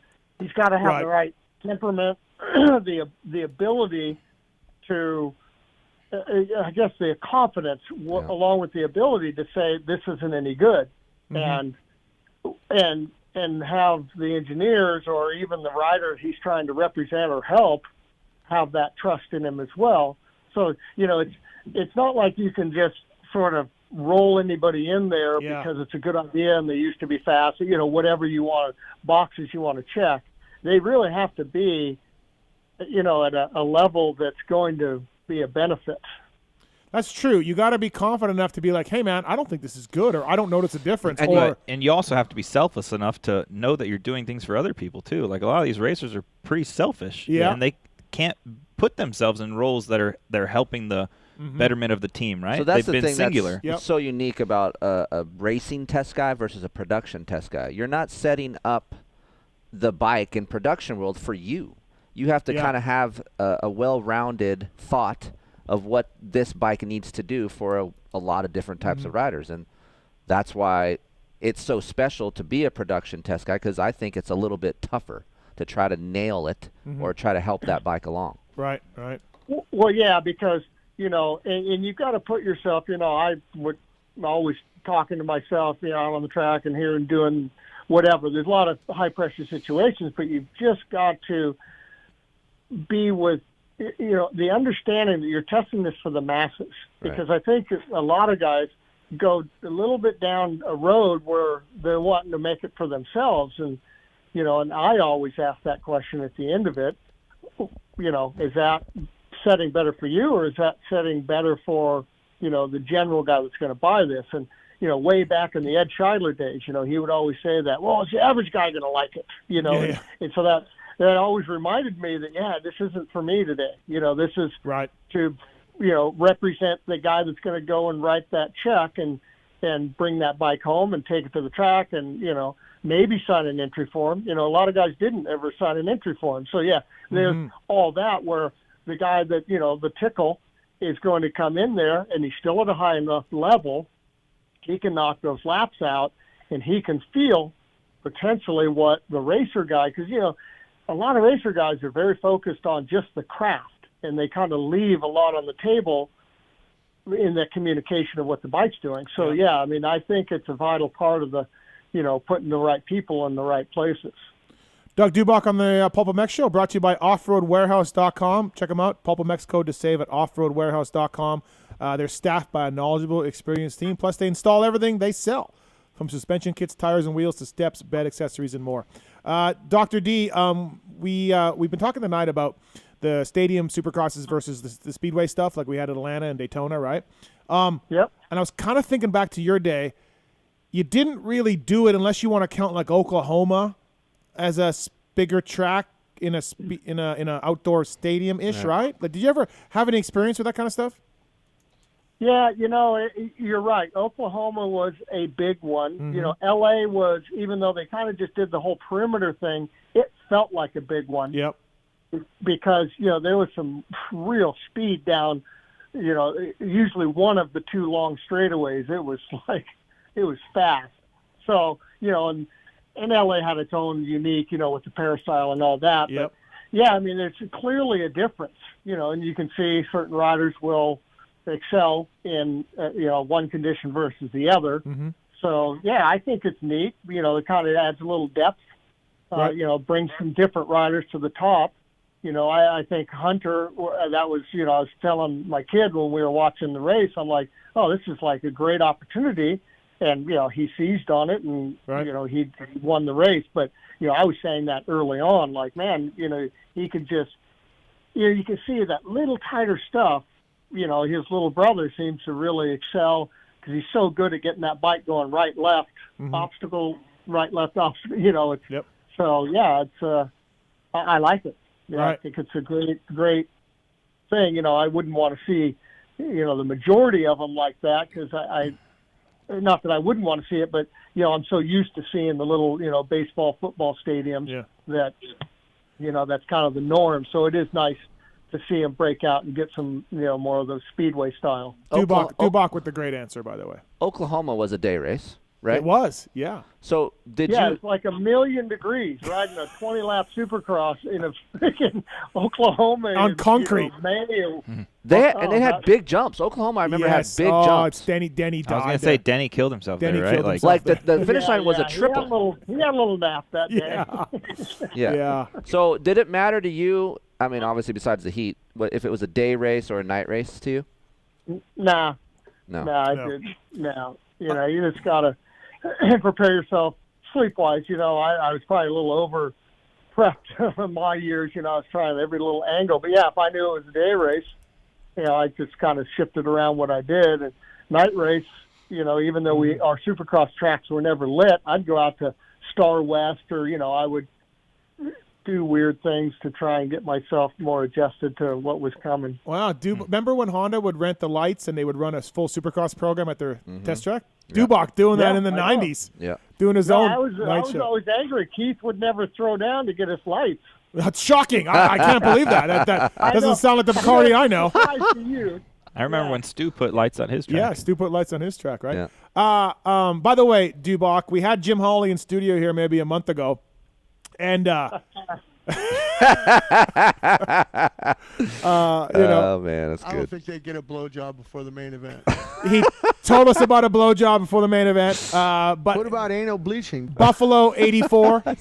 Anyways, back to the main topic here. Jim Hawley. Well, here, I have to interject I'll give you like a 15-second Jim Hawley story. So, yes. 1988, my first podium in Supercross, LA Coliseum, and the time it took me to do the thing, podium, hey, great, thanks, this rah-rah. I get back to my van. I'm a privateer in the Ford van at that point. And I'm looking at Butler, and I'm like, hey, the door's locked. Did you lock the doors?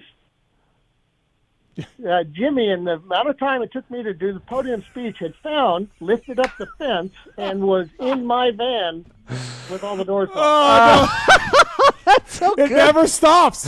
It never stops. Awesome. With Jim Hawley stories. There's no less than 1,000 stories like that.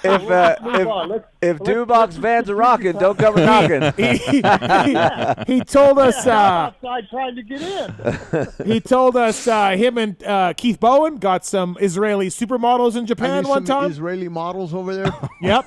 Then he told us him and Dogger got some chicks, and the chick didn't steal any money from Dogger in Japan, so Dogger was helped. Yeah. The stories never stop. That was banging flight attendants. No. They're I say 1,000. There's probably closer to a couple 100,000 Jimmy stories. But so let's move on. Yeah. So my point was, Jimmy Hawley was in the studio, and he says that he was O'Neill before you. Wow. Confirm or deny? Shit. That's quite possible. He said a couple years. Couple years. Yeah, because I was end of 85, kind of middle to end of 85, and he was already rolling that stuff, I think 82 or something. Yeah, okay. Yeah, right. He's got me, but I'm a little more active on the bike than him. So true. I'm counting those years on the backside, so I think I got him covered. How many showy helmets, Scott goggles, and O'Neill gear does Doug have in his garage right now? I can't even imagine. Not as many as you would think. Do you have any of those old showies that first came out with the full face? Those are such badass. Do you still have those? No, because that was actually before I was on the showy program. They were already in the more modern helmet. Okay. When I came on board, so I wasn't part of that. What about? So, did you ever get an offer from another gear company when you were racing? That was like a lot of money, but you turned it down because you wanted to continue your relationship with O'Neill.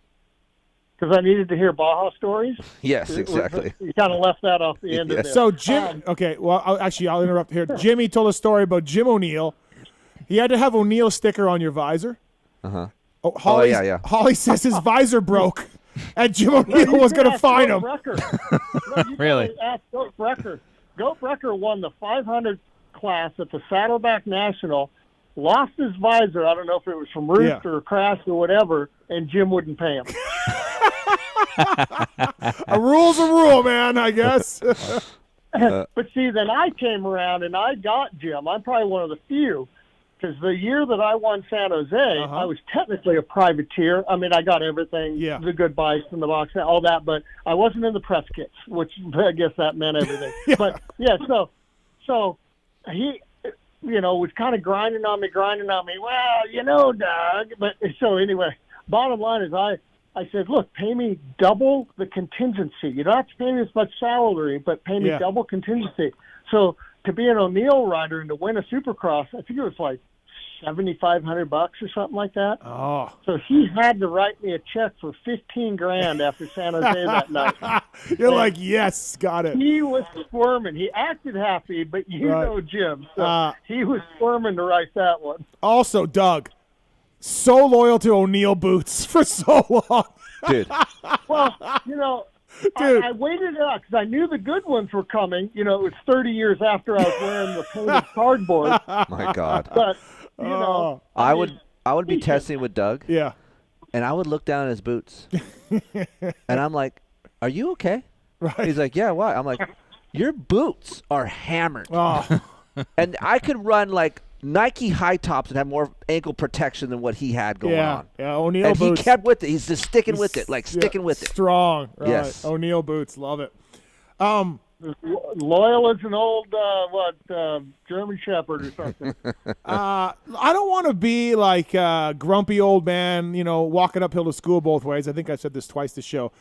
But honestly, and I hear some of these stories, Paul, you work with teams now, and I'm sure you hear some of these stories too. I feel like, and again, maybe Chris Keefer and Doug Dubach and Trey Kennard were also at one time, quote unquote, dumb kids. But I feel like this generation of kids, when I watch them ride a 254 stroke, I'm like, do they know anything about motorcycles, how to ride one, how they test one, how to know what's going on? They rev them way too much. They're banging the clutch nonstop. Have we lost a generation of test riders here in 10 years? Because these kids do not seem to know how to ride the motorcycle. Am I right or wrong? Yeah. I mean, it's hard for me. Being out at the local track, and I just you're shaking your head. You're like, all right, somebody needs to pull that guy in and give him a little talking to. Right. Holiday and I have a term for this. Okay. And Ryan Holiday. Yeah, we call it B-class fast, which is, B-class very fast, but making a fuck ton of noise. Yeah. Very loud, Yeah. erratic, revving all over the place. Fast, but B-class fast. Not get on the track with Jet Lawrence and listen to him a gear taller Watch everywhere, Ken Roxon. motor away from you. Watch Ken Roxon ride. I don't know. I mean, again, am I just being crusty and these kids are going to figure it out? No, because I'm on Aiden's ass a lot because what he'll do is he hears other kids do it, right? So he thinks he needs to do that to get fast. So he will come off a jump in there and go, hey! And there'll be a corner 20 feet after the jump, and he will rev his bike in the air, and as soon as he lands, he chops the throttle. And I'm like, what is that doing? What is it doing for you? Get off of the throttle in the air.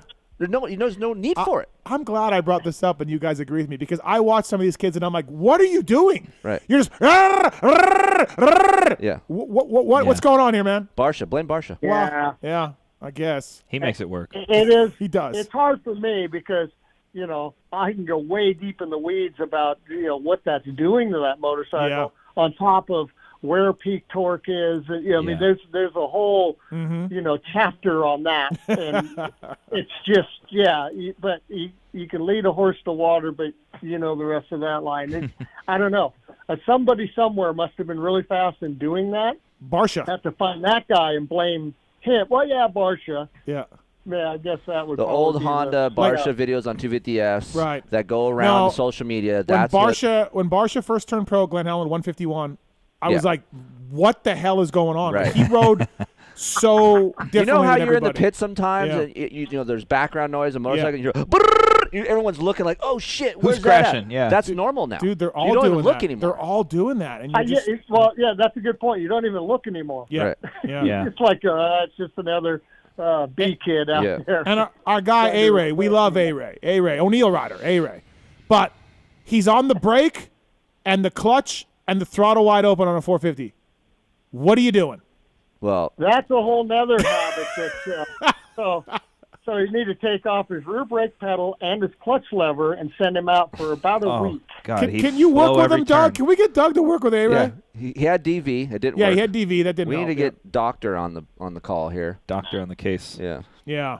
There you go. Is Dubach available to rent? Oh, yeah, he's available. Okay, all right. Okay. I'm going to call it right now. He's available. Okay, Doug's available. Right. Yeah, well, yeah, Kris is my agent. We didn't cover that. Right. Any of the phone calls? Chris, was there a point, and I want to dance around this delicately, but Doug's older, right? Mm-hmm. And you're faster, Kris, now. Yeah. But so I want to dance around this. Do you remember, though, a time where maybe the first time you beat the doctor? No, there was a time never... where you're like, wait a minute, like I. There is a story to this. Okay. No, there was never a time we lined up and I beat him and I was like, yeah, I'm faster. There was never that. Okay.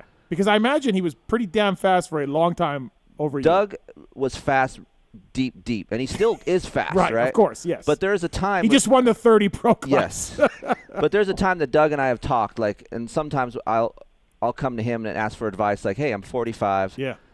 What do you think about, trying hard and deep into your 40s? He's like, dude, when I was 45, I was winning all kinds of stuff. And he's like, Yeah. He didn't shut that off until three years ago.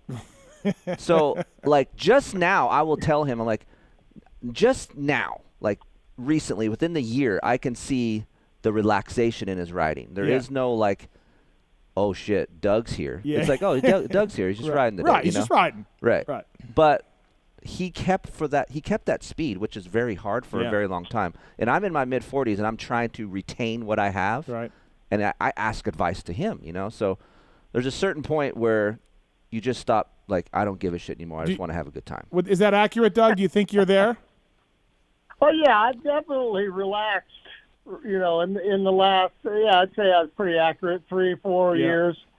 Because it's I didn't even, you'd need a whole nother show for me to kind of give you the pros and cons and whys and why not. But, yeah, I guess I was one of those guys that never took a big chunk of time off.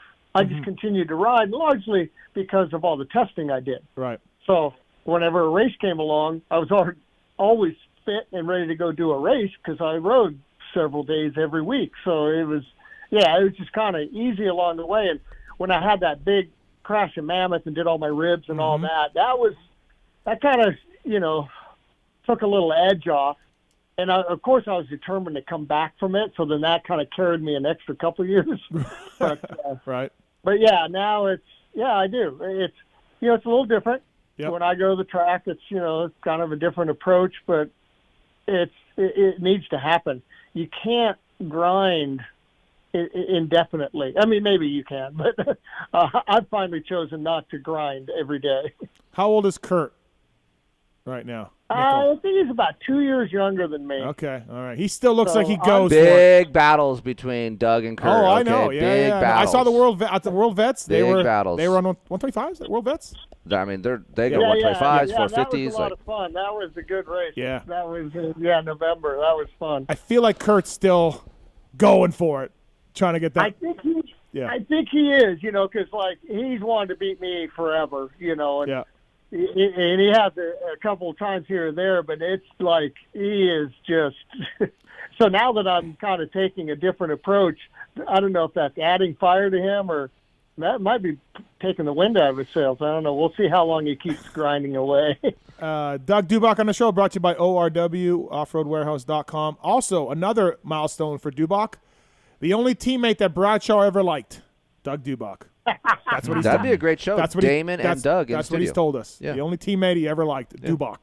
So there we go. He never even answered. You never even answered my question. My cap. Doug, you never even answered my question. Oh. What was you get any other offers from Gear? Oh yeah. Oh yeah, that's right. We went right past that down another road. You know, I did way back when, but back then Jim was actually paying me pretty well. Okay.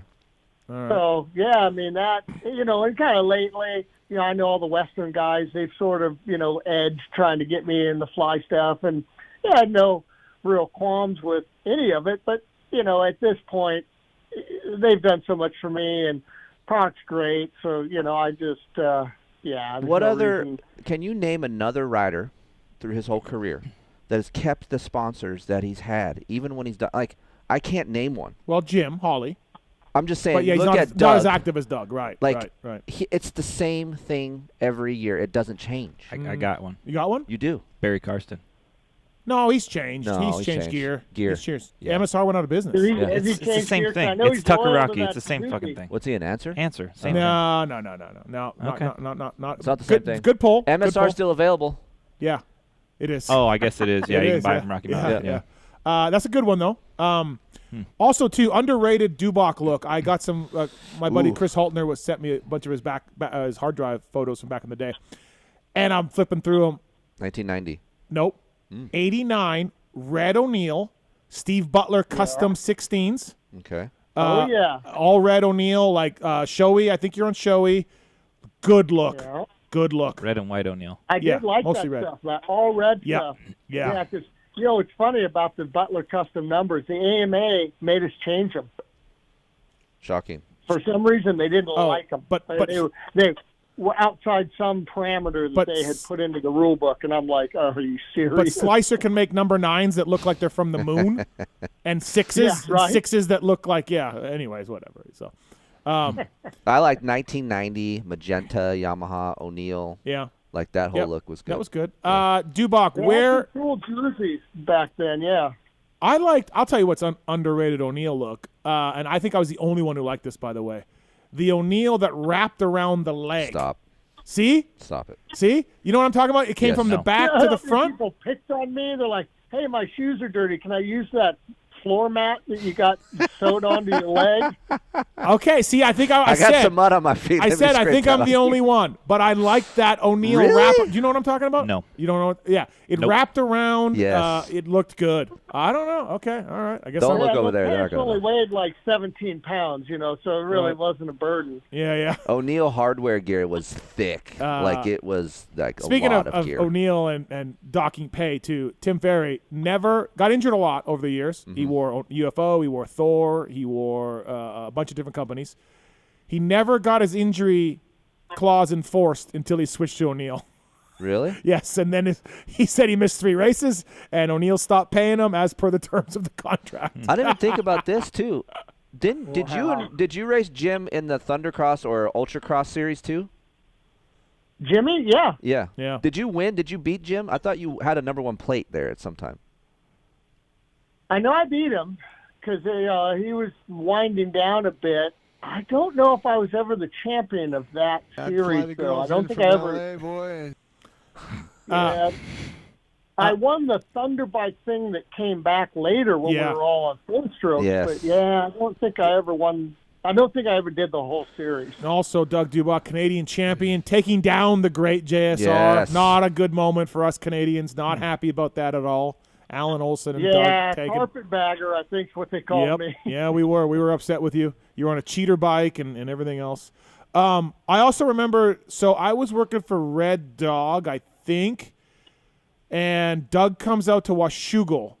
Like, he's done at this point, but he comes out to Washougal for one race. On a 250F.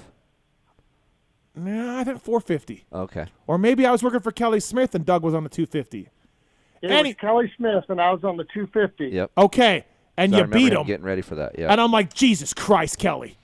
Dubach's 100 years old. He's raced one national all year. Yeah. What the fuck? I was Well- I was angry. There was a lot of, so let's just say, ribbing that day. So the first moto, I beat both the Yamaha Troy guys, Ernesto and Ramsey. Yeah, exactly. And I think I ran them both down and beat them in the last 5 minutes. I got Oh, like my 7 God. or something the first Yeah. moto. I'm 38 years old, and those guys are in their early 20s at best. They might have been even younger than Mitch would that. have just fired him. Oh my God. You have no idea how many different ways Ross would confront them and say, hey, you guys could probably podium a vet race. Yeah. Oh, my Hang God. in there. It Yeah, was hang on. in there. Right. Yeah, hang in there. When you get into the vet cross, you might be able to podium as long as, because Doug will be 100 by the time you guys hit the vet class. I know. I remember thinking, like, come on, Yeah. man. What were the moto scores? I don't remember, but It was, I went 7-12 for 10th, and I Yeah. remember so mad. I had a good start second moto also, and I just got ran wide, so I had to come through the pack, and yeah, I was frustrated with the 12th. But my target was top 10, so I did manage that. We were testing at that time. I think we were testing 250F stuff. Yeah. And I remember Doug getting ready for this, and I'm like, oh shit, he's gonna go to Washougal. Yeah. And it was a pretty stock bike, yeah. Well, yeah, I borrowed it, so Yeah. it's funny. Spud Walter's friend had one, and he's like, yeah, I barely rode it. I get there, it looks like the guy put it outside of his shed. It was so rusted, I couldn't even recognize it. I'm like, these bikes have only been out for like 6 months. What do you do to this thing? I had to push it through tech because it wouldn't start. Oh my gosh. Jesus. Doug, you've won one 250 Supercross in your career, of course, San Jose. You held off Yes, the sir. beast. Where's the trophy? You got it somewhere? Like, is it prominently displayed, or, where's the trophy? Plaque. If you ever came to my house, you would never know I raced a motorcycle. Really? Yeah. Not by my choice. My wife, who, wears the Yep. pants. Yep. Yeah, no, I have It's that conversation. all that stuff at the shop. Yeah, Okay, It all right. doesn't make its way to the house. And actually, that trophy got broke, Oh.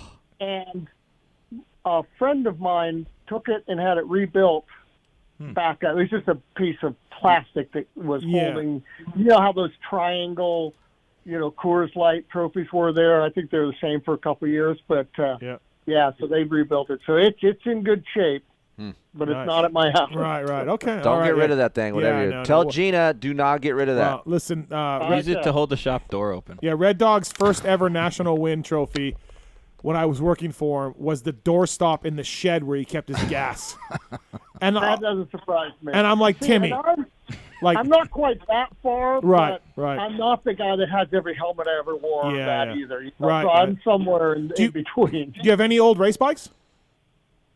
No, I don't. I kind of kick myself for that. Yeah. I do actually at this moment have a 426 that I would say I'm in the process of rebuilding, but it's rolled into my garage and hasn't been touched since. But yeah, so that's a project here in the near future because I was. You know what? When I'm finished with it, we'll just call it my Canadian champion bike, and I'll roll it down into your studio. Bullshit. No, I won't take that thing. We don't want that thing in here. Yeah. I'm surprised you don't have an 82 RM because Doug was infamous in Southern California. Oh. He rode an 82 RM for I think 3 years and cleaned up. Almost a decade.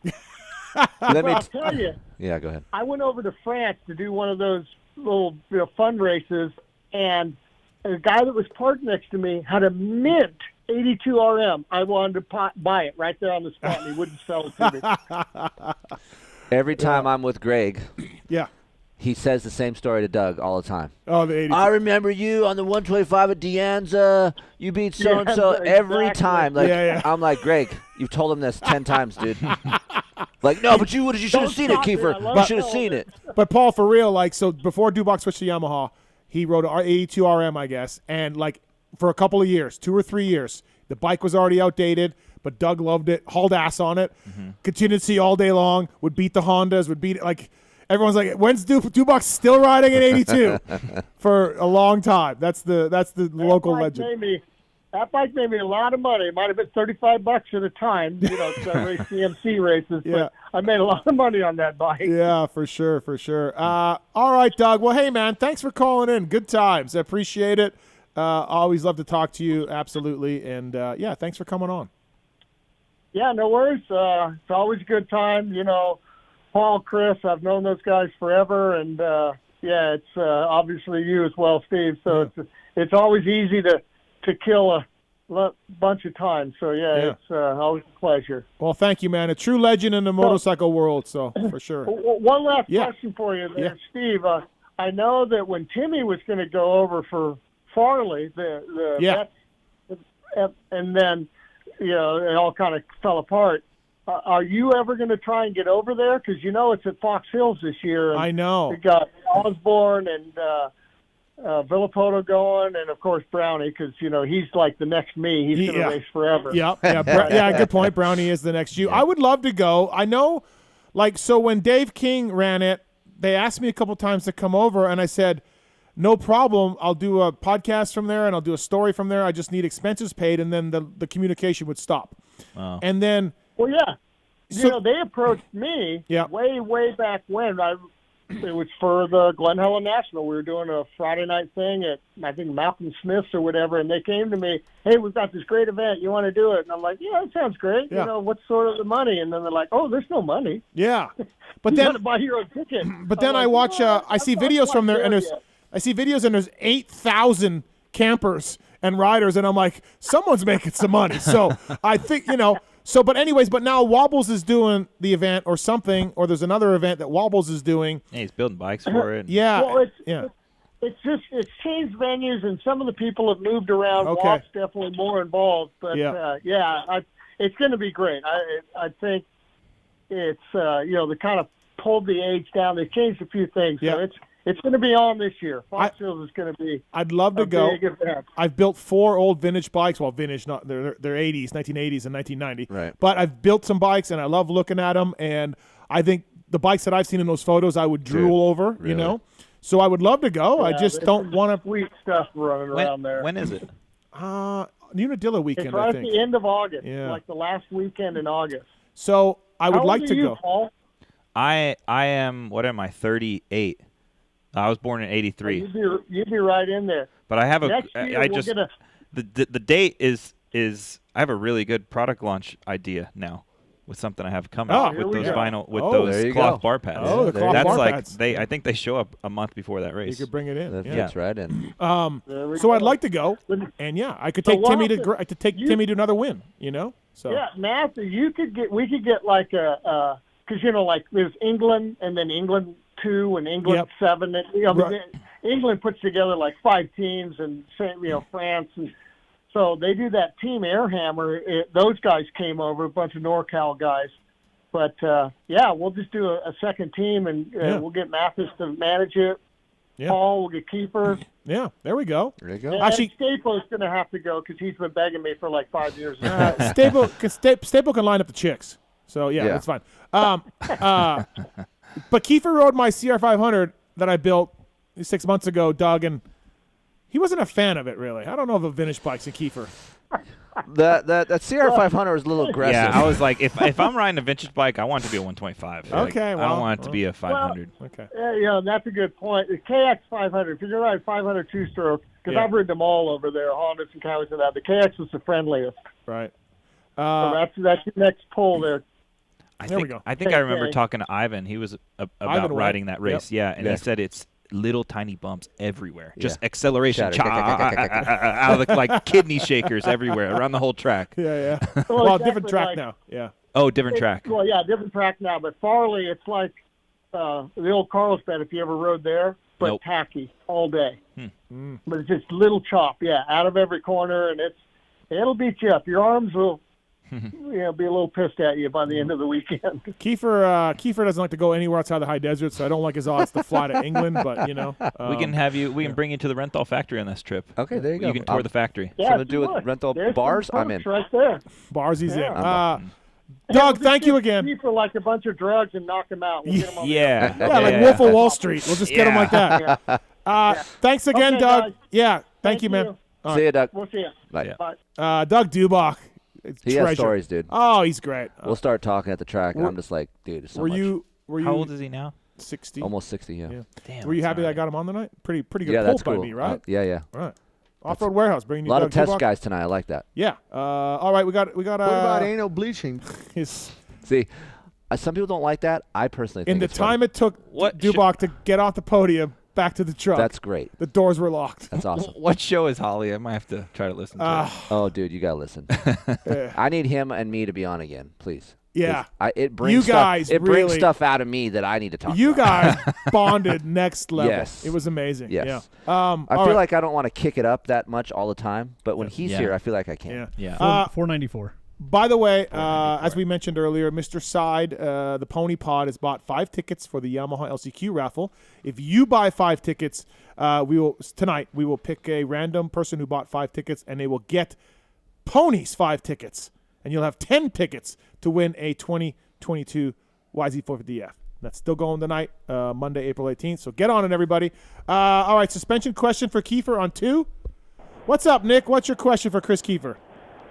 Hey, you was touching on this, so you might ring me for it. I know nothing about testing my suspension. Okay. So when you're adjusting your clickers, what are you feeling for it? Oh, boy. Yeah, we don't got enough time. But quick and dirty of this is always when you have your bike, check your sag. You know what that is, correct? Yes. Yeah, so check your sag, make sure that is where it needs to be, and then what I suggest guys to do is set your clickers in the middle. So if there's 20 clicks, set it at 10. On your rebound, set it at compression. Same thing goes for if your high speed has 3 turns, go to 1.5. Just do something in the middle and then feel like if you hitting a bump, is it going low? Is it high? Is it harsh? There's so many variables, but it's hard for me to go over everything because you could trick yourself. You could feel harsh and you might think it's stiff in the fork, but you're too low because you're riding low in the stroke. So it's a feel. Riding is a feeling. I always try to tell guys that ride a lot, feel your bike out. It's not a one size fits all type of sport. So when you hit a bump, just remember, you're always going to feel a bump. A lot of these guys like, oh, man, I'm going to get the suspension. I got my suspension revalved, and, it's kicking me in this bump. Yeah, it's a fucking bump. You're going to feel it still, but it's how you feel it. Is it harsh, or is it really soft and blow through? So you have to feel your bike and get used to it, and it's just tough for me to tell you which way to go if I don't know what you have. Yeah, I used your baseline settings for the 20 YZ250, and then I tried adjusting, like a couple clicks up on my compression, and I couldn't tell a difference. Hey, and there's a lot of you guys like that. Sometimes you can mess with something and you don't feel it. So, yeah, that's like Paul said. You got to maybe do more. Go 6 and go in. People say, oh, my clickers are all the way in. Is that bad? No, it's not bad. It's just you're out of dampening to screw with, right? So, it means you either need a heavier spring or a different valving. Racetech.com. All right. Thanks, buddy. Hey, Steve. Yeah. What about the over-under at St. Louis? I was listening to 500 and you didn't talk about it. What about all the carnage there with that thing? Yeah, it was, huh? We had, the guys were going off triple, and they were clipping and getting sent into the bridge. So that's always good giggles. But, dude, I got RC and MC. I'm not going to start talking about bridges. Yeah. I'm not going to be like, the reason why there was some carnage, too, going over it because there was a roller before it, and there was super ruddy going up the face. Yeah, good point. There was problems going under it and problems going over it. Benny Bloss just went off of the it. left. Yeah. All right. Thanks, man. Thanks for the call. Thank you. That brings in my point. Like, that's why I'm going to go to Foxborough, and then Sean from Feld is going to be nice enough to let me walk the track and do a video so people can actually see the track after a main event. All right. Chase is on 3 for question for Paul Perebijnos. Go ahead, Chase. Hey, so real quick question for my bigger one. I like really like the Pro Taper pillow tops, and I was wondering if Renthal had anything similar to that. Oh. Yeah, that's a really good question, and honestly, not anything right now specifically geared to compete with that. I would direct you towards a half waffle or a full waffle. If you like a bigger, fatter grip that is built more for comfort, the half waffle I would say is your best option under Renthal right now. And honestly, a lot of the guys still race with it. Chris and I were talking about this on the way up here. Tomac races with a Renthal full waffle. So does Roman Fevre. Those are the 2 big guys. Justin Barsha just switched to it, so maybe they're starting to make a bit of a comeback. Even though we're not supposed to talk about Tomac's grips because the team is not sponsored by that. Who cares? Yeah. But that's a big thing to people. Right. It's not been me. I think it's, Renthal's won every 450 main this year. I don't know what you're talking about when it comes to grips. All right. Okay. So the main question I had was I just wanted was curious in the differences, good, bad, indifferent, whatever, between working for an American-based company like Pro Taper versus like a global-based company like Renthal. And I'll hang up so you guys can talk and all that, but appreciate it. Good question. Thank you. Yeah, I mean, well, for me, it's really, really different, and it's not so much just being American-based or UK-based. It's Pro Taper was part of a much bigger organization, so it was a line item in a spreadsheet of a family of brands, right? And it's not just everyone here under this roof is all pushing the same direction. We're all working for the same thing like it is at Renthal, where Pro Taper was a very, very small team. It was myself and a couple other people, a designer, an engineer, and yeah, it's still very much that way. And yeah, it's entirely different, especially when you have your own manufacturing facility, your own testing laboratories. It's completely different, and I strived so hard when I was at Pro Taper to try to get our product to the level that Renthal is, but after now being inside Renthal and seeing all the equipment we have and the history that we have and the smart minds that we have, like, I just don't know that anybody can ever get there. It's just it's a lot of equity in that brand. And that's why, Renthal's been around for 50 years. Like, it really makes a difference, all that stuff. Speaking of that, Renthal, a limited edition purple, available now at your motorsport.com, among other places. We're going to give a set of bars away. We already did one. We're going to give away another set. Contest at PulpMXshow.com. Put Renthal in the subject line. Contest at PulpMXshow.com. We'll pick a random winner. Tell us if you want. Should we tell them they got a choice, or do you want to just twin wall or fat bar? Yeah. Okay. Twin wall or fat bar. Tell us what you want, twin wall or fat bar, and we'll pick one winner of each. Yep. One winner of each. Sounds good. So give that away. We'll give that away. Thanks to the renthall.com guys, of course, for coming on the show. Race Tech Rant of the Night. Oh, boy. Pulp 22 to save at Race Tech. Helping Doug Dubach win all those races for so many years. God, Doug ran Race Tech. Holy shit, did Doug run Race Tech.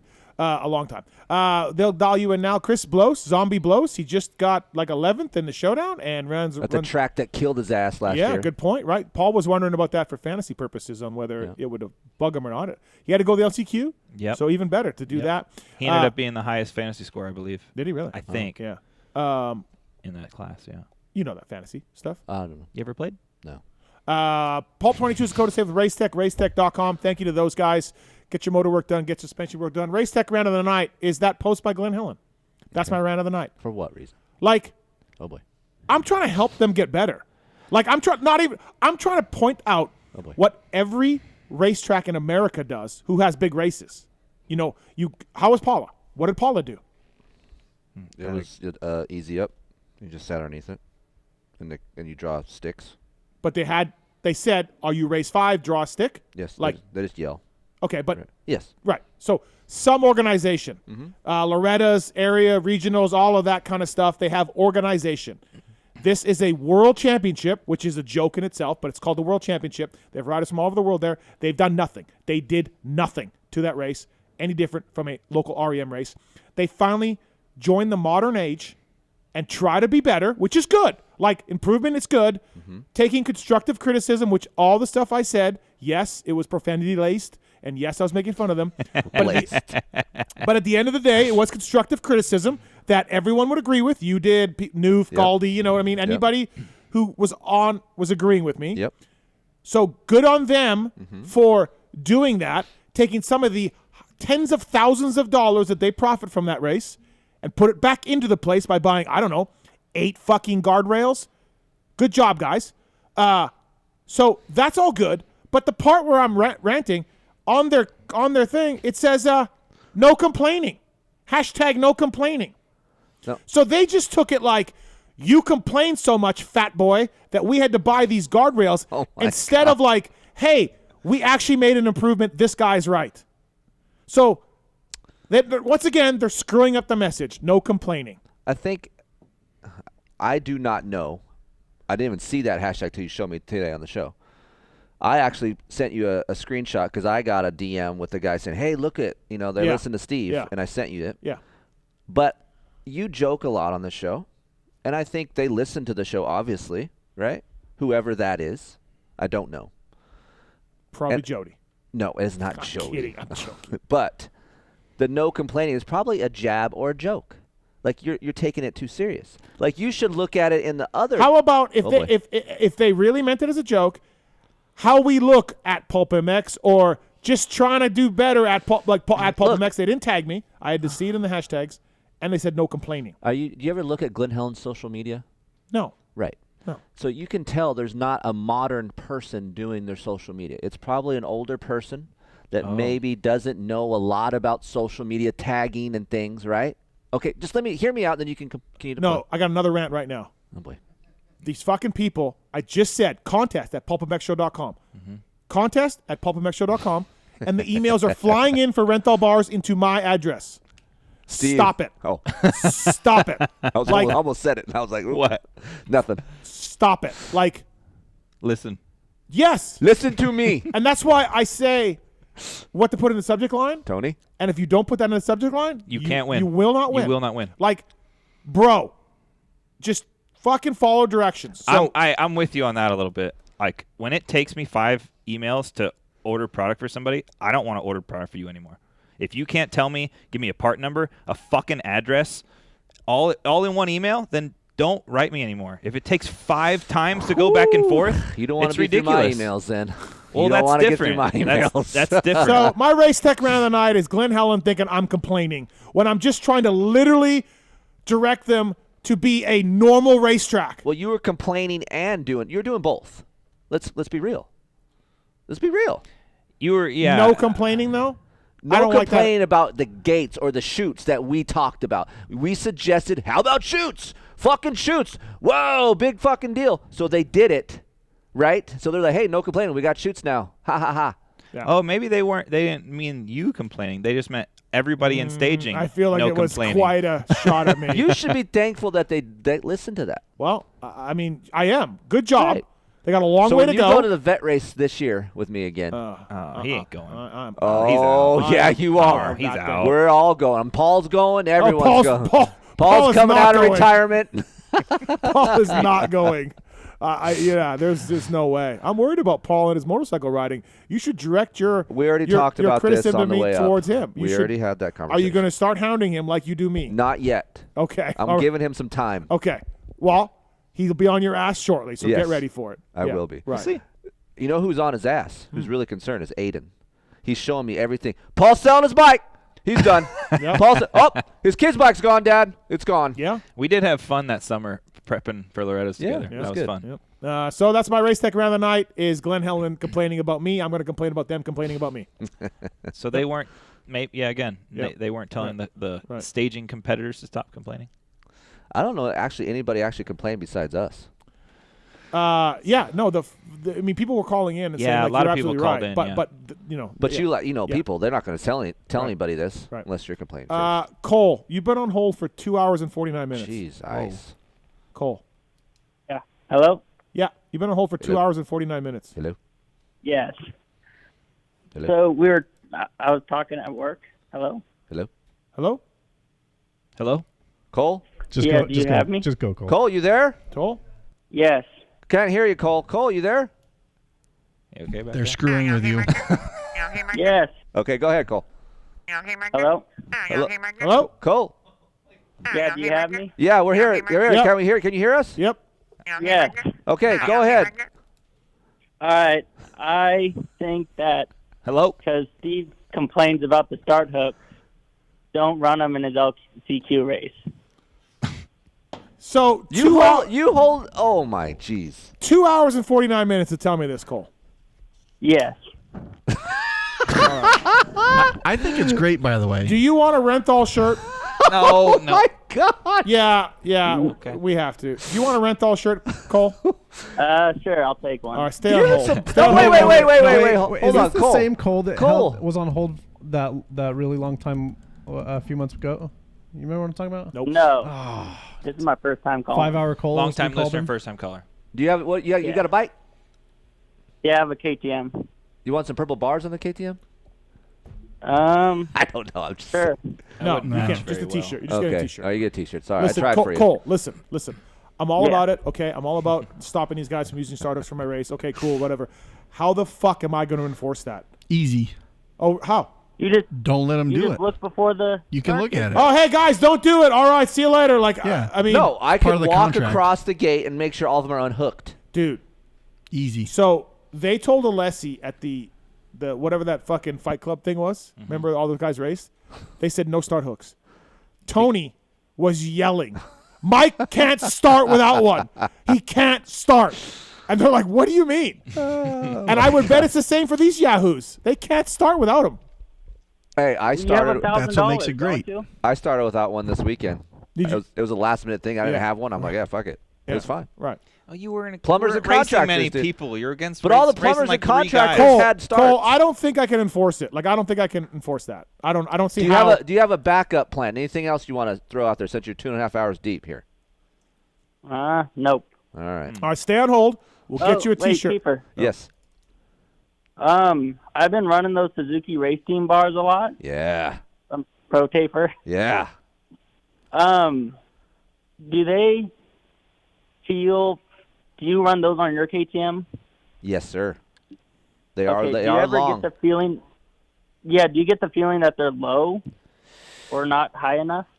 On a KTM, you can get that feeling from it. So what I would do, I would keep that bar and use a +5 millimeter right or spacer with your bar mounts, and then that helps Okay. that a lot. That's what I do on mine. And then cut your bar to Okay. 805. Basically, what that bar is a 996 replica. It is a 996. Mhm. It's an identical copy. Yes. Paul's angry. Well, I felt the anger coming out, so I had to throw that number Right, out there real right, fast. right. All right, Cole, stay on Alrighty. hold, okay? All right. Thank you. All right, no problem. Hello. Mr. Side. Hello. Man, you guys are harsh on Cole. Well,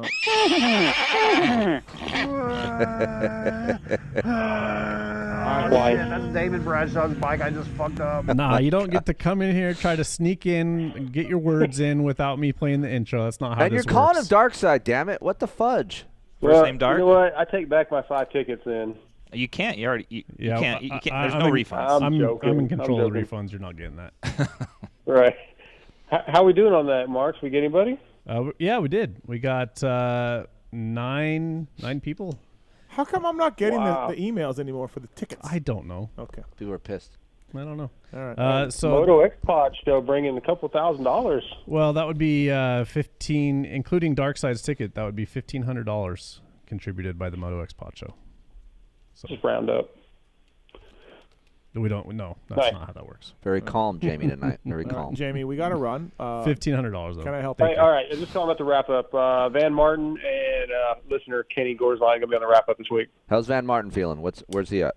I saw him at Daytona. Yeah. He looked good. Yeah. Yep. Yeah. He's, Good. he's going to make it, I think. I'm sorry. Good. Atlanta. Atlanta. Yes. Speedway. I'm like, what's he doing? Speedway. I said Daytona. Yeah, I saw right. him this weekend. Yep. Yeah, he was on Race Day Live. Seems like he's doing good. So, yep. All right. We got to run. See you side. Okay. All right. Yeah. Later. MotorcycleIndustryJobs.com. Upload your resume for free today. If you're a company in the industry like Renthal or like Fly or FXR or whatever, and you're looking for some good people, check out MotorcycleIndustryJobs.com. It's a real good job board. You get started in the industry this way, and you can find good people this way. Job of the week, Fast House, product developer, full-time in Santa Clarita, California. The Fast House guys, they founded in 2013. They're a manufacturer of off-road motorcycle and mountain bike gear. And they are looking for a product developer. You'll be expected to lead the development and execution of products. It's kind of what you are. Yeah, but that's for apparel, obviously. Yeah, so, right. yeah. But kind of what you are. I don't lead product development. I contribute. Oh, okay. All right. I thought you led it, so all right. As well as drive new innovations in fabrications, techniques, and processes. Fast House, product developer, full-time job, Santa Clarita, California, motorcycleindustryjobs.com, job of the week. Also, ride-engineering.com. Last month, Keefer rode the Ride Engineering Gas 450 for an upcoming test. Highlights include the KYB conversion kit, XPR Motorsports tuned Vortex Ignition rubber-mounted triple clamps, Ride Engineering full linkage connected to the modified WP shock. Wow. Nice. KYB piston. You rode this bike. I did. And? It's a fun bike to ride. It's similar to what I'd built on my. Says it had Bridgestones on it too. Yeah, and they actually had, there's a new Bridgestone. What are the B-stones like now? The new front that I tried was pretty good. So they have X20, X30, X40, but there's a new, which I don't remember the number. There's a new front that's out that's fairly good. Okay. So Chad Reed should be happy. Yeah, really. But yeah, so I didn't know, but Adrian told me that he is offering the KYB kit conversions now. All right. For these bikes. So if you all guys right, are well, stay looking to- tuned. Kropovich too. You got a Kropovich on this thing? Yeah. You're welcome for that. Dialed you right in for that. You did. And then I tried to get Marshall Welton a muffler, and I got shut down. Yep. All right. It's power of Pulp. Yep. No, not really, because I tried to get Welton some help, and I got Well, he's nothing. not Pulp. Okay. All right. PulpFan20 is the code to save with ride-engineering.com. Please check that out and look for this test on Racer X. Next month. All right. Next month's issue. So yeah, Okay. it should be 2 weeks. All right. Sounds fair. All right. Motorsport.com. Tweet at Tits segment. Let's do it. We interrupt this broadcast to bring you this important bulletin from Motorsport.com. It's the Tweets at Tits Q&A segment where your twatted questions find answers. Questions are submitted to @PulpMX Show on Twitter, and Tits picks the best ones, and I think there was a bunch of good ones in there. Let's do What's this. that noise? I don't know. Tits is doing stuff over there. Set my headphones down, sorry. First one is from Mitchell Lyon for you, Keefer. Have you ever tested titanium spokes? If so, what are your thoughts, and are there any pros that run them? Factory Cow used to have a front wheel tie spokes. I tested some tie stuff. Wasn't that when Chad broke it? Yeah. Yep. It doesn't flex. Right. as So I was much, going to and say I it's brittle. tested tie. It's very rigid feeling. Rigid, yeah. So I was out. All right. Next one's from Eric Harvey. Is for all of you. Can you discuss Max Voland and his current situation? Somebody asked me about Panic Button after he did make St. Louis, and I said no. First race back, Triple Crown, kind of weird. Bad start in the LCQ. All right, let's move on. Oh boy. Have you located the panic button? Yeah, it's on out. the desk? It's out. Yeah, It's on it's the not desk. getting hit, but that's not good. I don't think I think something's wrong, like with his body. Okay. I don't think he's healed or something. I think he's maybe getting forced to ride I don't know. I just don't see him being that bad. Right. It's not good for sure. Yeah. And that's no knock to the other riders. I don't know. I don't want to say that, but it's like 21st. I just feel like he's better than that, right? Yeah. Yeah. I mean, yeah. Okay. Next one is from Josh Richardson. Have any of you ever witnessed a crash like Marv's where the rider's glove gets blown off? Oh, yeah. All the time. Seen goggles get blown off, gloves get blown off, chest protectors ripped off. Yeah. I got a picture of a guy's leg cut off in my phone. What? Yeah. Ew. Really? Yeah, I got it, so I'll show you. It's nasty. Well, what happened? A dude endoed and managed somehow to get his leg At caught. Cal Classic? No, Okay. like on a motocross track. Yeah. And just cut it right in half. Got his leg. Where? How? Below the knee. But where? How Sprocket. Yeah, sprocket. Yeah. Fuck. Okay. I'll show you guys later. I don't want to see it. That sucks. I don't want to see it either. I only sent it because a person that works in the ER sent it to me. And I'm like, well, I got it now. Might as well look at it. Okay. I'm out. Fuck my ass. Next one is from No Silence Moto. Paul, do you have any good stories from Dino's championship winning season? That you can talk about. Yeah, I'll talk about this because my wife's cool, and I tell her everything. But we went to a strip club before Hangtown, and he won a moto. So we happened to go to a strip club before the next race, and I think he won a moto. So then I started like deliberately looking for strip clubs at every round. Yeah. And everywhere I found one, he ended up winning a moto. Like this happened all the way through like until maybe we were in Unadilla, and I literally couldn't find anything in Syracuse or wherever the hell we were at. Yeah. Couldn't find anything, but yeah, at that point I was telling myself it was a superstition. Was there anything required to do in the strip club that you guys had to do? No. It was just the act of Going. making sure we go to a strip club on Friday night. Right. Yeah. And we tried to. And you cut out early, or it'd be late? No. Oh. I tried to stay out a little late actually, Oh, wow. because I always believe in getting like a hard 6 or a hard 7 instead of like a tossy-turny 8 or 9. Okay. So I'd stay out after dinner. I'd stay out a little bit. Tossy-turny 8 or I've 9. never heard it like that. Yeah, because I would always think, right? And I can't turn my brain off. Like I'm trying to think about the race and everything I did on the bike that day, and try to make sure everything's in my head. And I couldn't turn my brain off, so I felt if I stayed out a little bit and entertained myself, I would go to sleep hard and I'd sleep good and be ready for the next day. This was practice on Saturdays, race on Sundays? I don't know. I think it was Saturday program. Yeah. Yeah. Okay. Next one is from Amateur Cycling Dude for you, Kris. Since Steve is dropping the ball, when are you going to line up for an ATV National? Also, I think Steve is scared of wife swap. I'm down for an ATV National whenever. Yeah. Well, COVID helped hurt us, but we want to get you on a. Yeah, I'm down with it. So yeah, we're gonna whenever. get him to race a quad. Like the world is waiting. Not like pro class quad. Just a class, whatever that is. Yeah. But at an ATV National though. Yeah. And do that. Damn. And you ever jumped one? yeah, I used to test them a lot. What do you do when you go crooked in the air? Don't go off crooked. Just don't go off I crooked. go off the jump straight.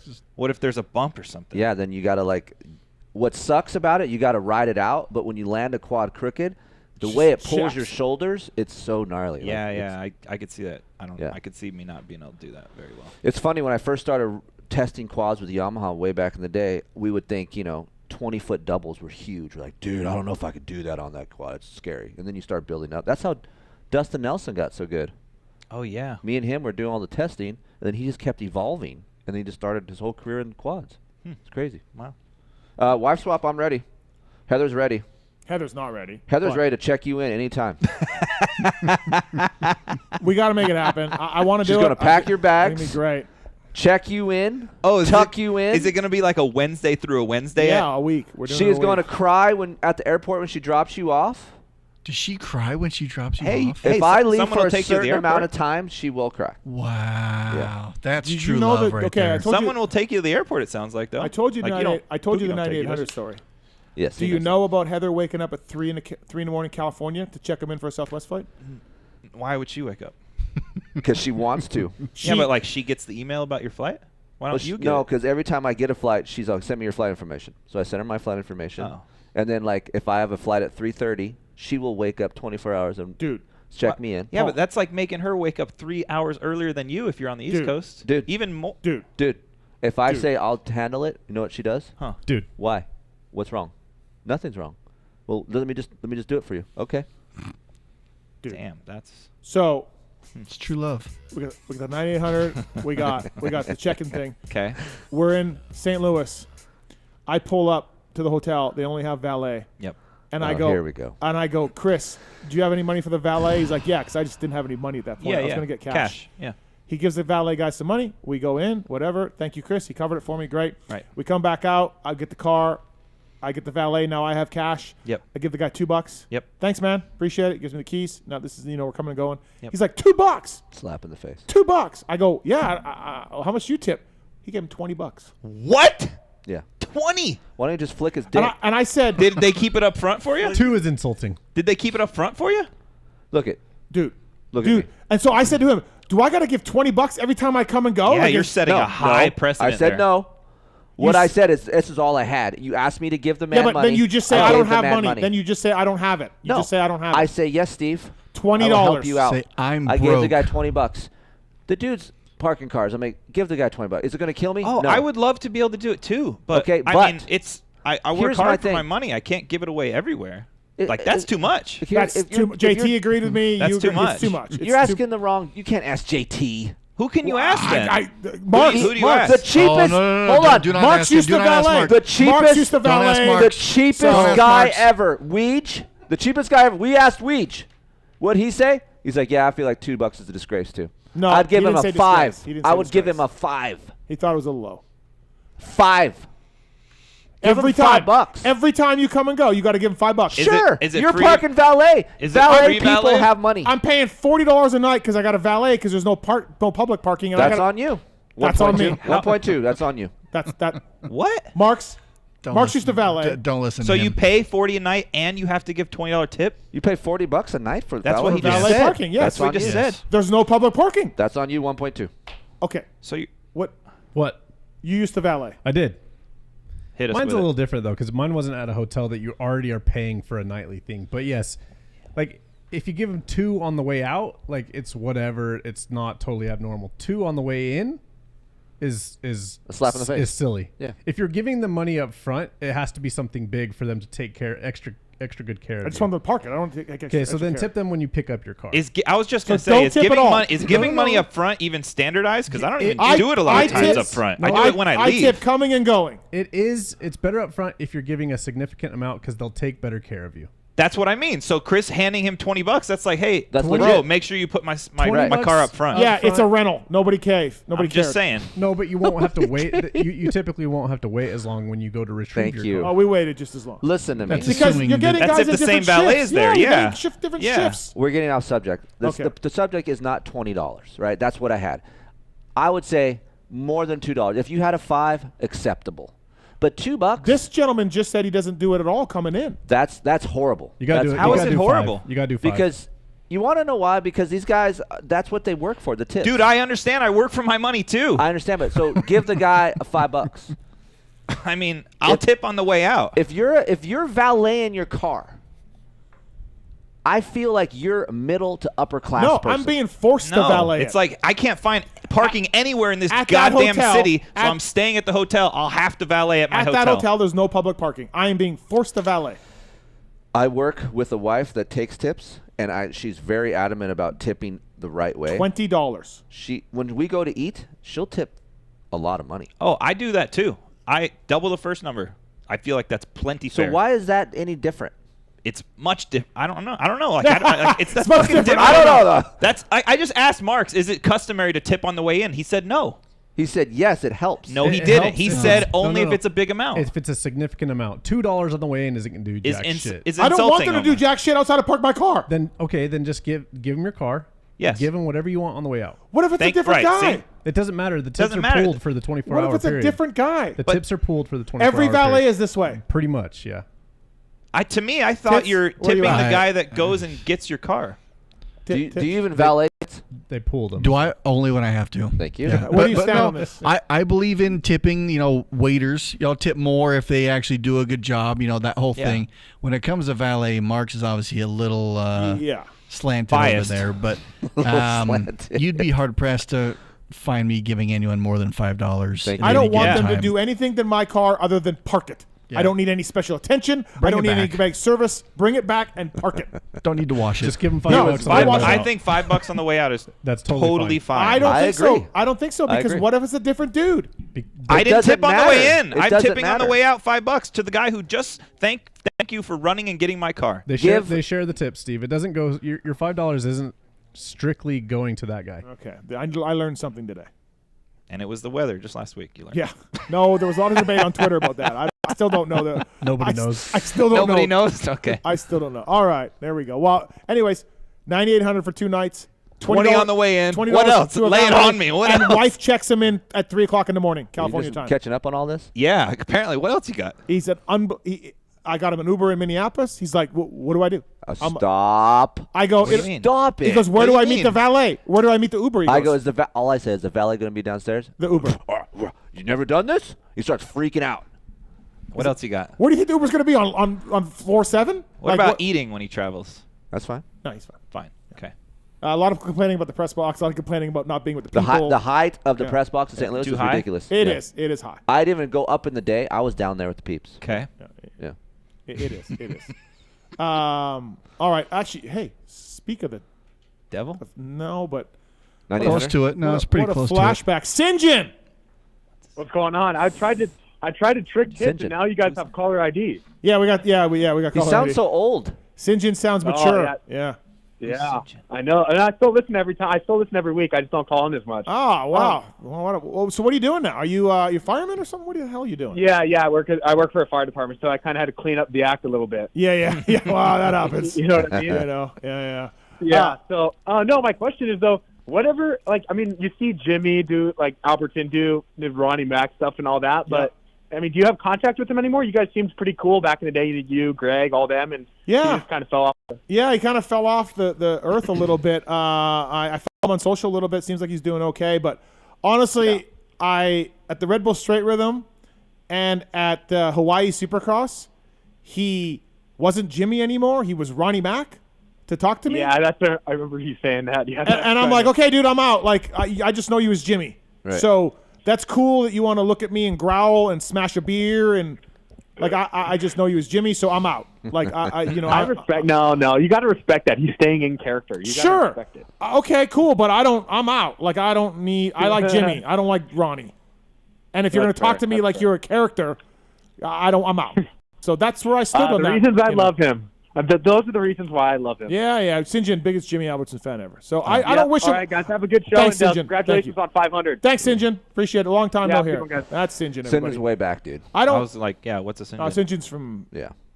He was from when I was here the first time, like year 2. And again, I don't wish any ill will on Jimmy or anything, but I'm just like, I'm out. Like, it's cool, man. You do your thing with Ronnie Mac. I'm going to go over here. Yeah. So that's all. It was, yeah. All right. Yeah, Greg got some new land in Oklahoma, started track and stuff. Yep. So. All right, what else we got, Tits?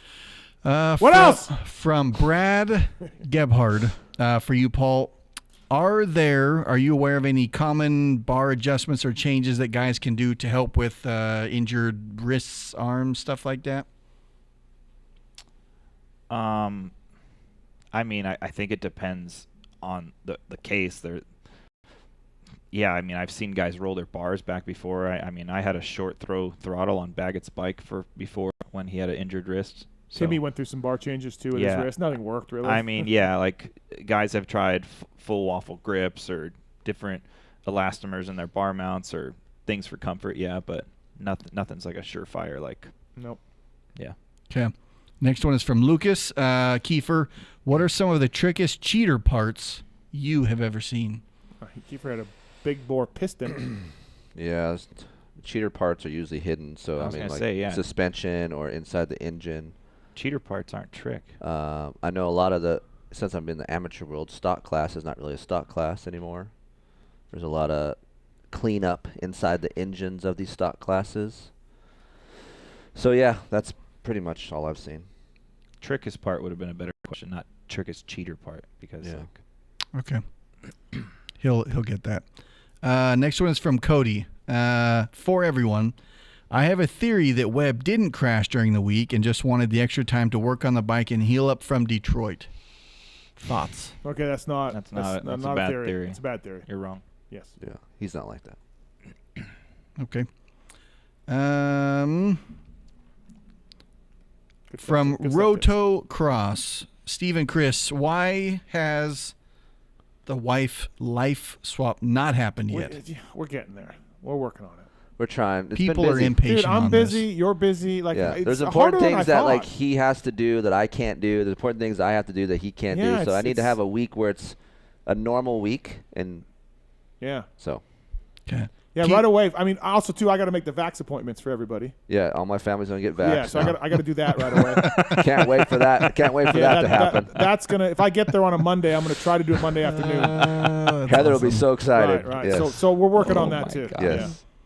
All right. From Keel McStovepipe, will Jet be a better Aussie than Chad? Ooh, come on. Wow. Early, I mean, he but could. he has the potential to, yeah, but man, but that's some big shoes to fill. that's a lot of wins. That's tough. Yeah. Okay. From Jake, Paul, is there any interest in redesigning the twin wall bar? I love them. Redesigning? Well, he says, I love them, but with all the buttons on the newer bikes nowadays, I don't have much room to move He's things got a around point. and put the hand guards on. He's got a point. He might be talking about something that we're already onto, possibly.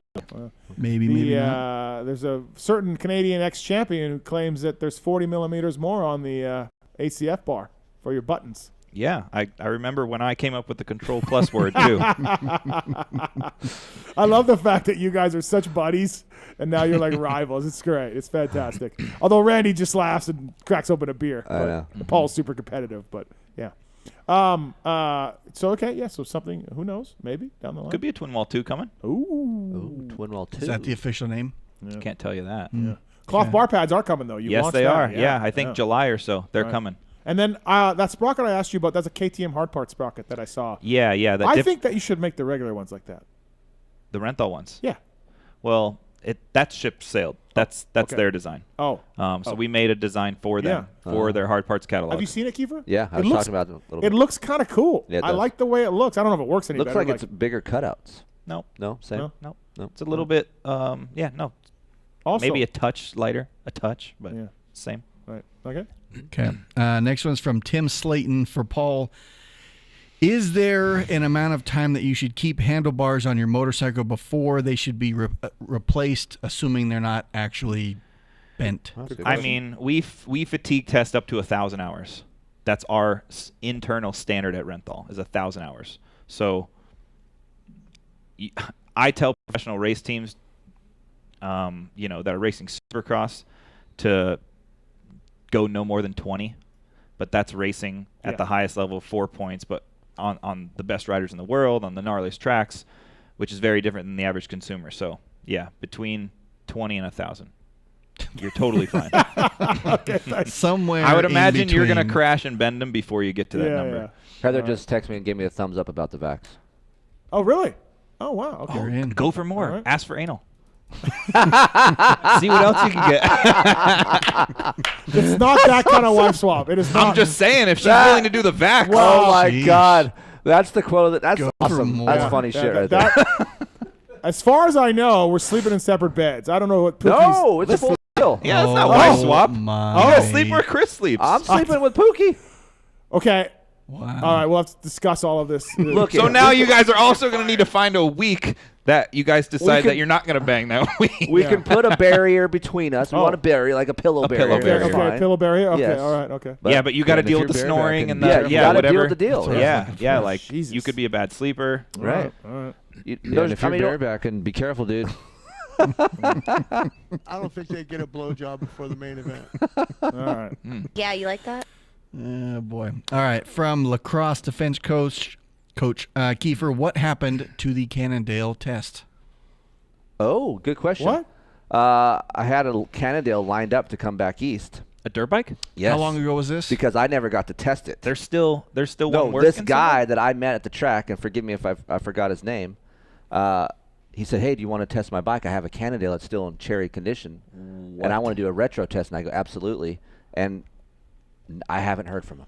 So I tried to reach out, Maybe it's and not I in don't cherry think I have the condition right anymore. number, or I wrote it down wrong. So if you're listening, get a hold of me on my contact page on my website. I still want to test it. I wish I had $20 for every time I've heard Keefer going, I'm going back east to test. I know. I'd be rich. I'd be rich. He's got you there. I'm going back east to test. My eyes and my heart are bigger than what actually can happen sometimes. Yeah. I'm dead serious. Like that's sweet. The shootouts that I want to do, I had it lined up. I presented to the manufacturers, and not all of them wanted to do it. It's because it's more expensive for you. I mean, I was willing to take some of that. I think they didn't want you to go back there with the bikes. Yes, right? because then they couldn't wanted to be there with the or bikes, they would have to fly someone there, and some were willing to do that. Some weren't. Right. So you couldn't get a true shootout. Right. By the way, did you ever get my e-bike back to Bro Show? Yeah. Okay. Yeah, you're all good. All right. That's all right, everybody. Okay, so we have a winner for the Pony Pod tickets. Yes. Okay, we have again. Thank you to the Pony Pod buying 5 tickets for the Yamaha LCQ Challenge. And who is the winner? Frank Lowers. Frank Lowers gets 5 extra tickets for this. We'll say the name of his pod. Thank you to the Moto X pod. And again, thank you to Fly. So he got 10 tickets for the price of 5. Yeah. Yes. Thank you to Fly and FXR and Renthal for giving away prizes. If they don't win the YZ450, they can win one of those. Appreciate that. And what do we got? What's going on with this bracket thing? What are we doing?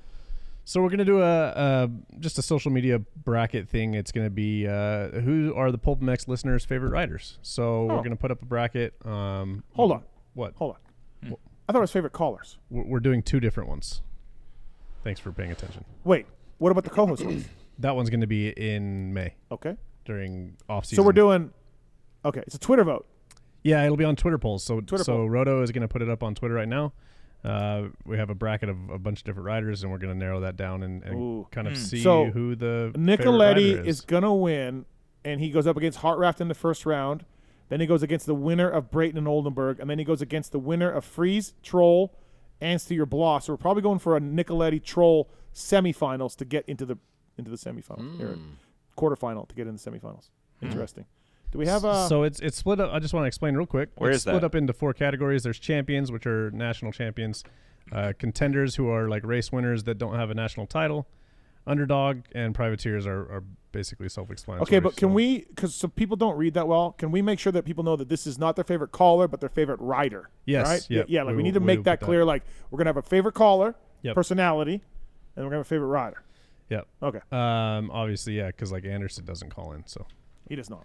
And then he did. We'll do another one in May, kind of during off season to kind of keep some engagement going on. It's not off season in May. Well, I mean, like between the weeks off between the series. Got it. And then who the favorite co-hosts are. So and the favorite co-host, because we have the list of 500. We know who the most frequent co-host is. Number 99, show 99 for Kris Keefer. National number 1. This 100's coming. This hour brought to you by the folks at Suspension Direct, made and developed in the USA. This stuff is the E-Click stuff. It's more than just electronic shocks. It's a semi-active suspension system that constantly adapts to the road and conditions. No more getting out of the vehicle to adjust suspension before getting on a road or trail. If you follow some UTV magazines, which I've been shown some, but I don't have any, this E-Click stuff is really, really good for UTVs. They also work for Ford Raptors, F-150s, Jeep models as well. And E-Click has been a lifelong project of the guys at Suspension Direct.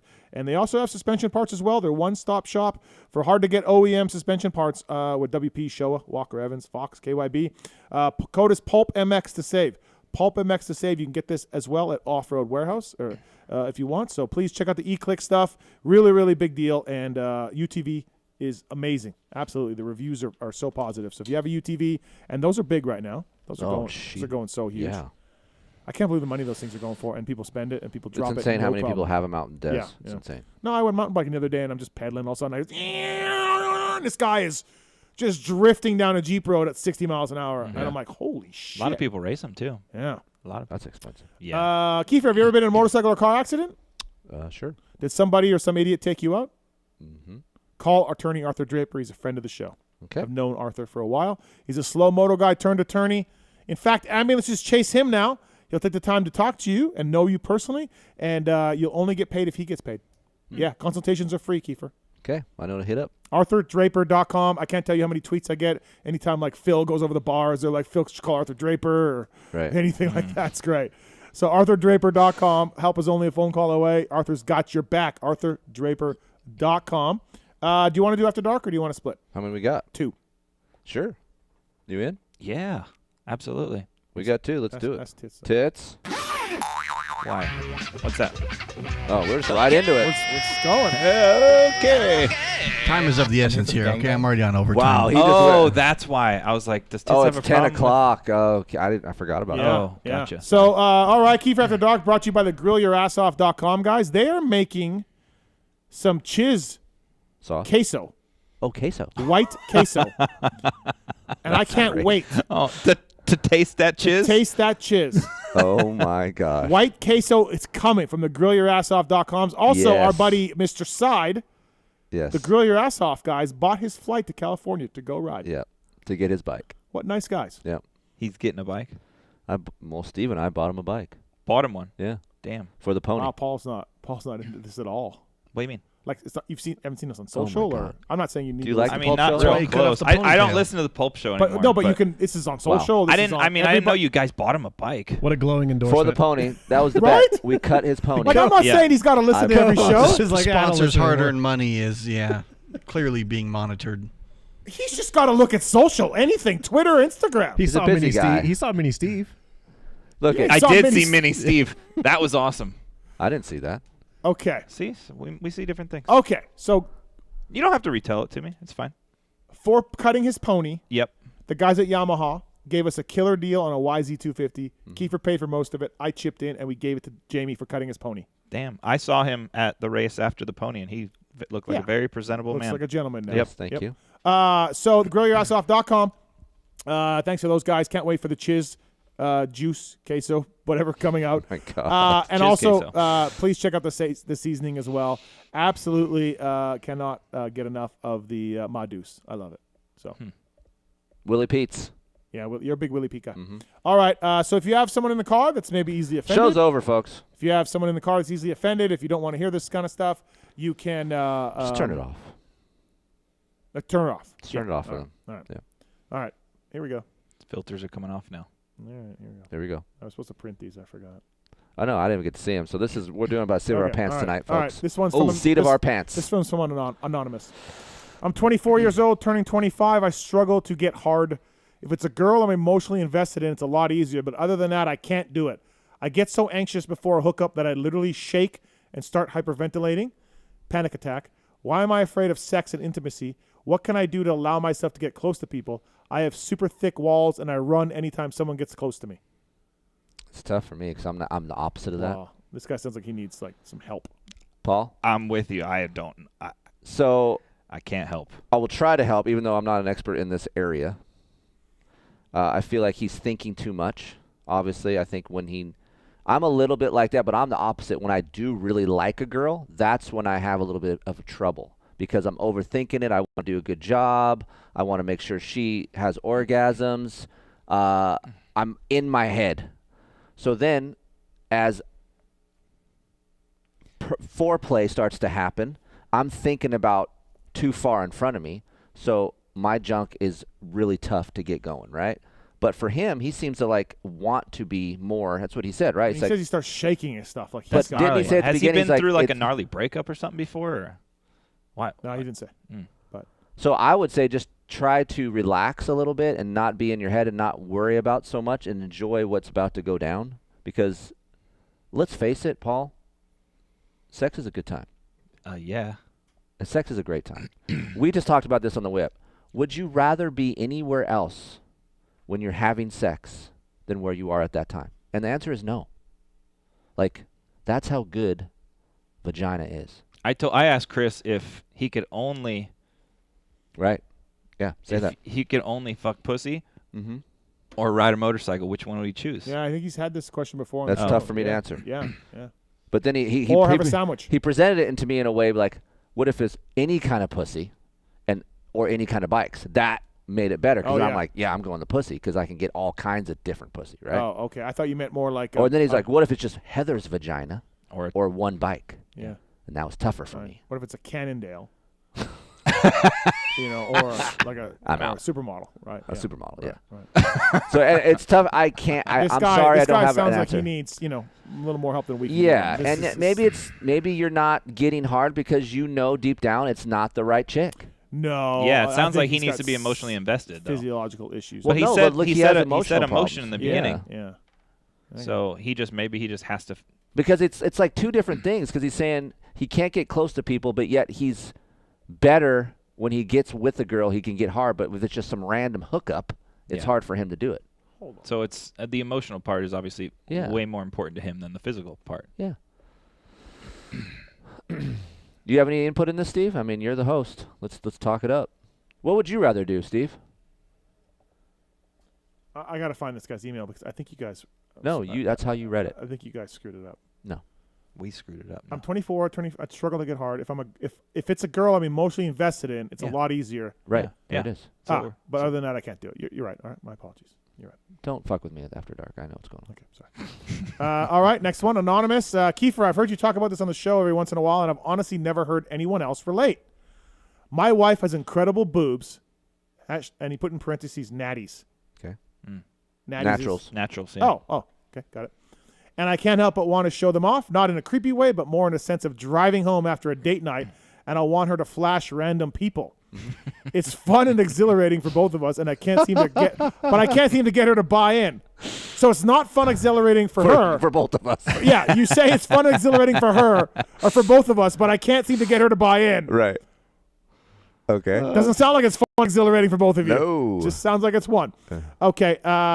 She talks like it would be fun, but when it comes down to it, she won't participate. Am I a freak? I don't want to come off as a perv, but if I had tits like that, I'd be blasting them puppies out. Yeah, he's just proud of his chick. I've heard you talk about having Heather flash the UPS driver, and damn, it sounds like so much fun. Should I back off if she's not into it? How do you approach new semi-kinky ideas without coming off as a weirdo? We're 8 years in, and I still am hesitant, but would hate to not seek our potential with any new ideas. She's somewhat open, but I can't get over the last hurdle. Right. Love, Anonymous. So it's funny because you have, like you said, the last hurdle is actually doing it. So you can talk about it. It's just like during sex. I'm sure all of us have been there. Is you say some gnarly shit when you're having sex, like stuff that you probably don't want to happen in real life, but at the time, it's hot, right? And then as soon as you nut, you're like, "We're good, right?" Like that's not going to really go down. Like I don't really want to slit your throat. Right. Right. Or I don't want you fucking 7 dudes. Right. Like, right? You know what I'm saying? So like, right.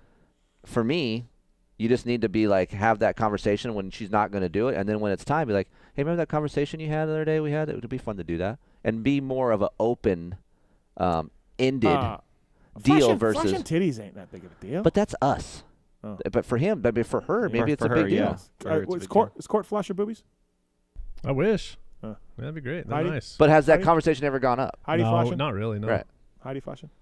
No. Okay. No, not big into exhibitionism in my household. That was a hard no. Erica? Yeah, all the time. Flashed people? Oh, well, flashes me all the time. No, flashing. I don't think she would be embarrassed to. Yeah. Like, she's pretty confident. Right. So you got to present it in a way, be like, if she's talking about it and she's having fun with it. Heather's got a great rack, so yeah. Show him off. So yeah, I think he should pose it as like he's proud of her, which I believe he is. Yep. Like he wants to show her off. He's like, maybe he's basement, and he's like, bros, look at what I Dude, pulled. Look at this dime piece I have. Yeah. Like, so I think he's just, and especially if they're awesome natties. He says she's close, so it maybe just a little bit of talking and a little bit of like. Yeah. And some wine. Yeah. And maybe you show her a photo of, like maybe he's got a friend whose wife he sees her boobs. You know what the easiest thing to do? I don't think that's the move. Like, because you compare want her to a friend. Well, no, you want to say, look, they're doing it. Like she's maybe doing like it. a celebrity that she looks up to or something, not a friend. Okay, but if the friend flashes, you can go, look, honey, they're doing it. It's fine. It's not so weird. Yeah, you know. So. Watch a movie where it happens. Yeah, watch a movie where it happens. It goes, hey, doesn't that look fun? Like, you know. Yeah. Or instead of like where it's also take the part away of someone could actually, like if you're driving, he said maybe you're driving, but there's a possibility that guy could slow down, right? Yeah, and I think women think like that. Oh, yeah, and stop so me and kill get me or something whatever. that doesn't slow down, like a train. Yeah. So when a train goes by, it's just going by.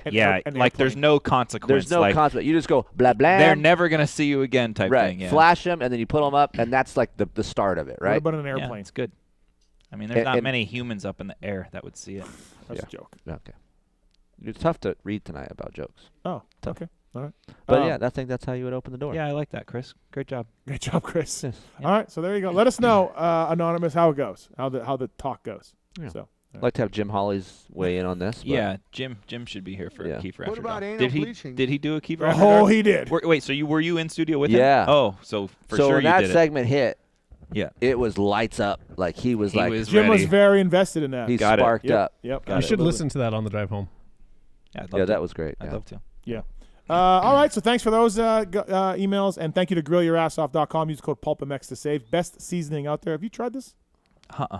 And people, What is I get going some after on? dark questions sent to my email, Yeah.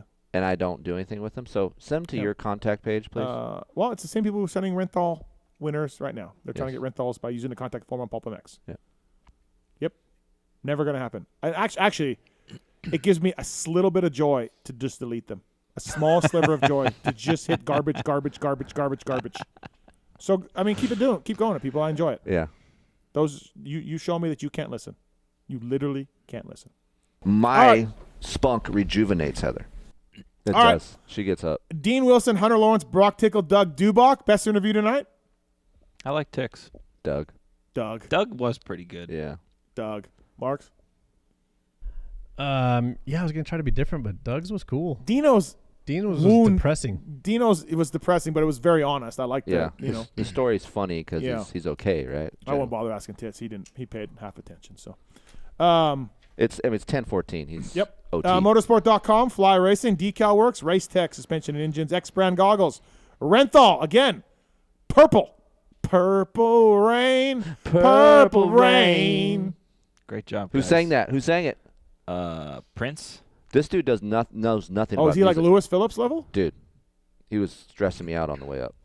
I know a lot of songs to sing them. Yeah. Just don't know the names and the like right. the who did them and I Right. don't know all that. Okay.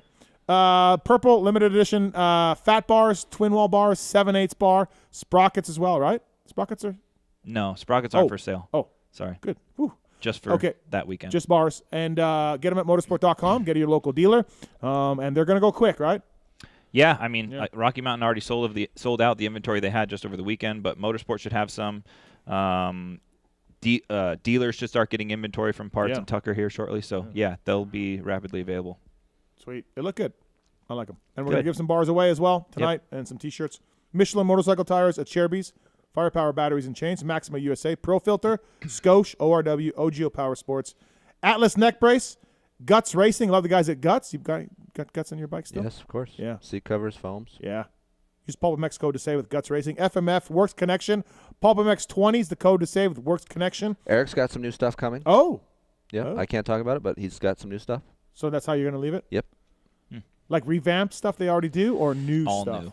New stuff that they don't normally do. They don't make? Yeah. Oh, boy. Yeah. New category. I've been trying to talk to him a little bit about, hey, we should try this, try Yeah. this. So. Is it like an Aerosmith sign? That's right. Yeah. Right. Exactly. MotorcycleIndustryJobs.com. Get Data. WUSA. Ride Engineering. Intense Cycles. God, I saw a photo of the 2023 Taser. Is it good? I look at it every day. Changes? Oh, yeah. Really? Oh, yeah. Lighter? I probably already said too much, but. Is there a $4,000 e-bike that's good? Oh, yeah. He asked me this question on the way up. Wait, did you text me about this? No, I just got a question about it. You didn't text me about this? No, I didn't. I literally got a text from an industry person. Oh, yeah. Who said, I want a $4,000 e-bike. No, this is someone. Wow. The Intense Expert model with my code is $5K. Okay. So can the guy scrounge up 1,000 more? Maybe. You're getting a carbon frame for that. Okay. You're getting decent suspension. Intense what? It's a Taser Expert. Expert. Okay. Yeah. Other than that, Yamaha's is Huskies is 5. Yamaha's I think is Specialized has a Levo that's around that price, Do they? but it's like base model components, aluminum frame. Yeah. Yeah. What's the code? PulpMX 10. Anyways, I probably said too much about the new Taser. I shouldn't have said that. So we'll just move on. Okay. Suspension Direct, Manscaped, Wiseco Piston, all on board with us tonight. I wasn't supposed to do the Manscaped read, right? We can do it another week. All right, so PulpMX 20 to save at Manscaped, of course. And Kris Keefer, thanks, buddy. Thanks for you. coming in. Quick- Show number 99. Yeah, we're going to do anything cool for 100? Yeah, you get to pick the guest. All right. Yep. When is 100? I don't know. Next year, probably. Oh, here we go. Here we go. Okay. This shit again. Anybody that has quick straps that doesn't use them, just send them my way. Okay. Or send us a photo. You know what? If you send us a photo of you wearing quick straps back in the day. Yep. Can we give him some bars? Yeah. But I think let's also give a set to someone wearing quick straps in today's day. Okay. All right. Do we have that many bars? But we got to, make sure they're legit. Legit. I don't know how we do that because there's going to be all these assholes photoshopping stuff. Send a video. Something. Legit. Yeah. Because you can tell off a video. DM hold Keefer. up a paper with your name on it. You know you can still buy quick strap things, right? What? Yeah. You can still buy it. They're available right now from Motorsport. Doesn't matter. If they buy it and put it on there, I'm in. Oh, my God. Oh, so okay, I'm going to buy some. I'm going to start wearing them. $18. No, you won't. Yeah, I will. No, you won't. Fuck, I won't. I will now. Hey, what's up, guys? I just have them. If you start wearing that, your lap time will immediately increase. Nope. I want to be fast as shit. Yes, he will go slower. Nope.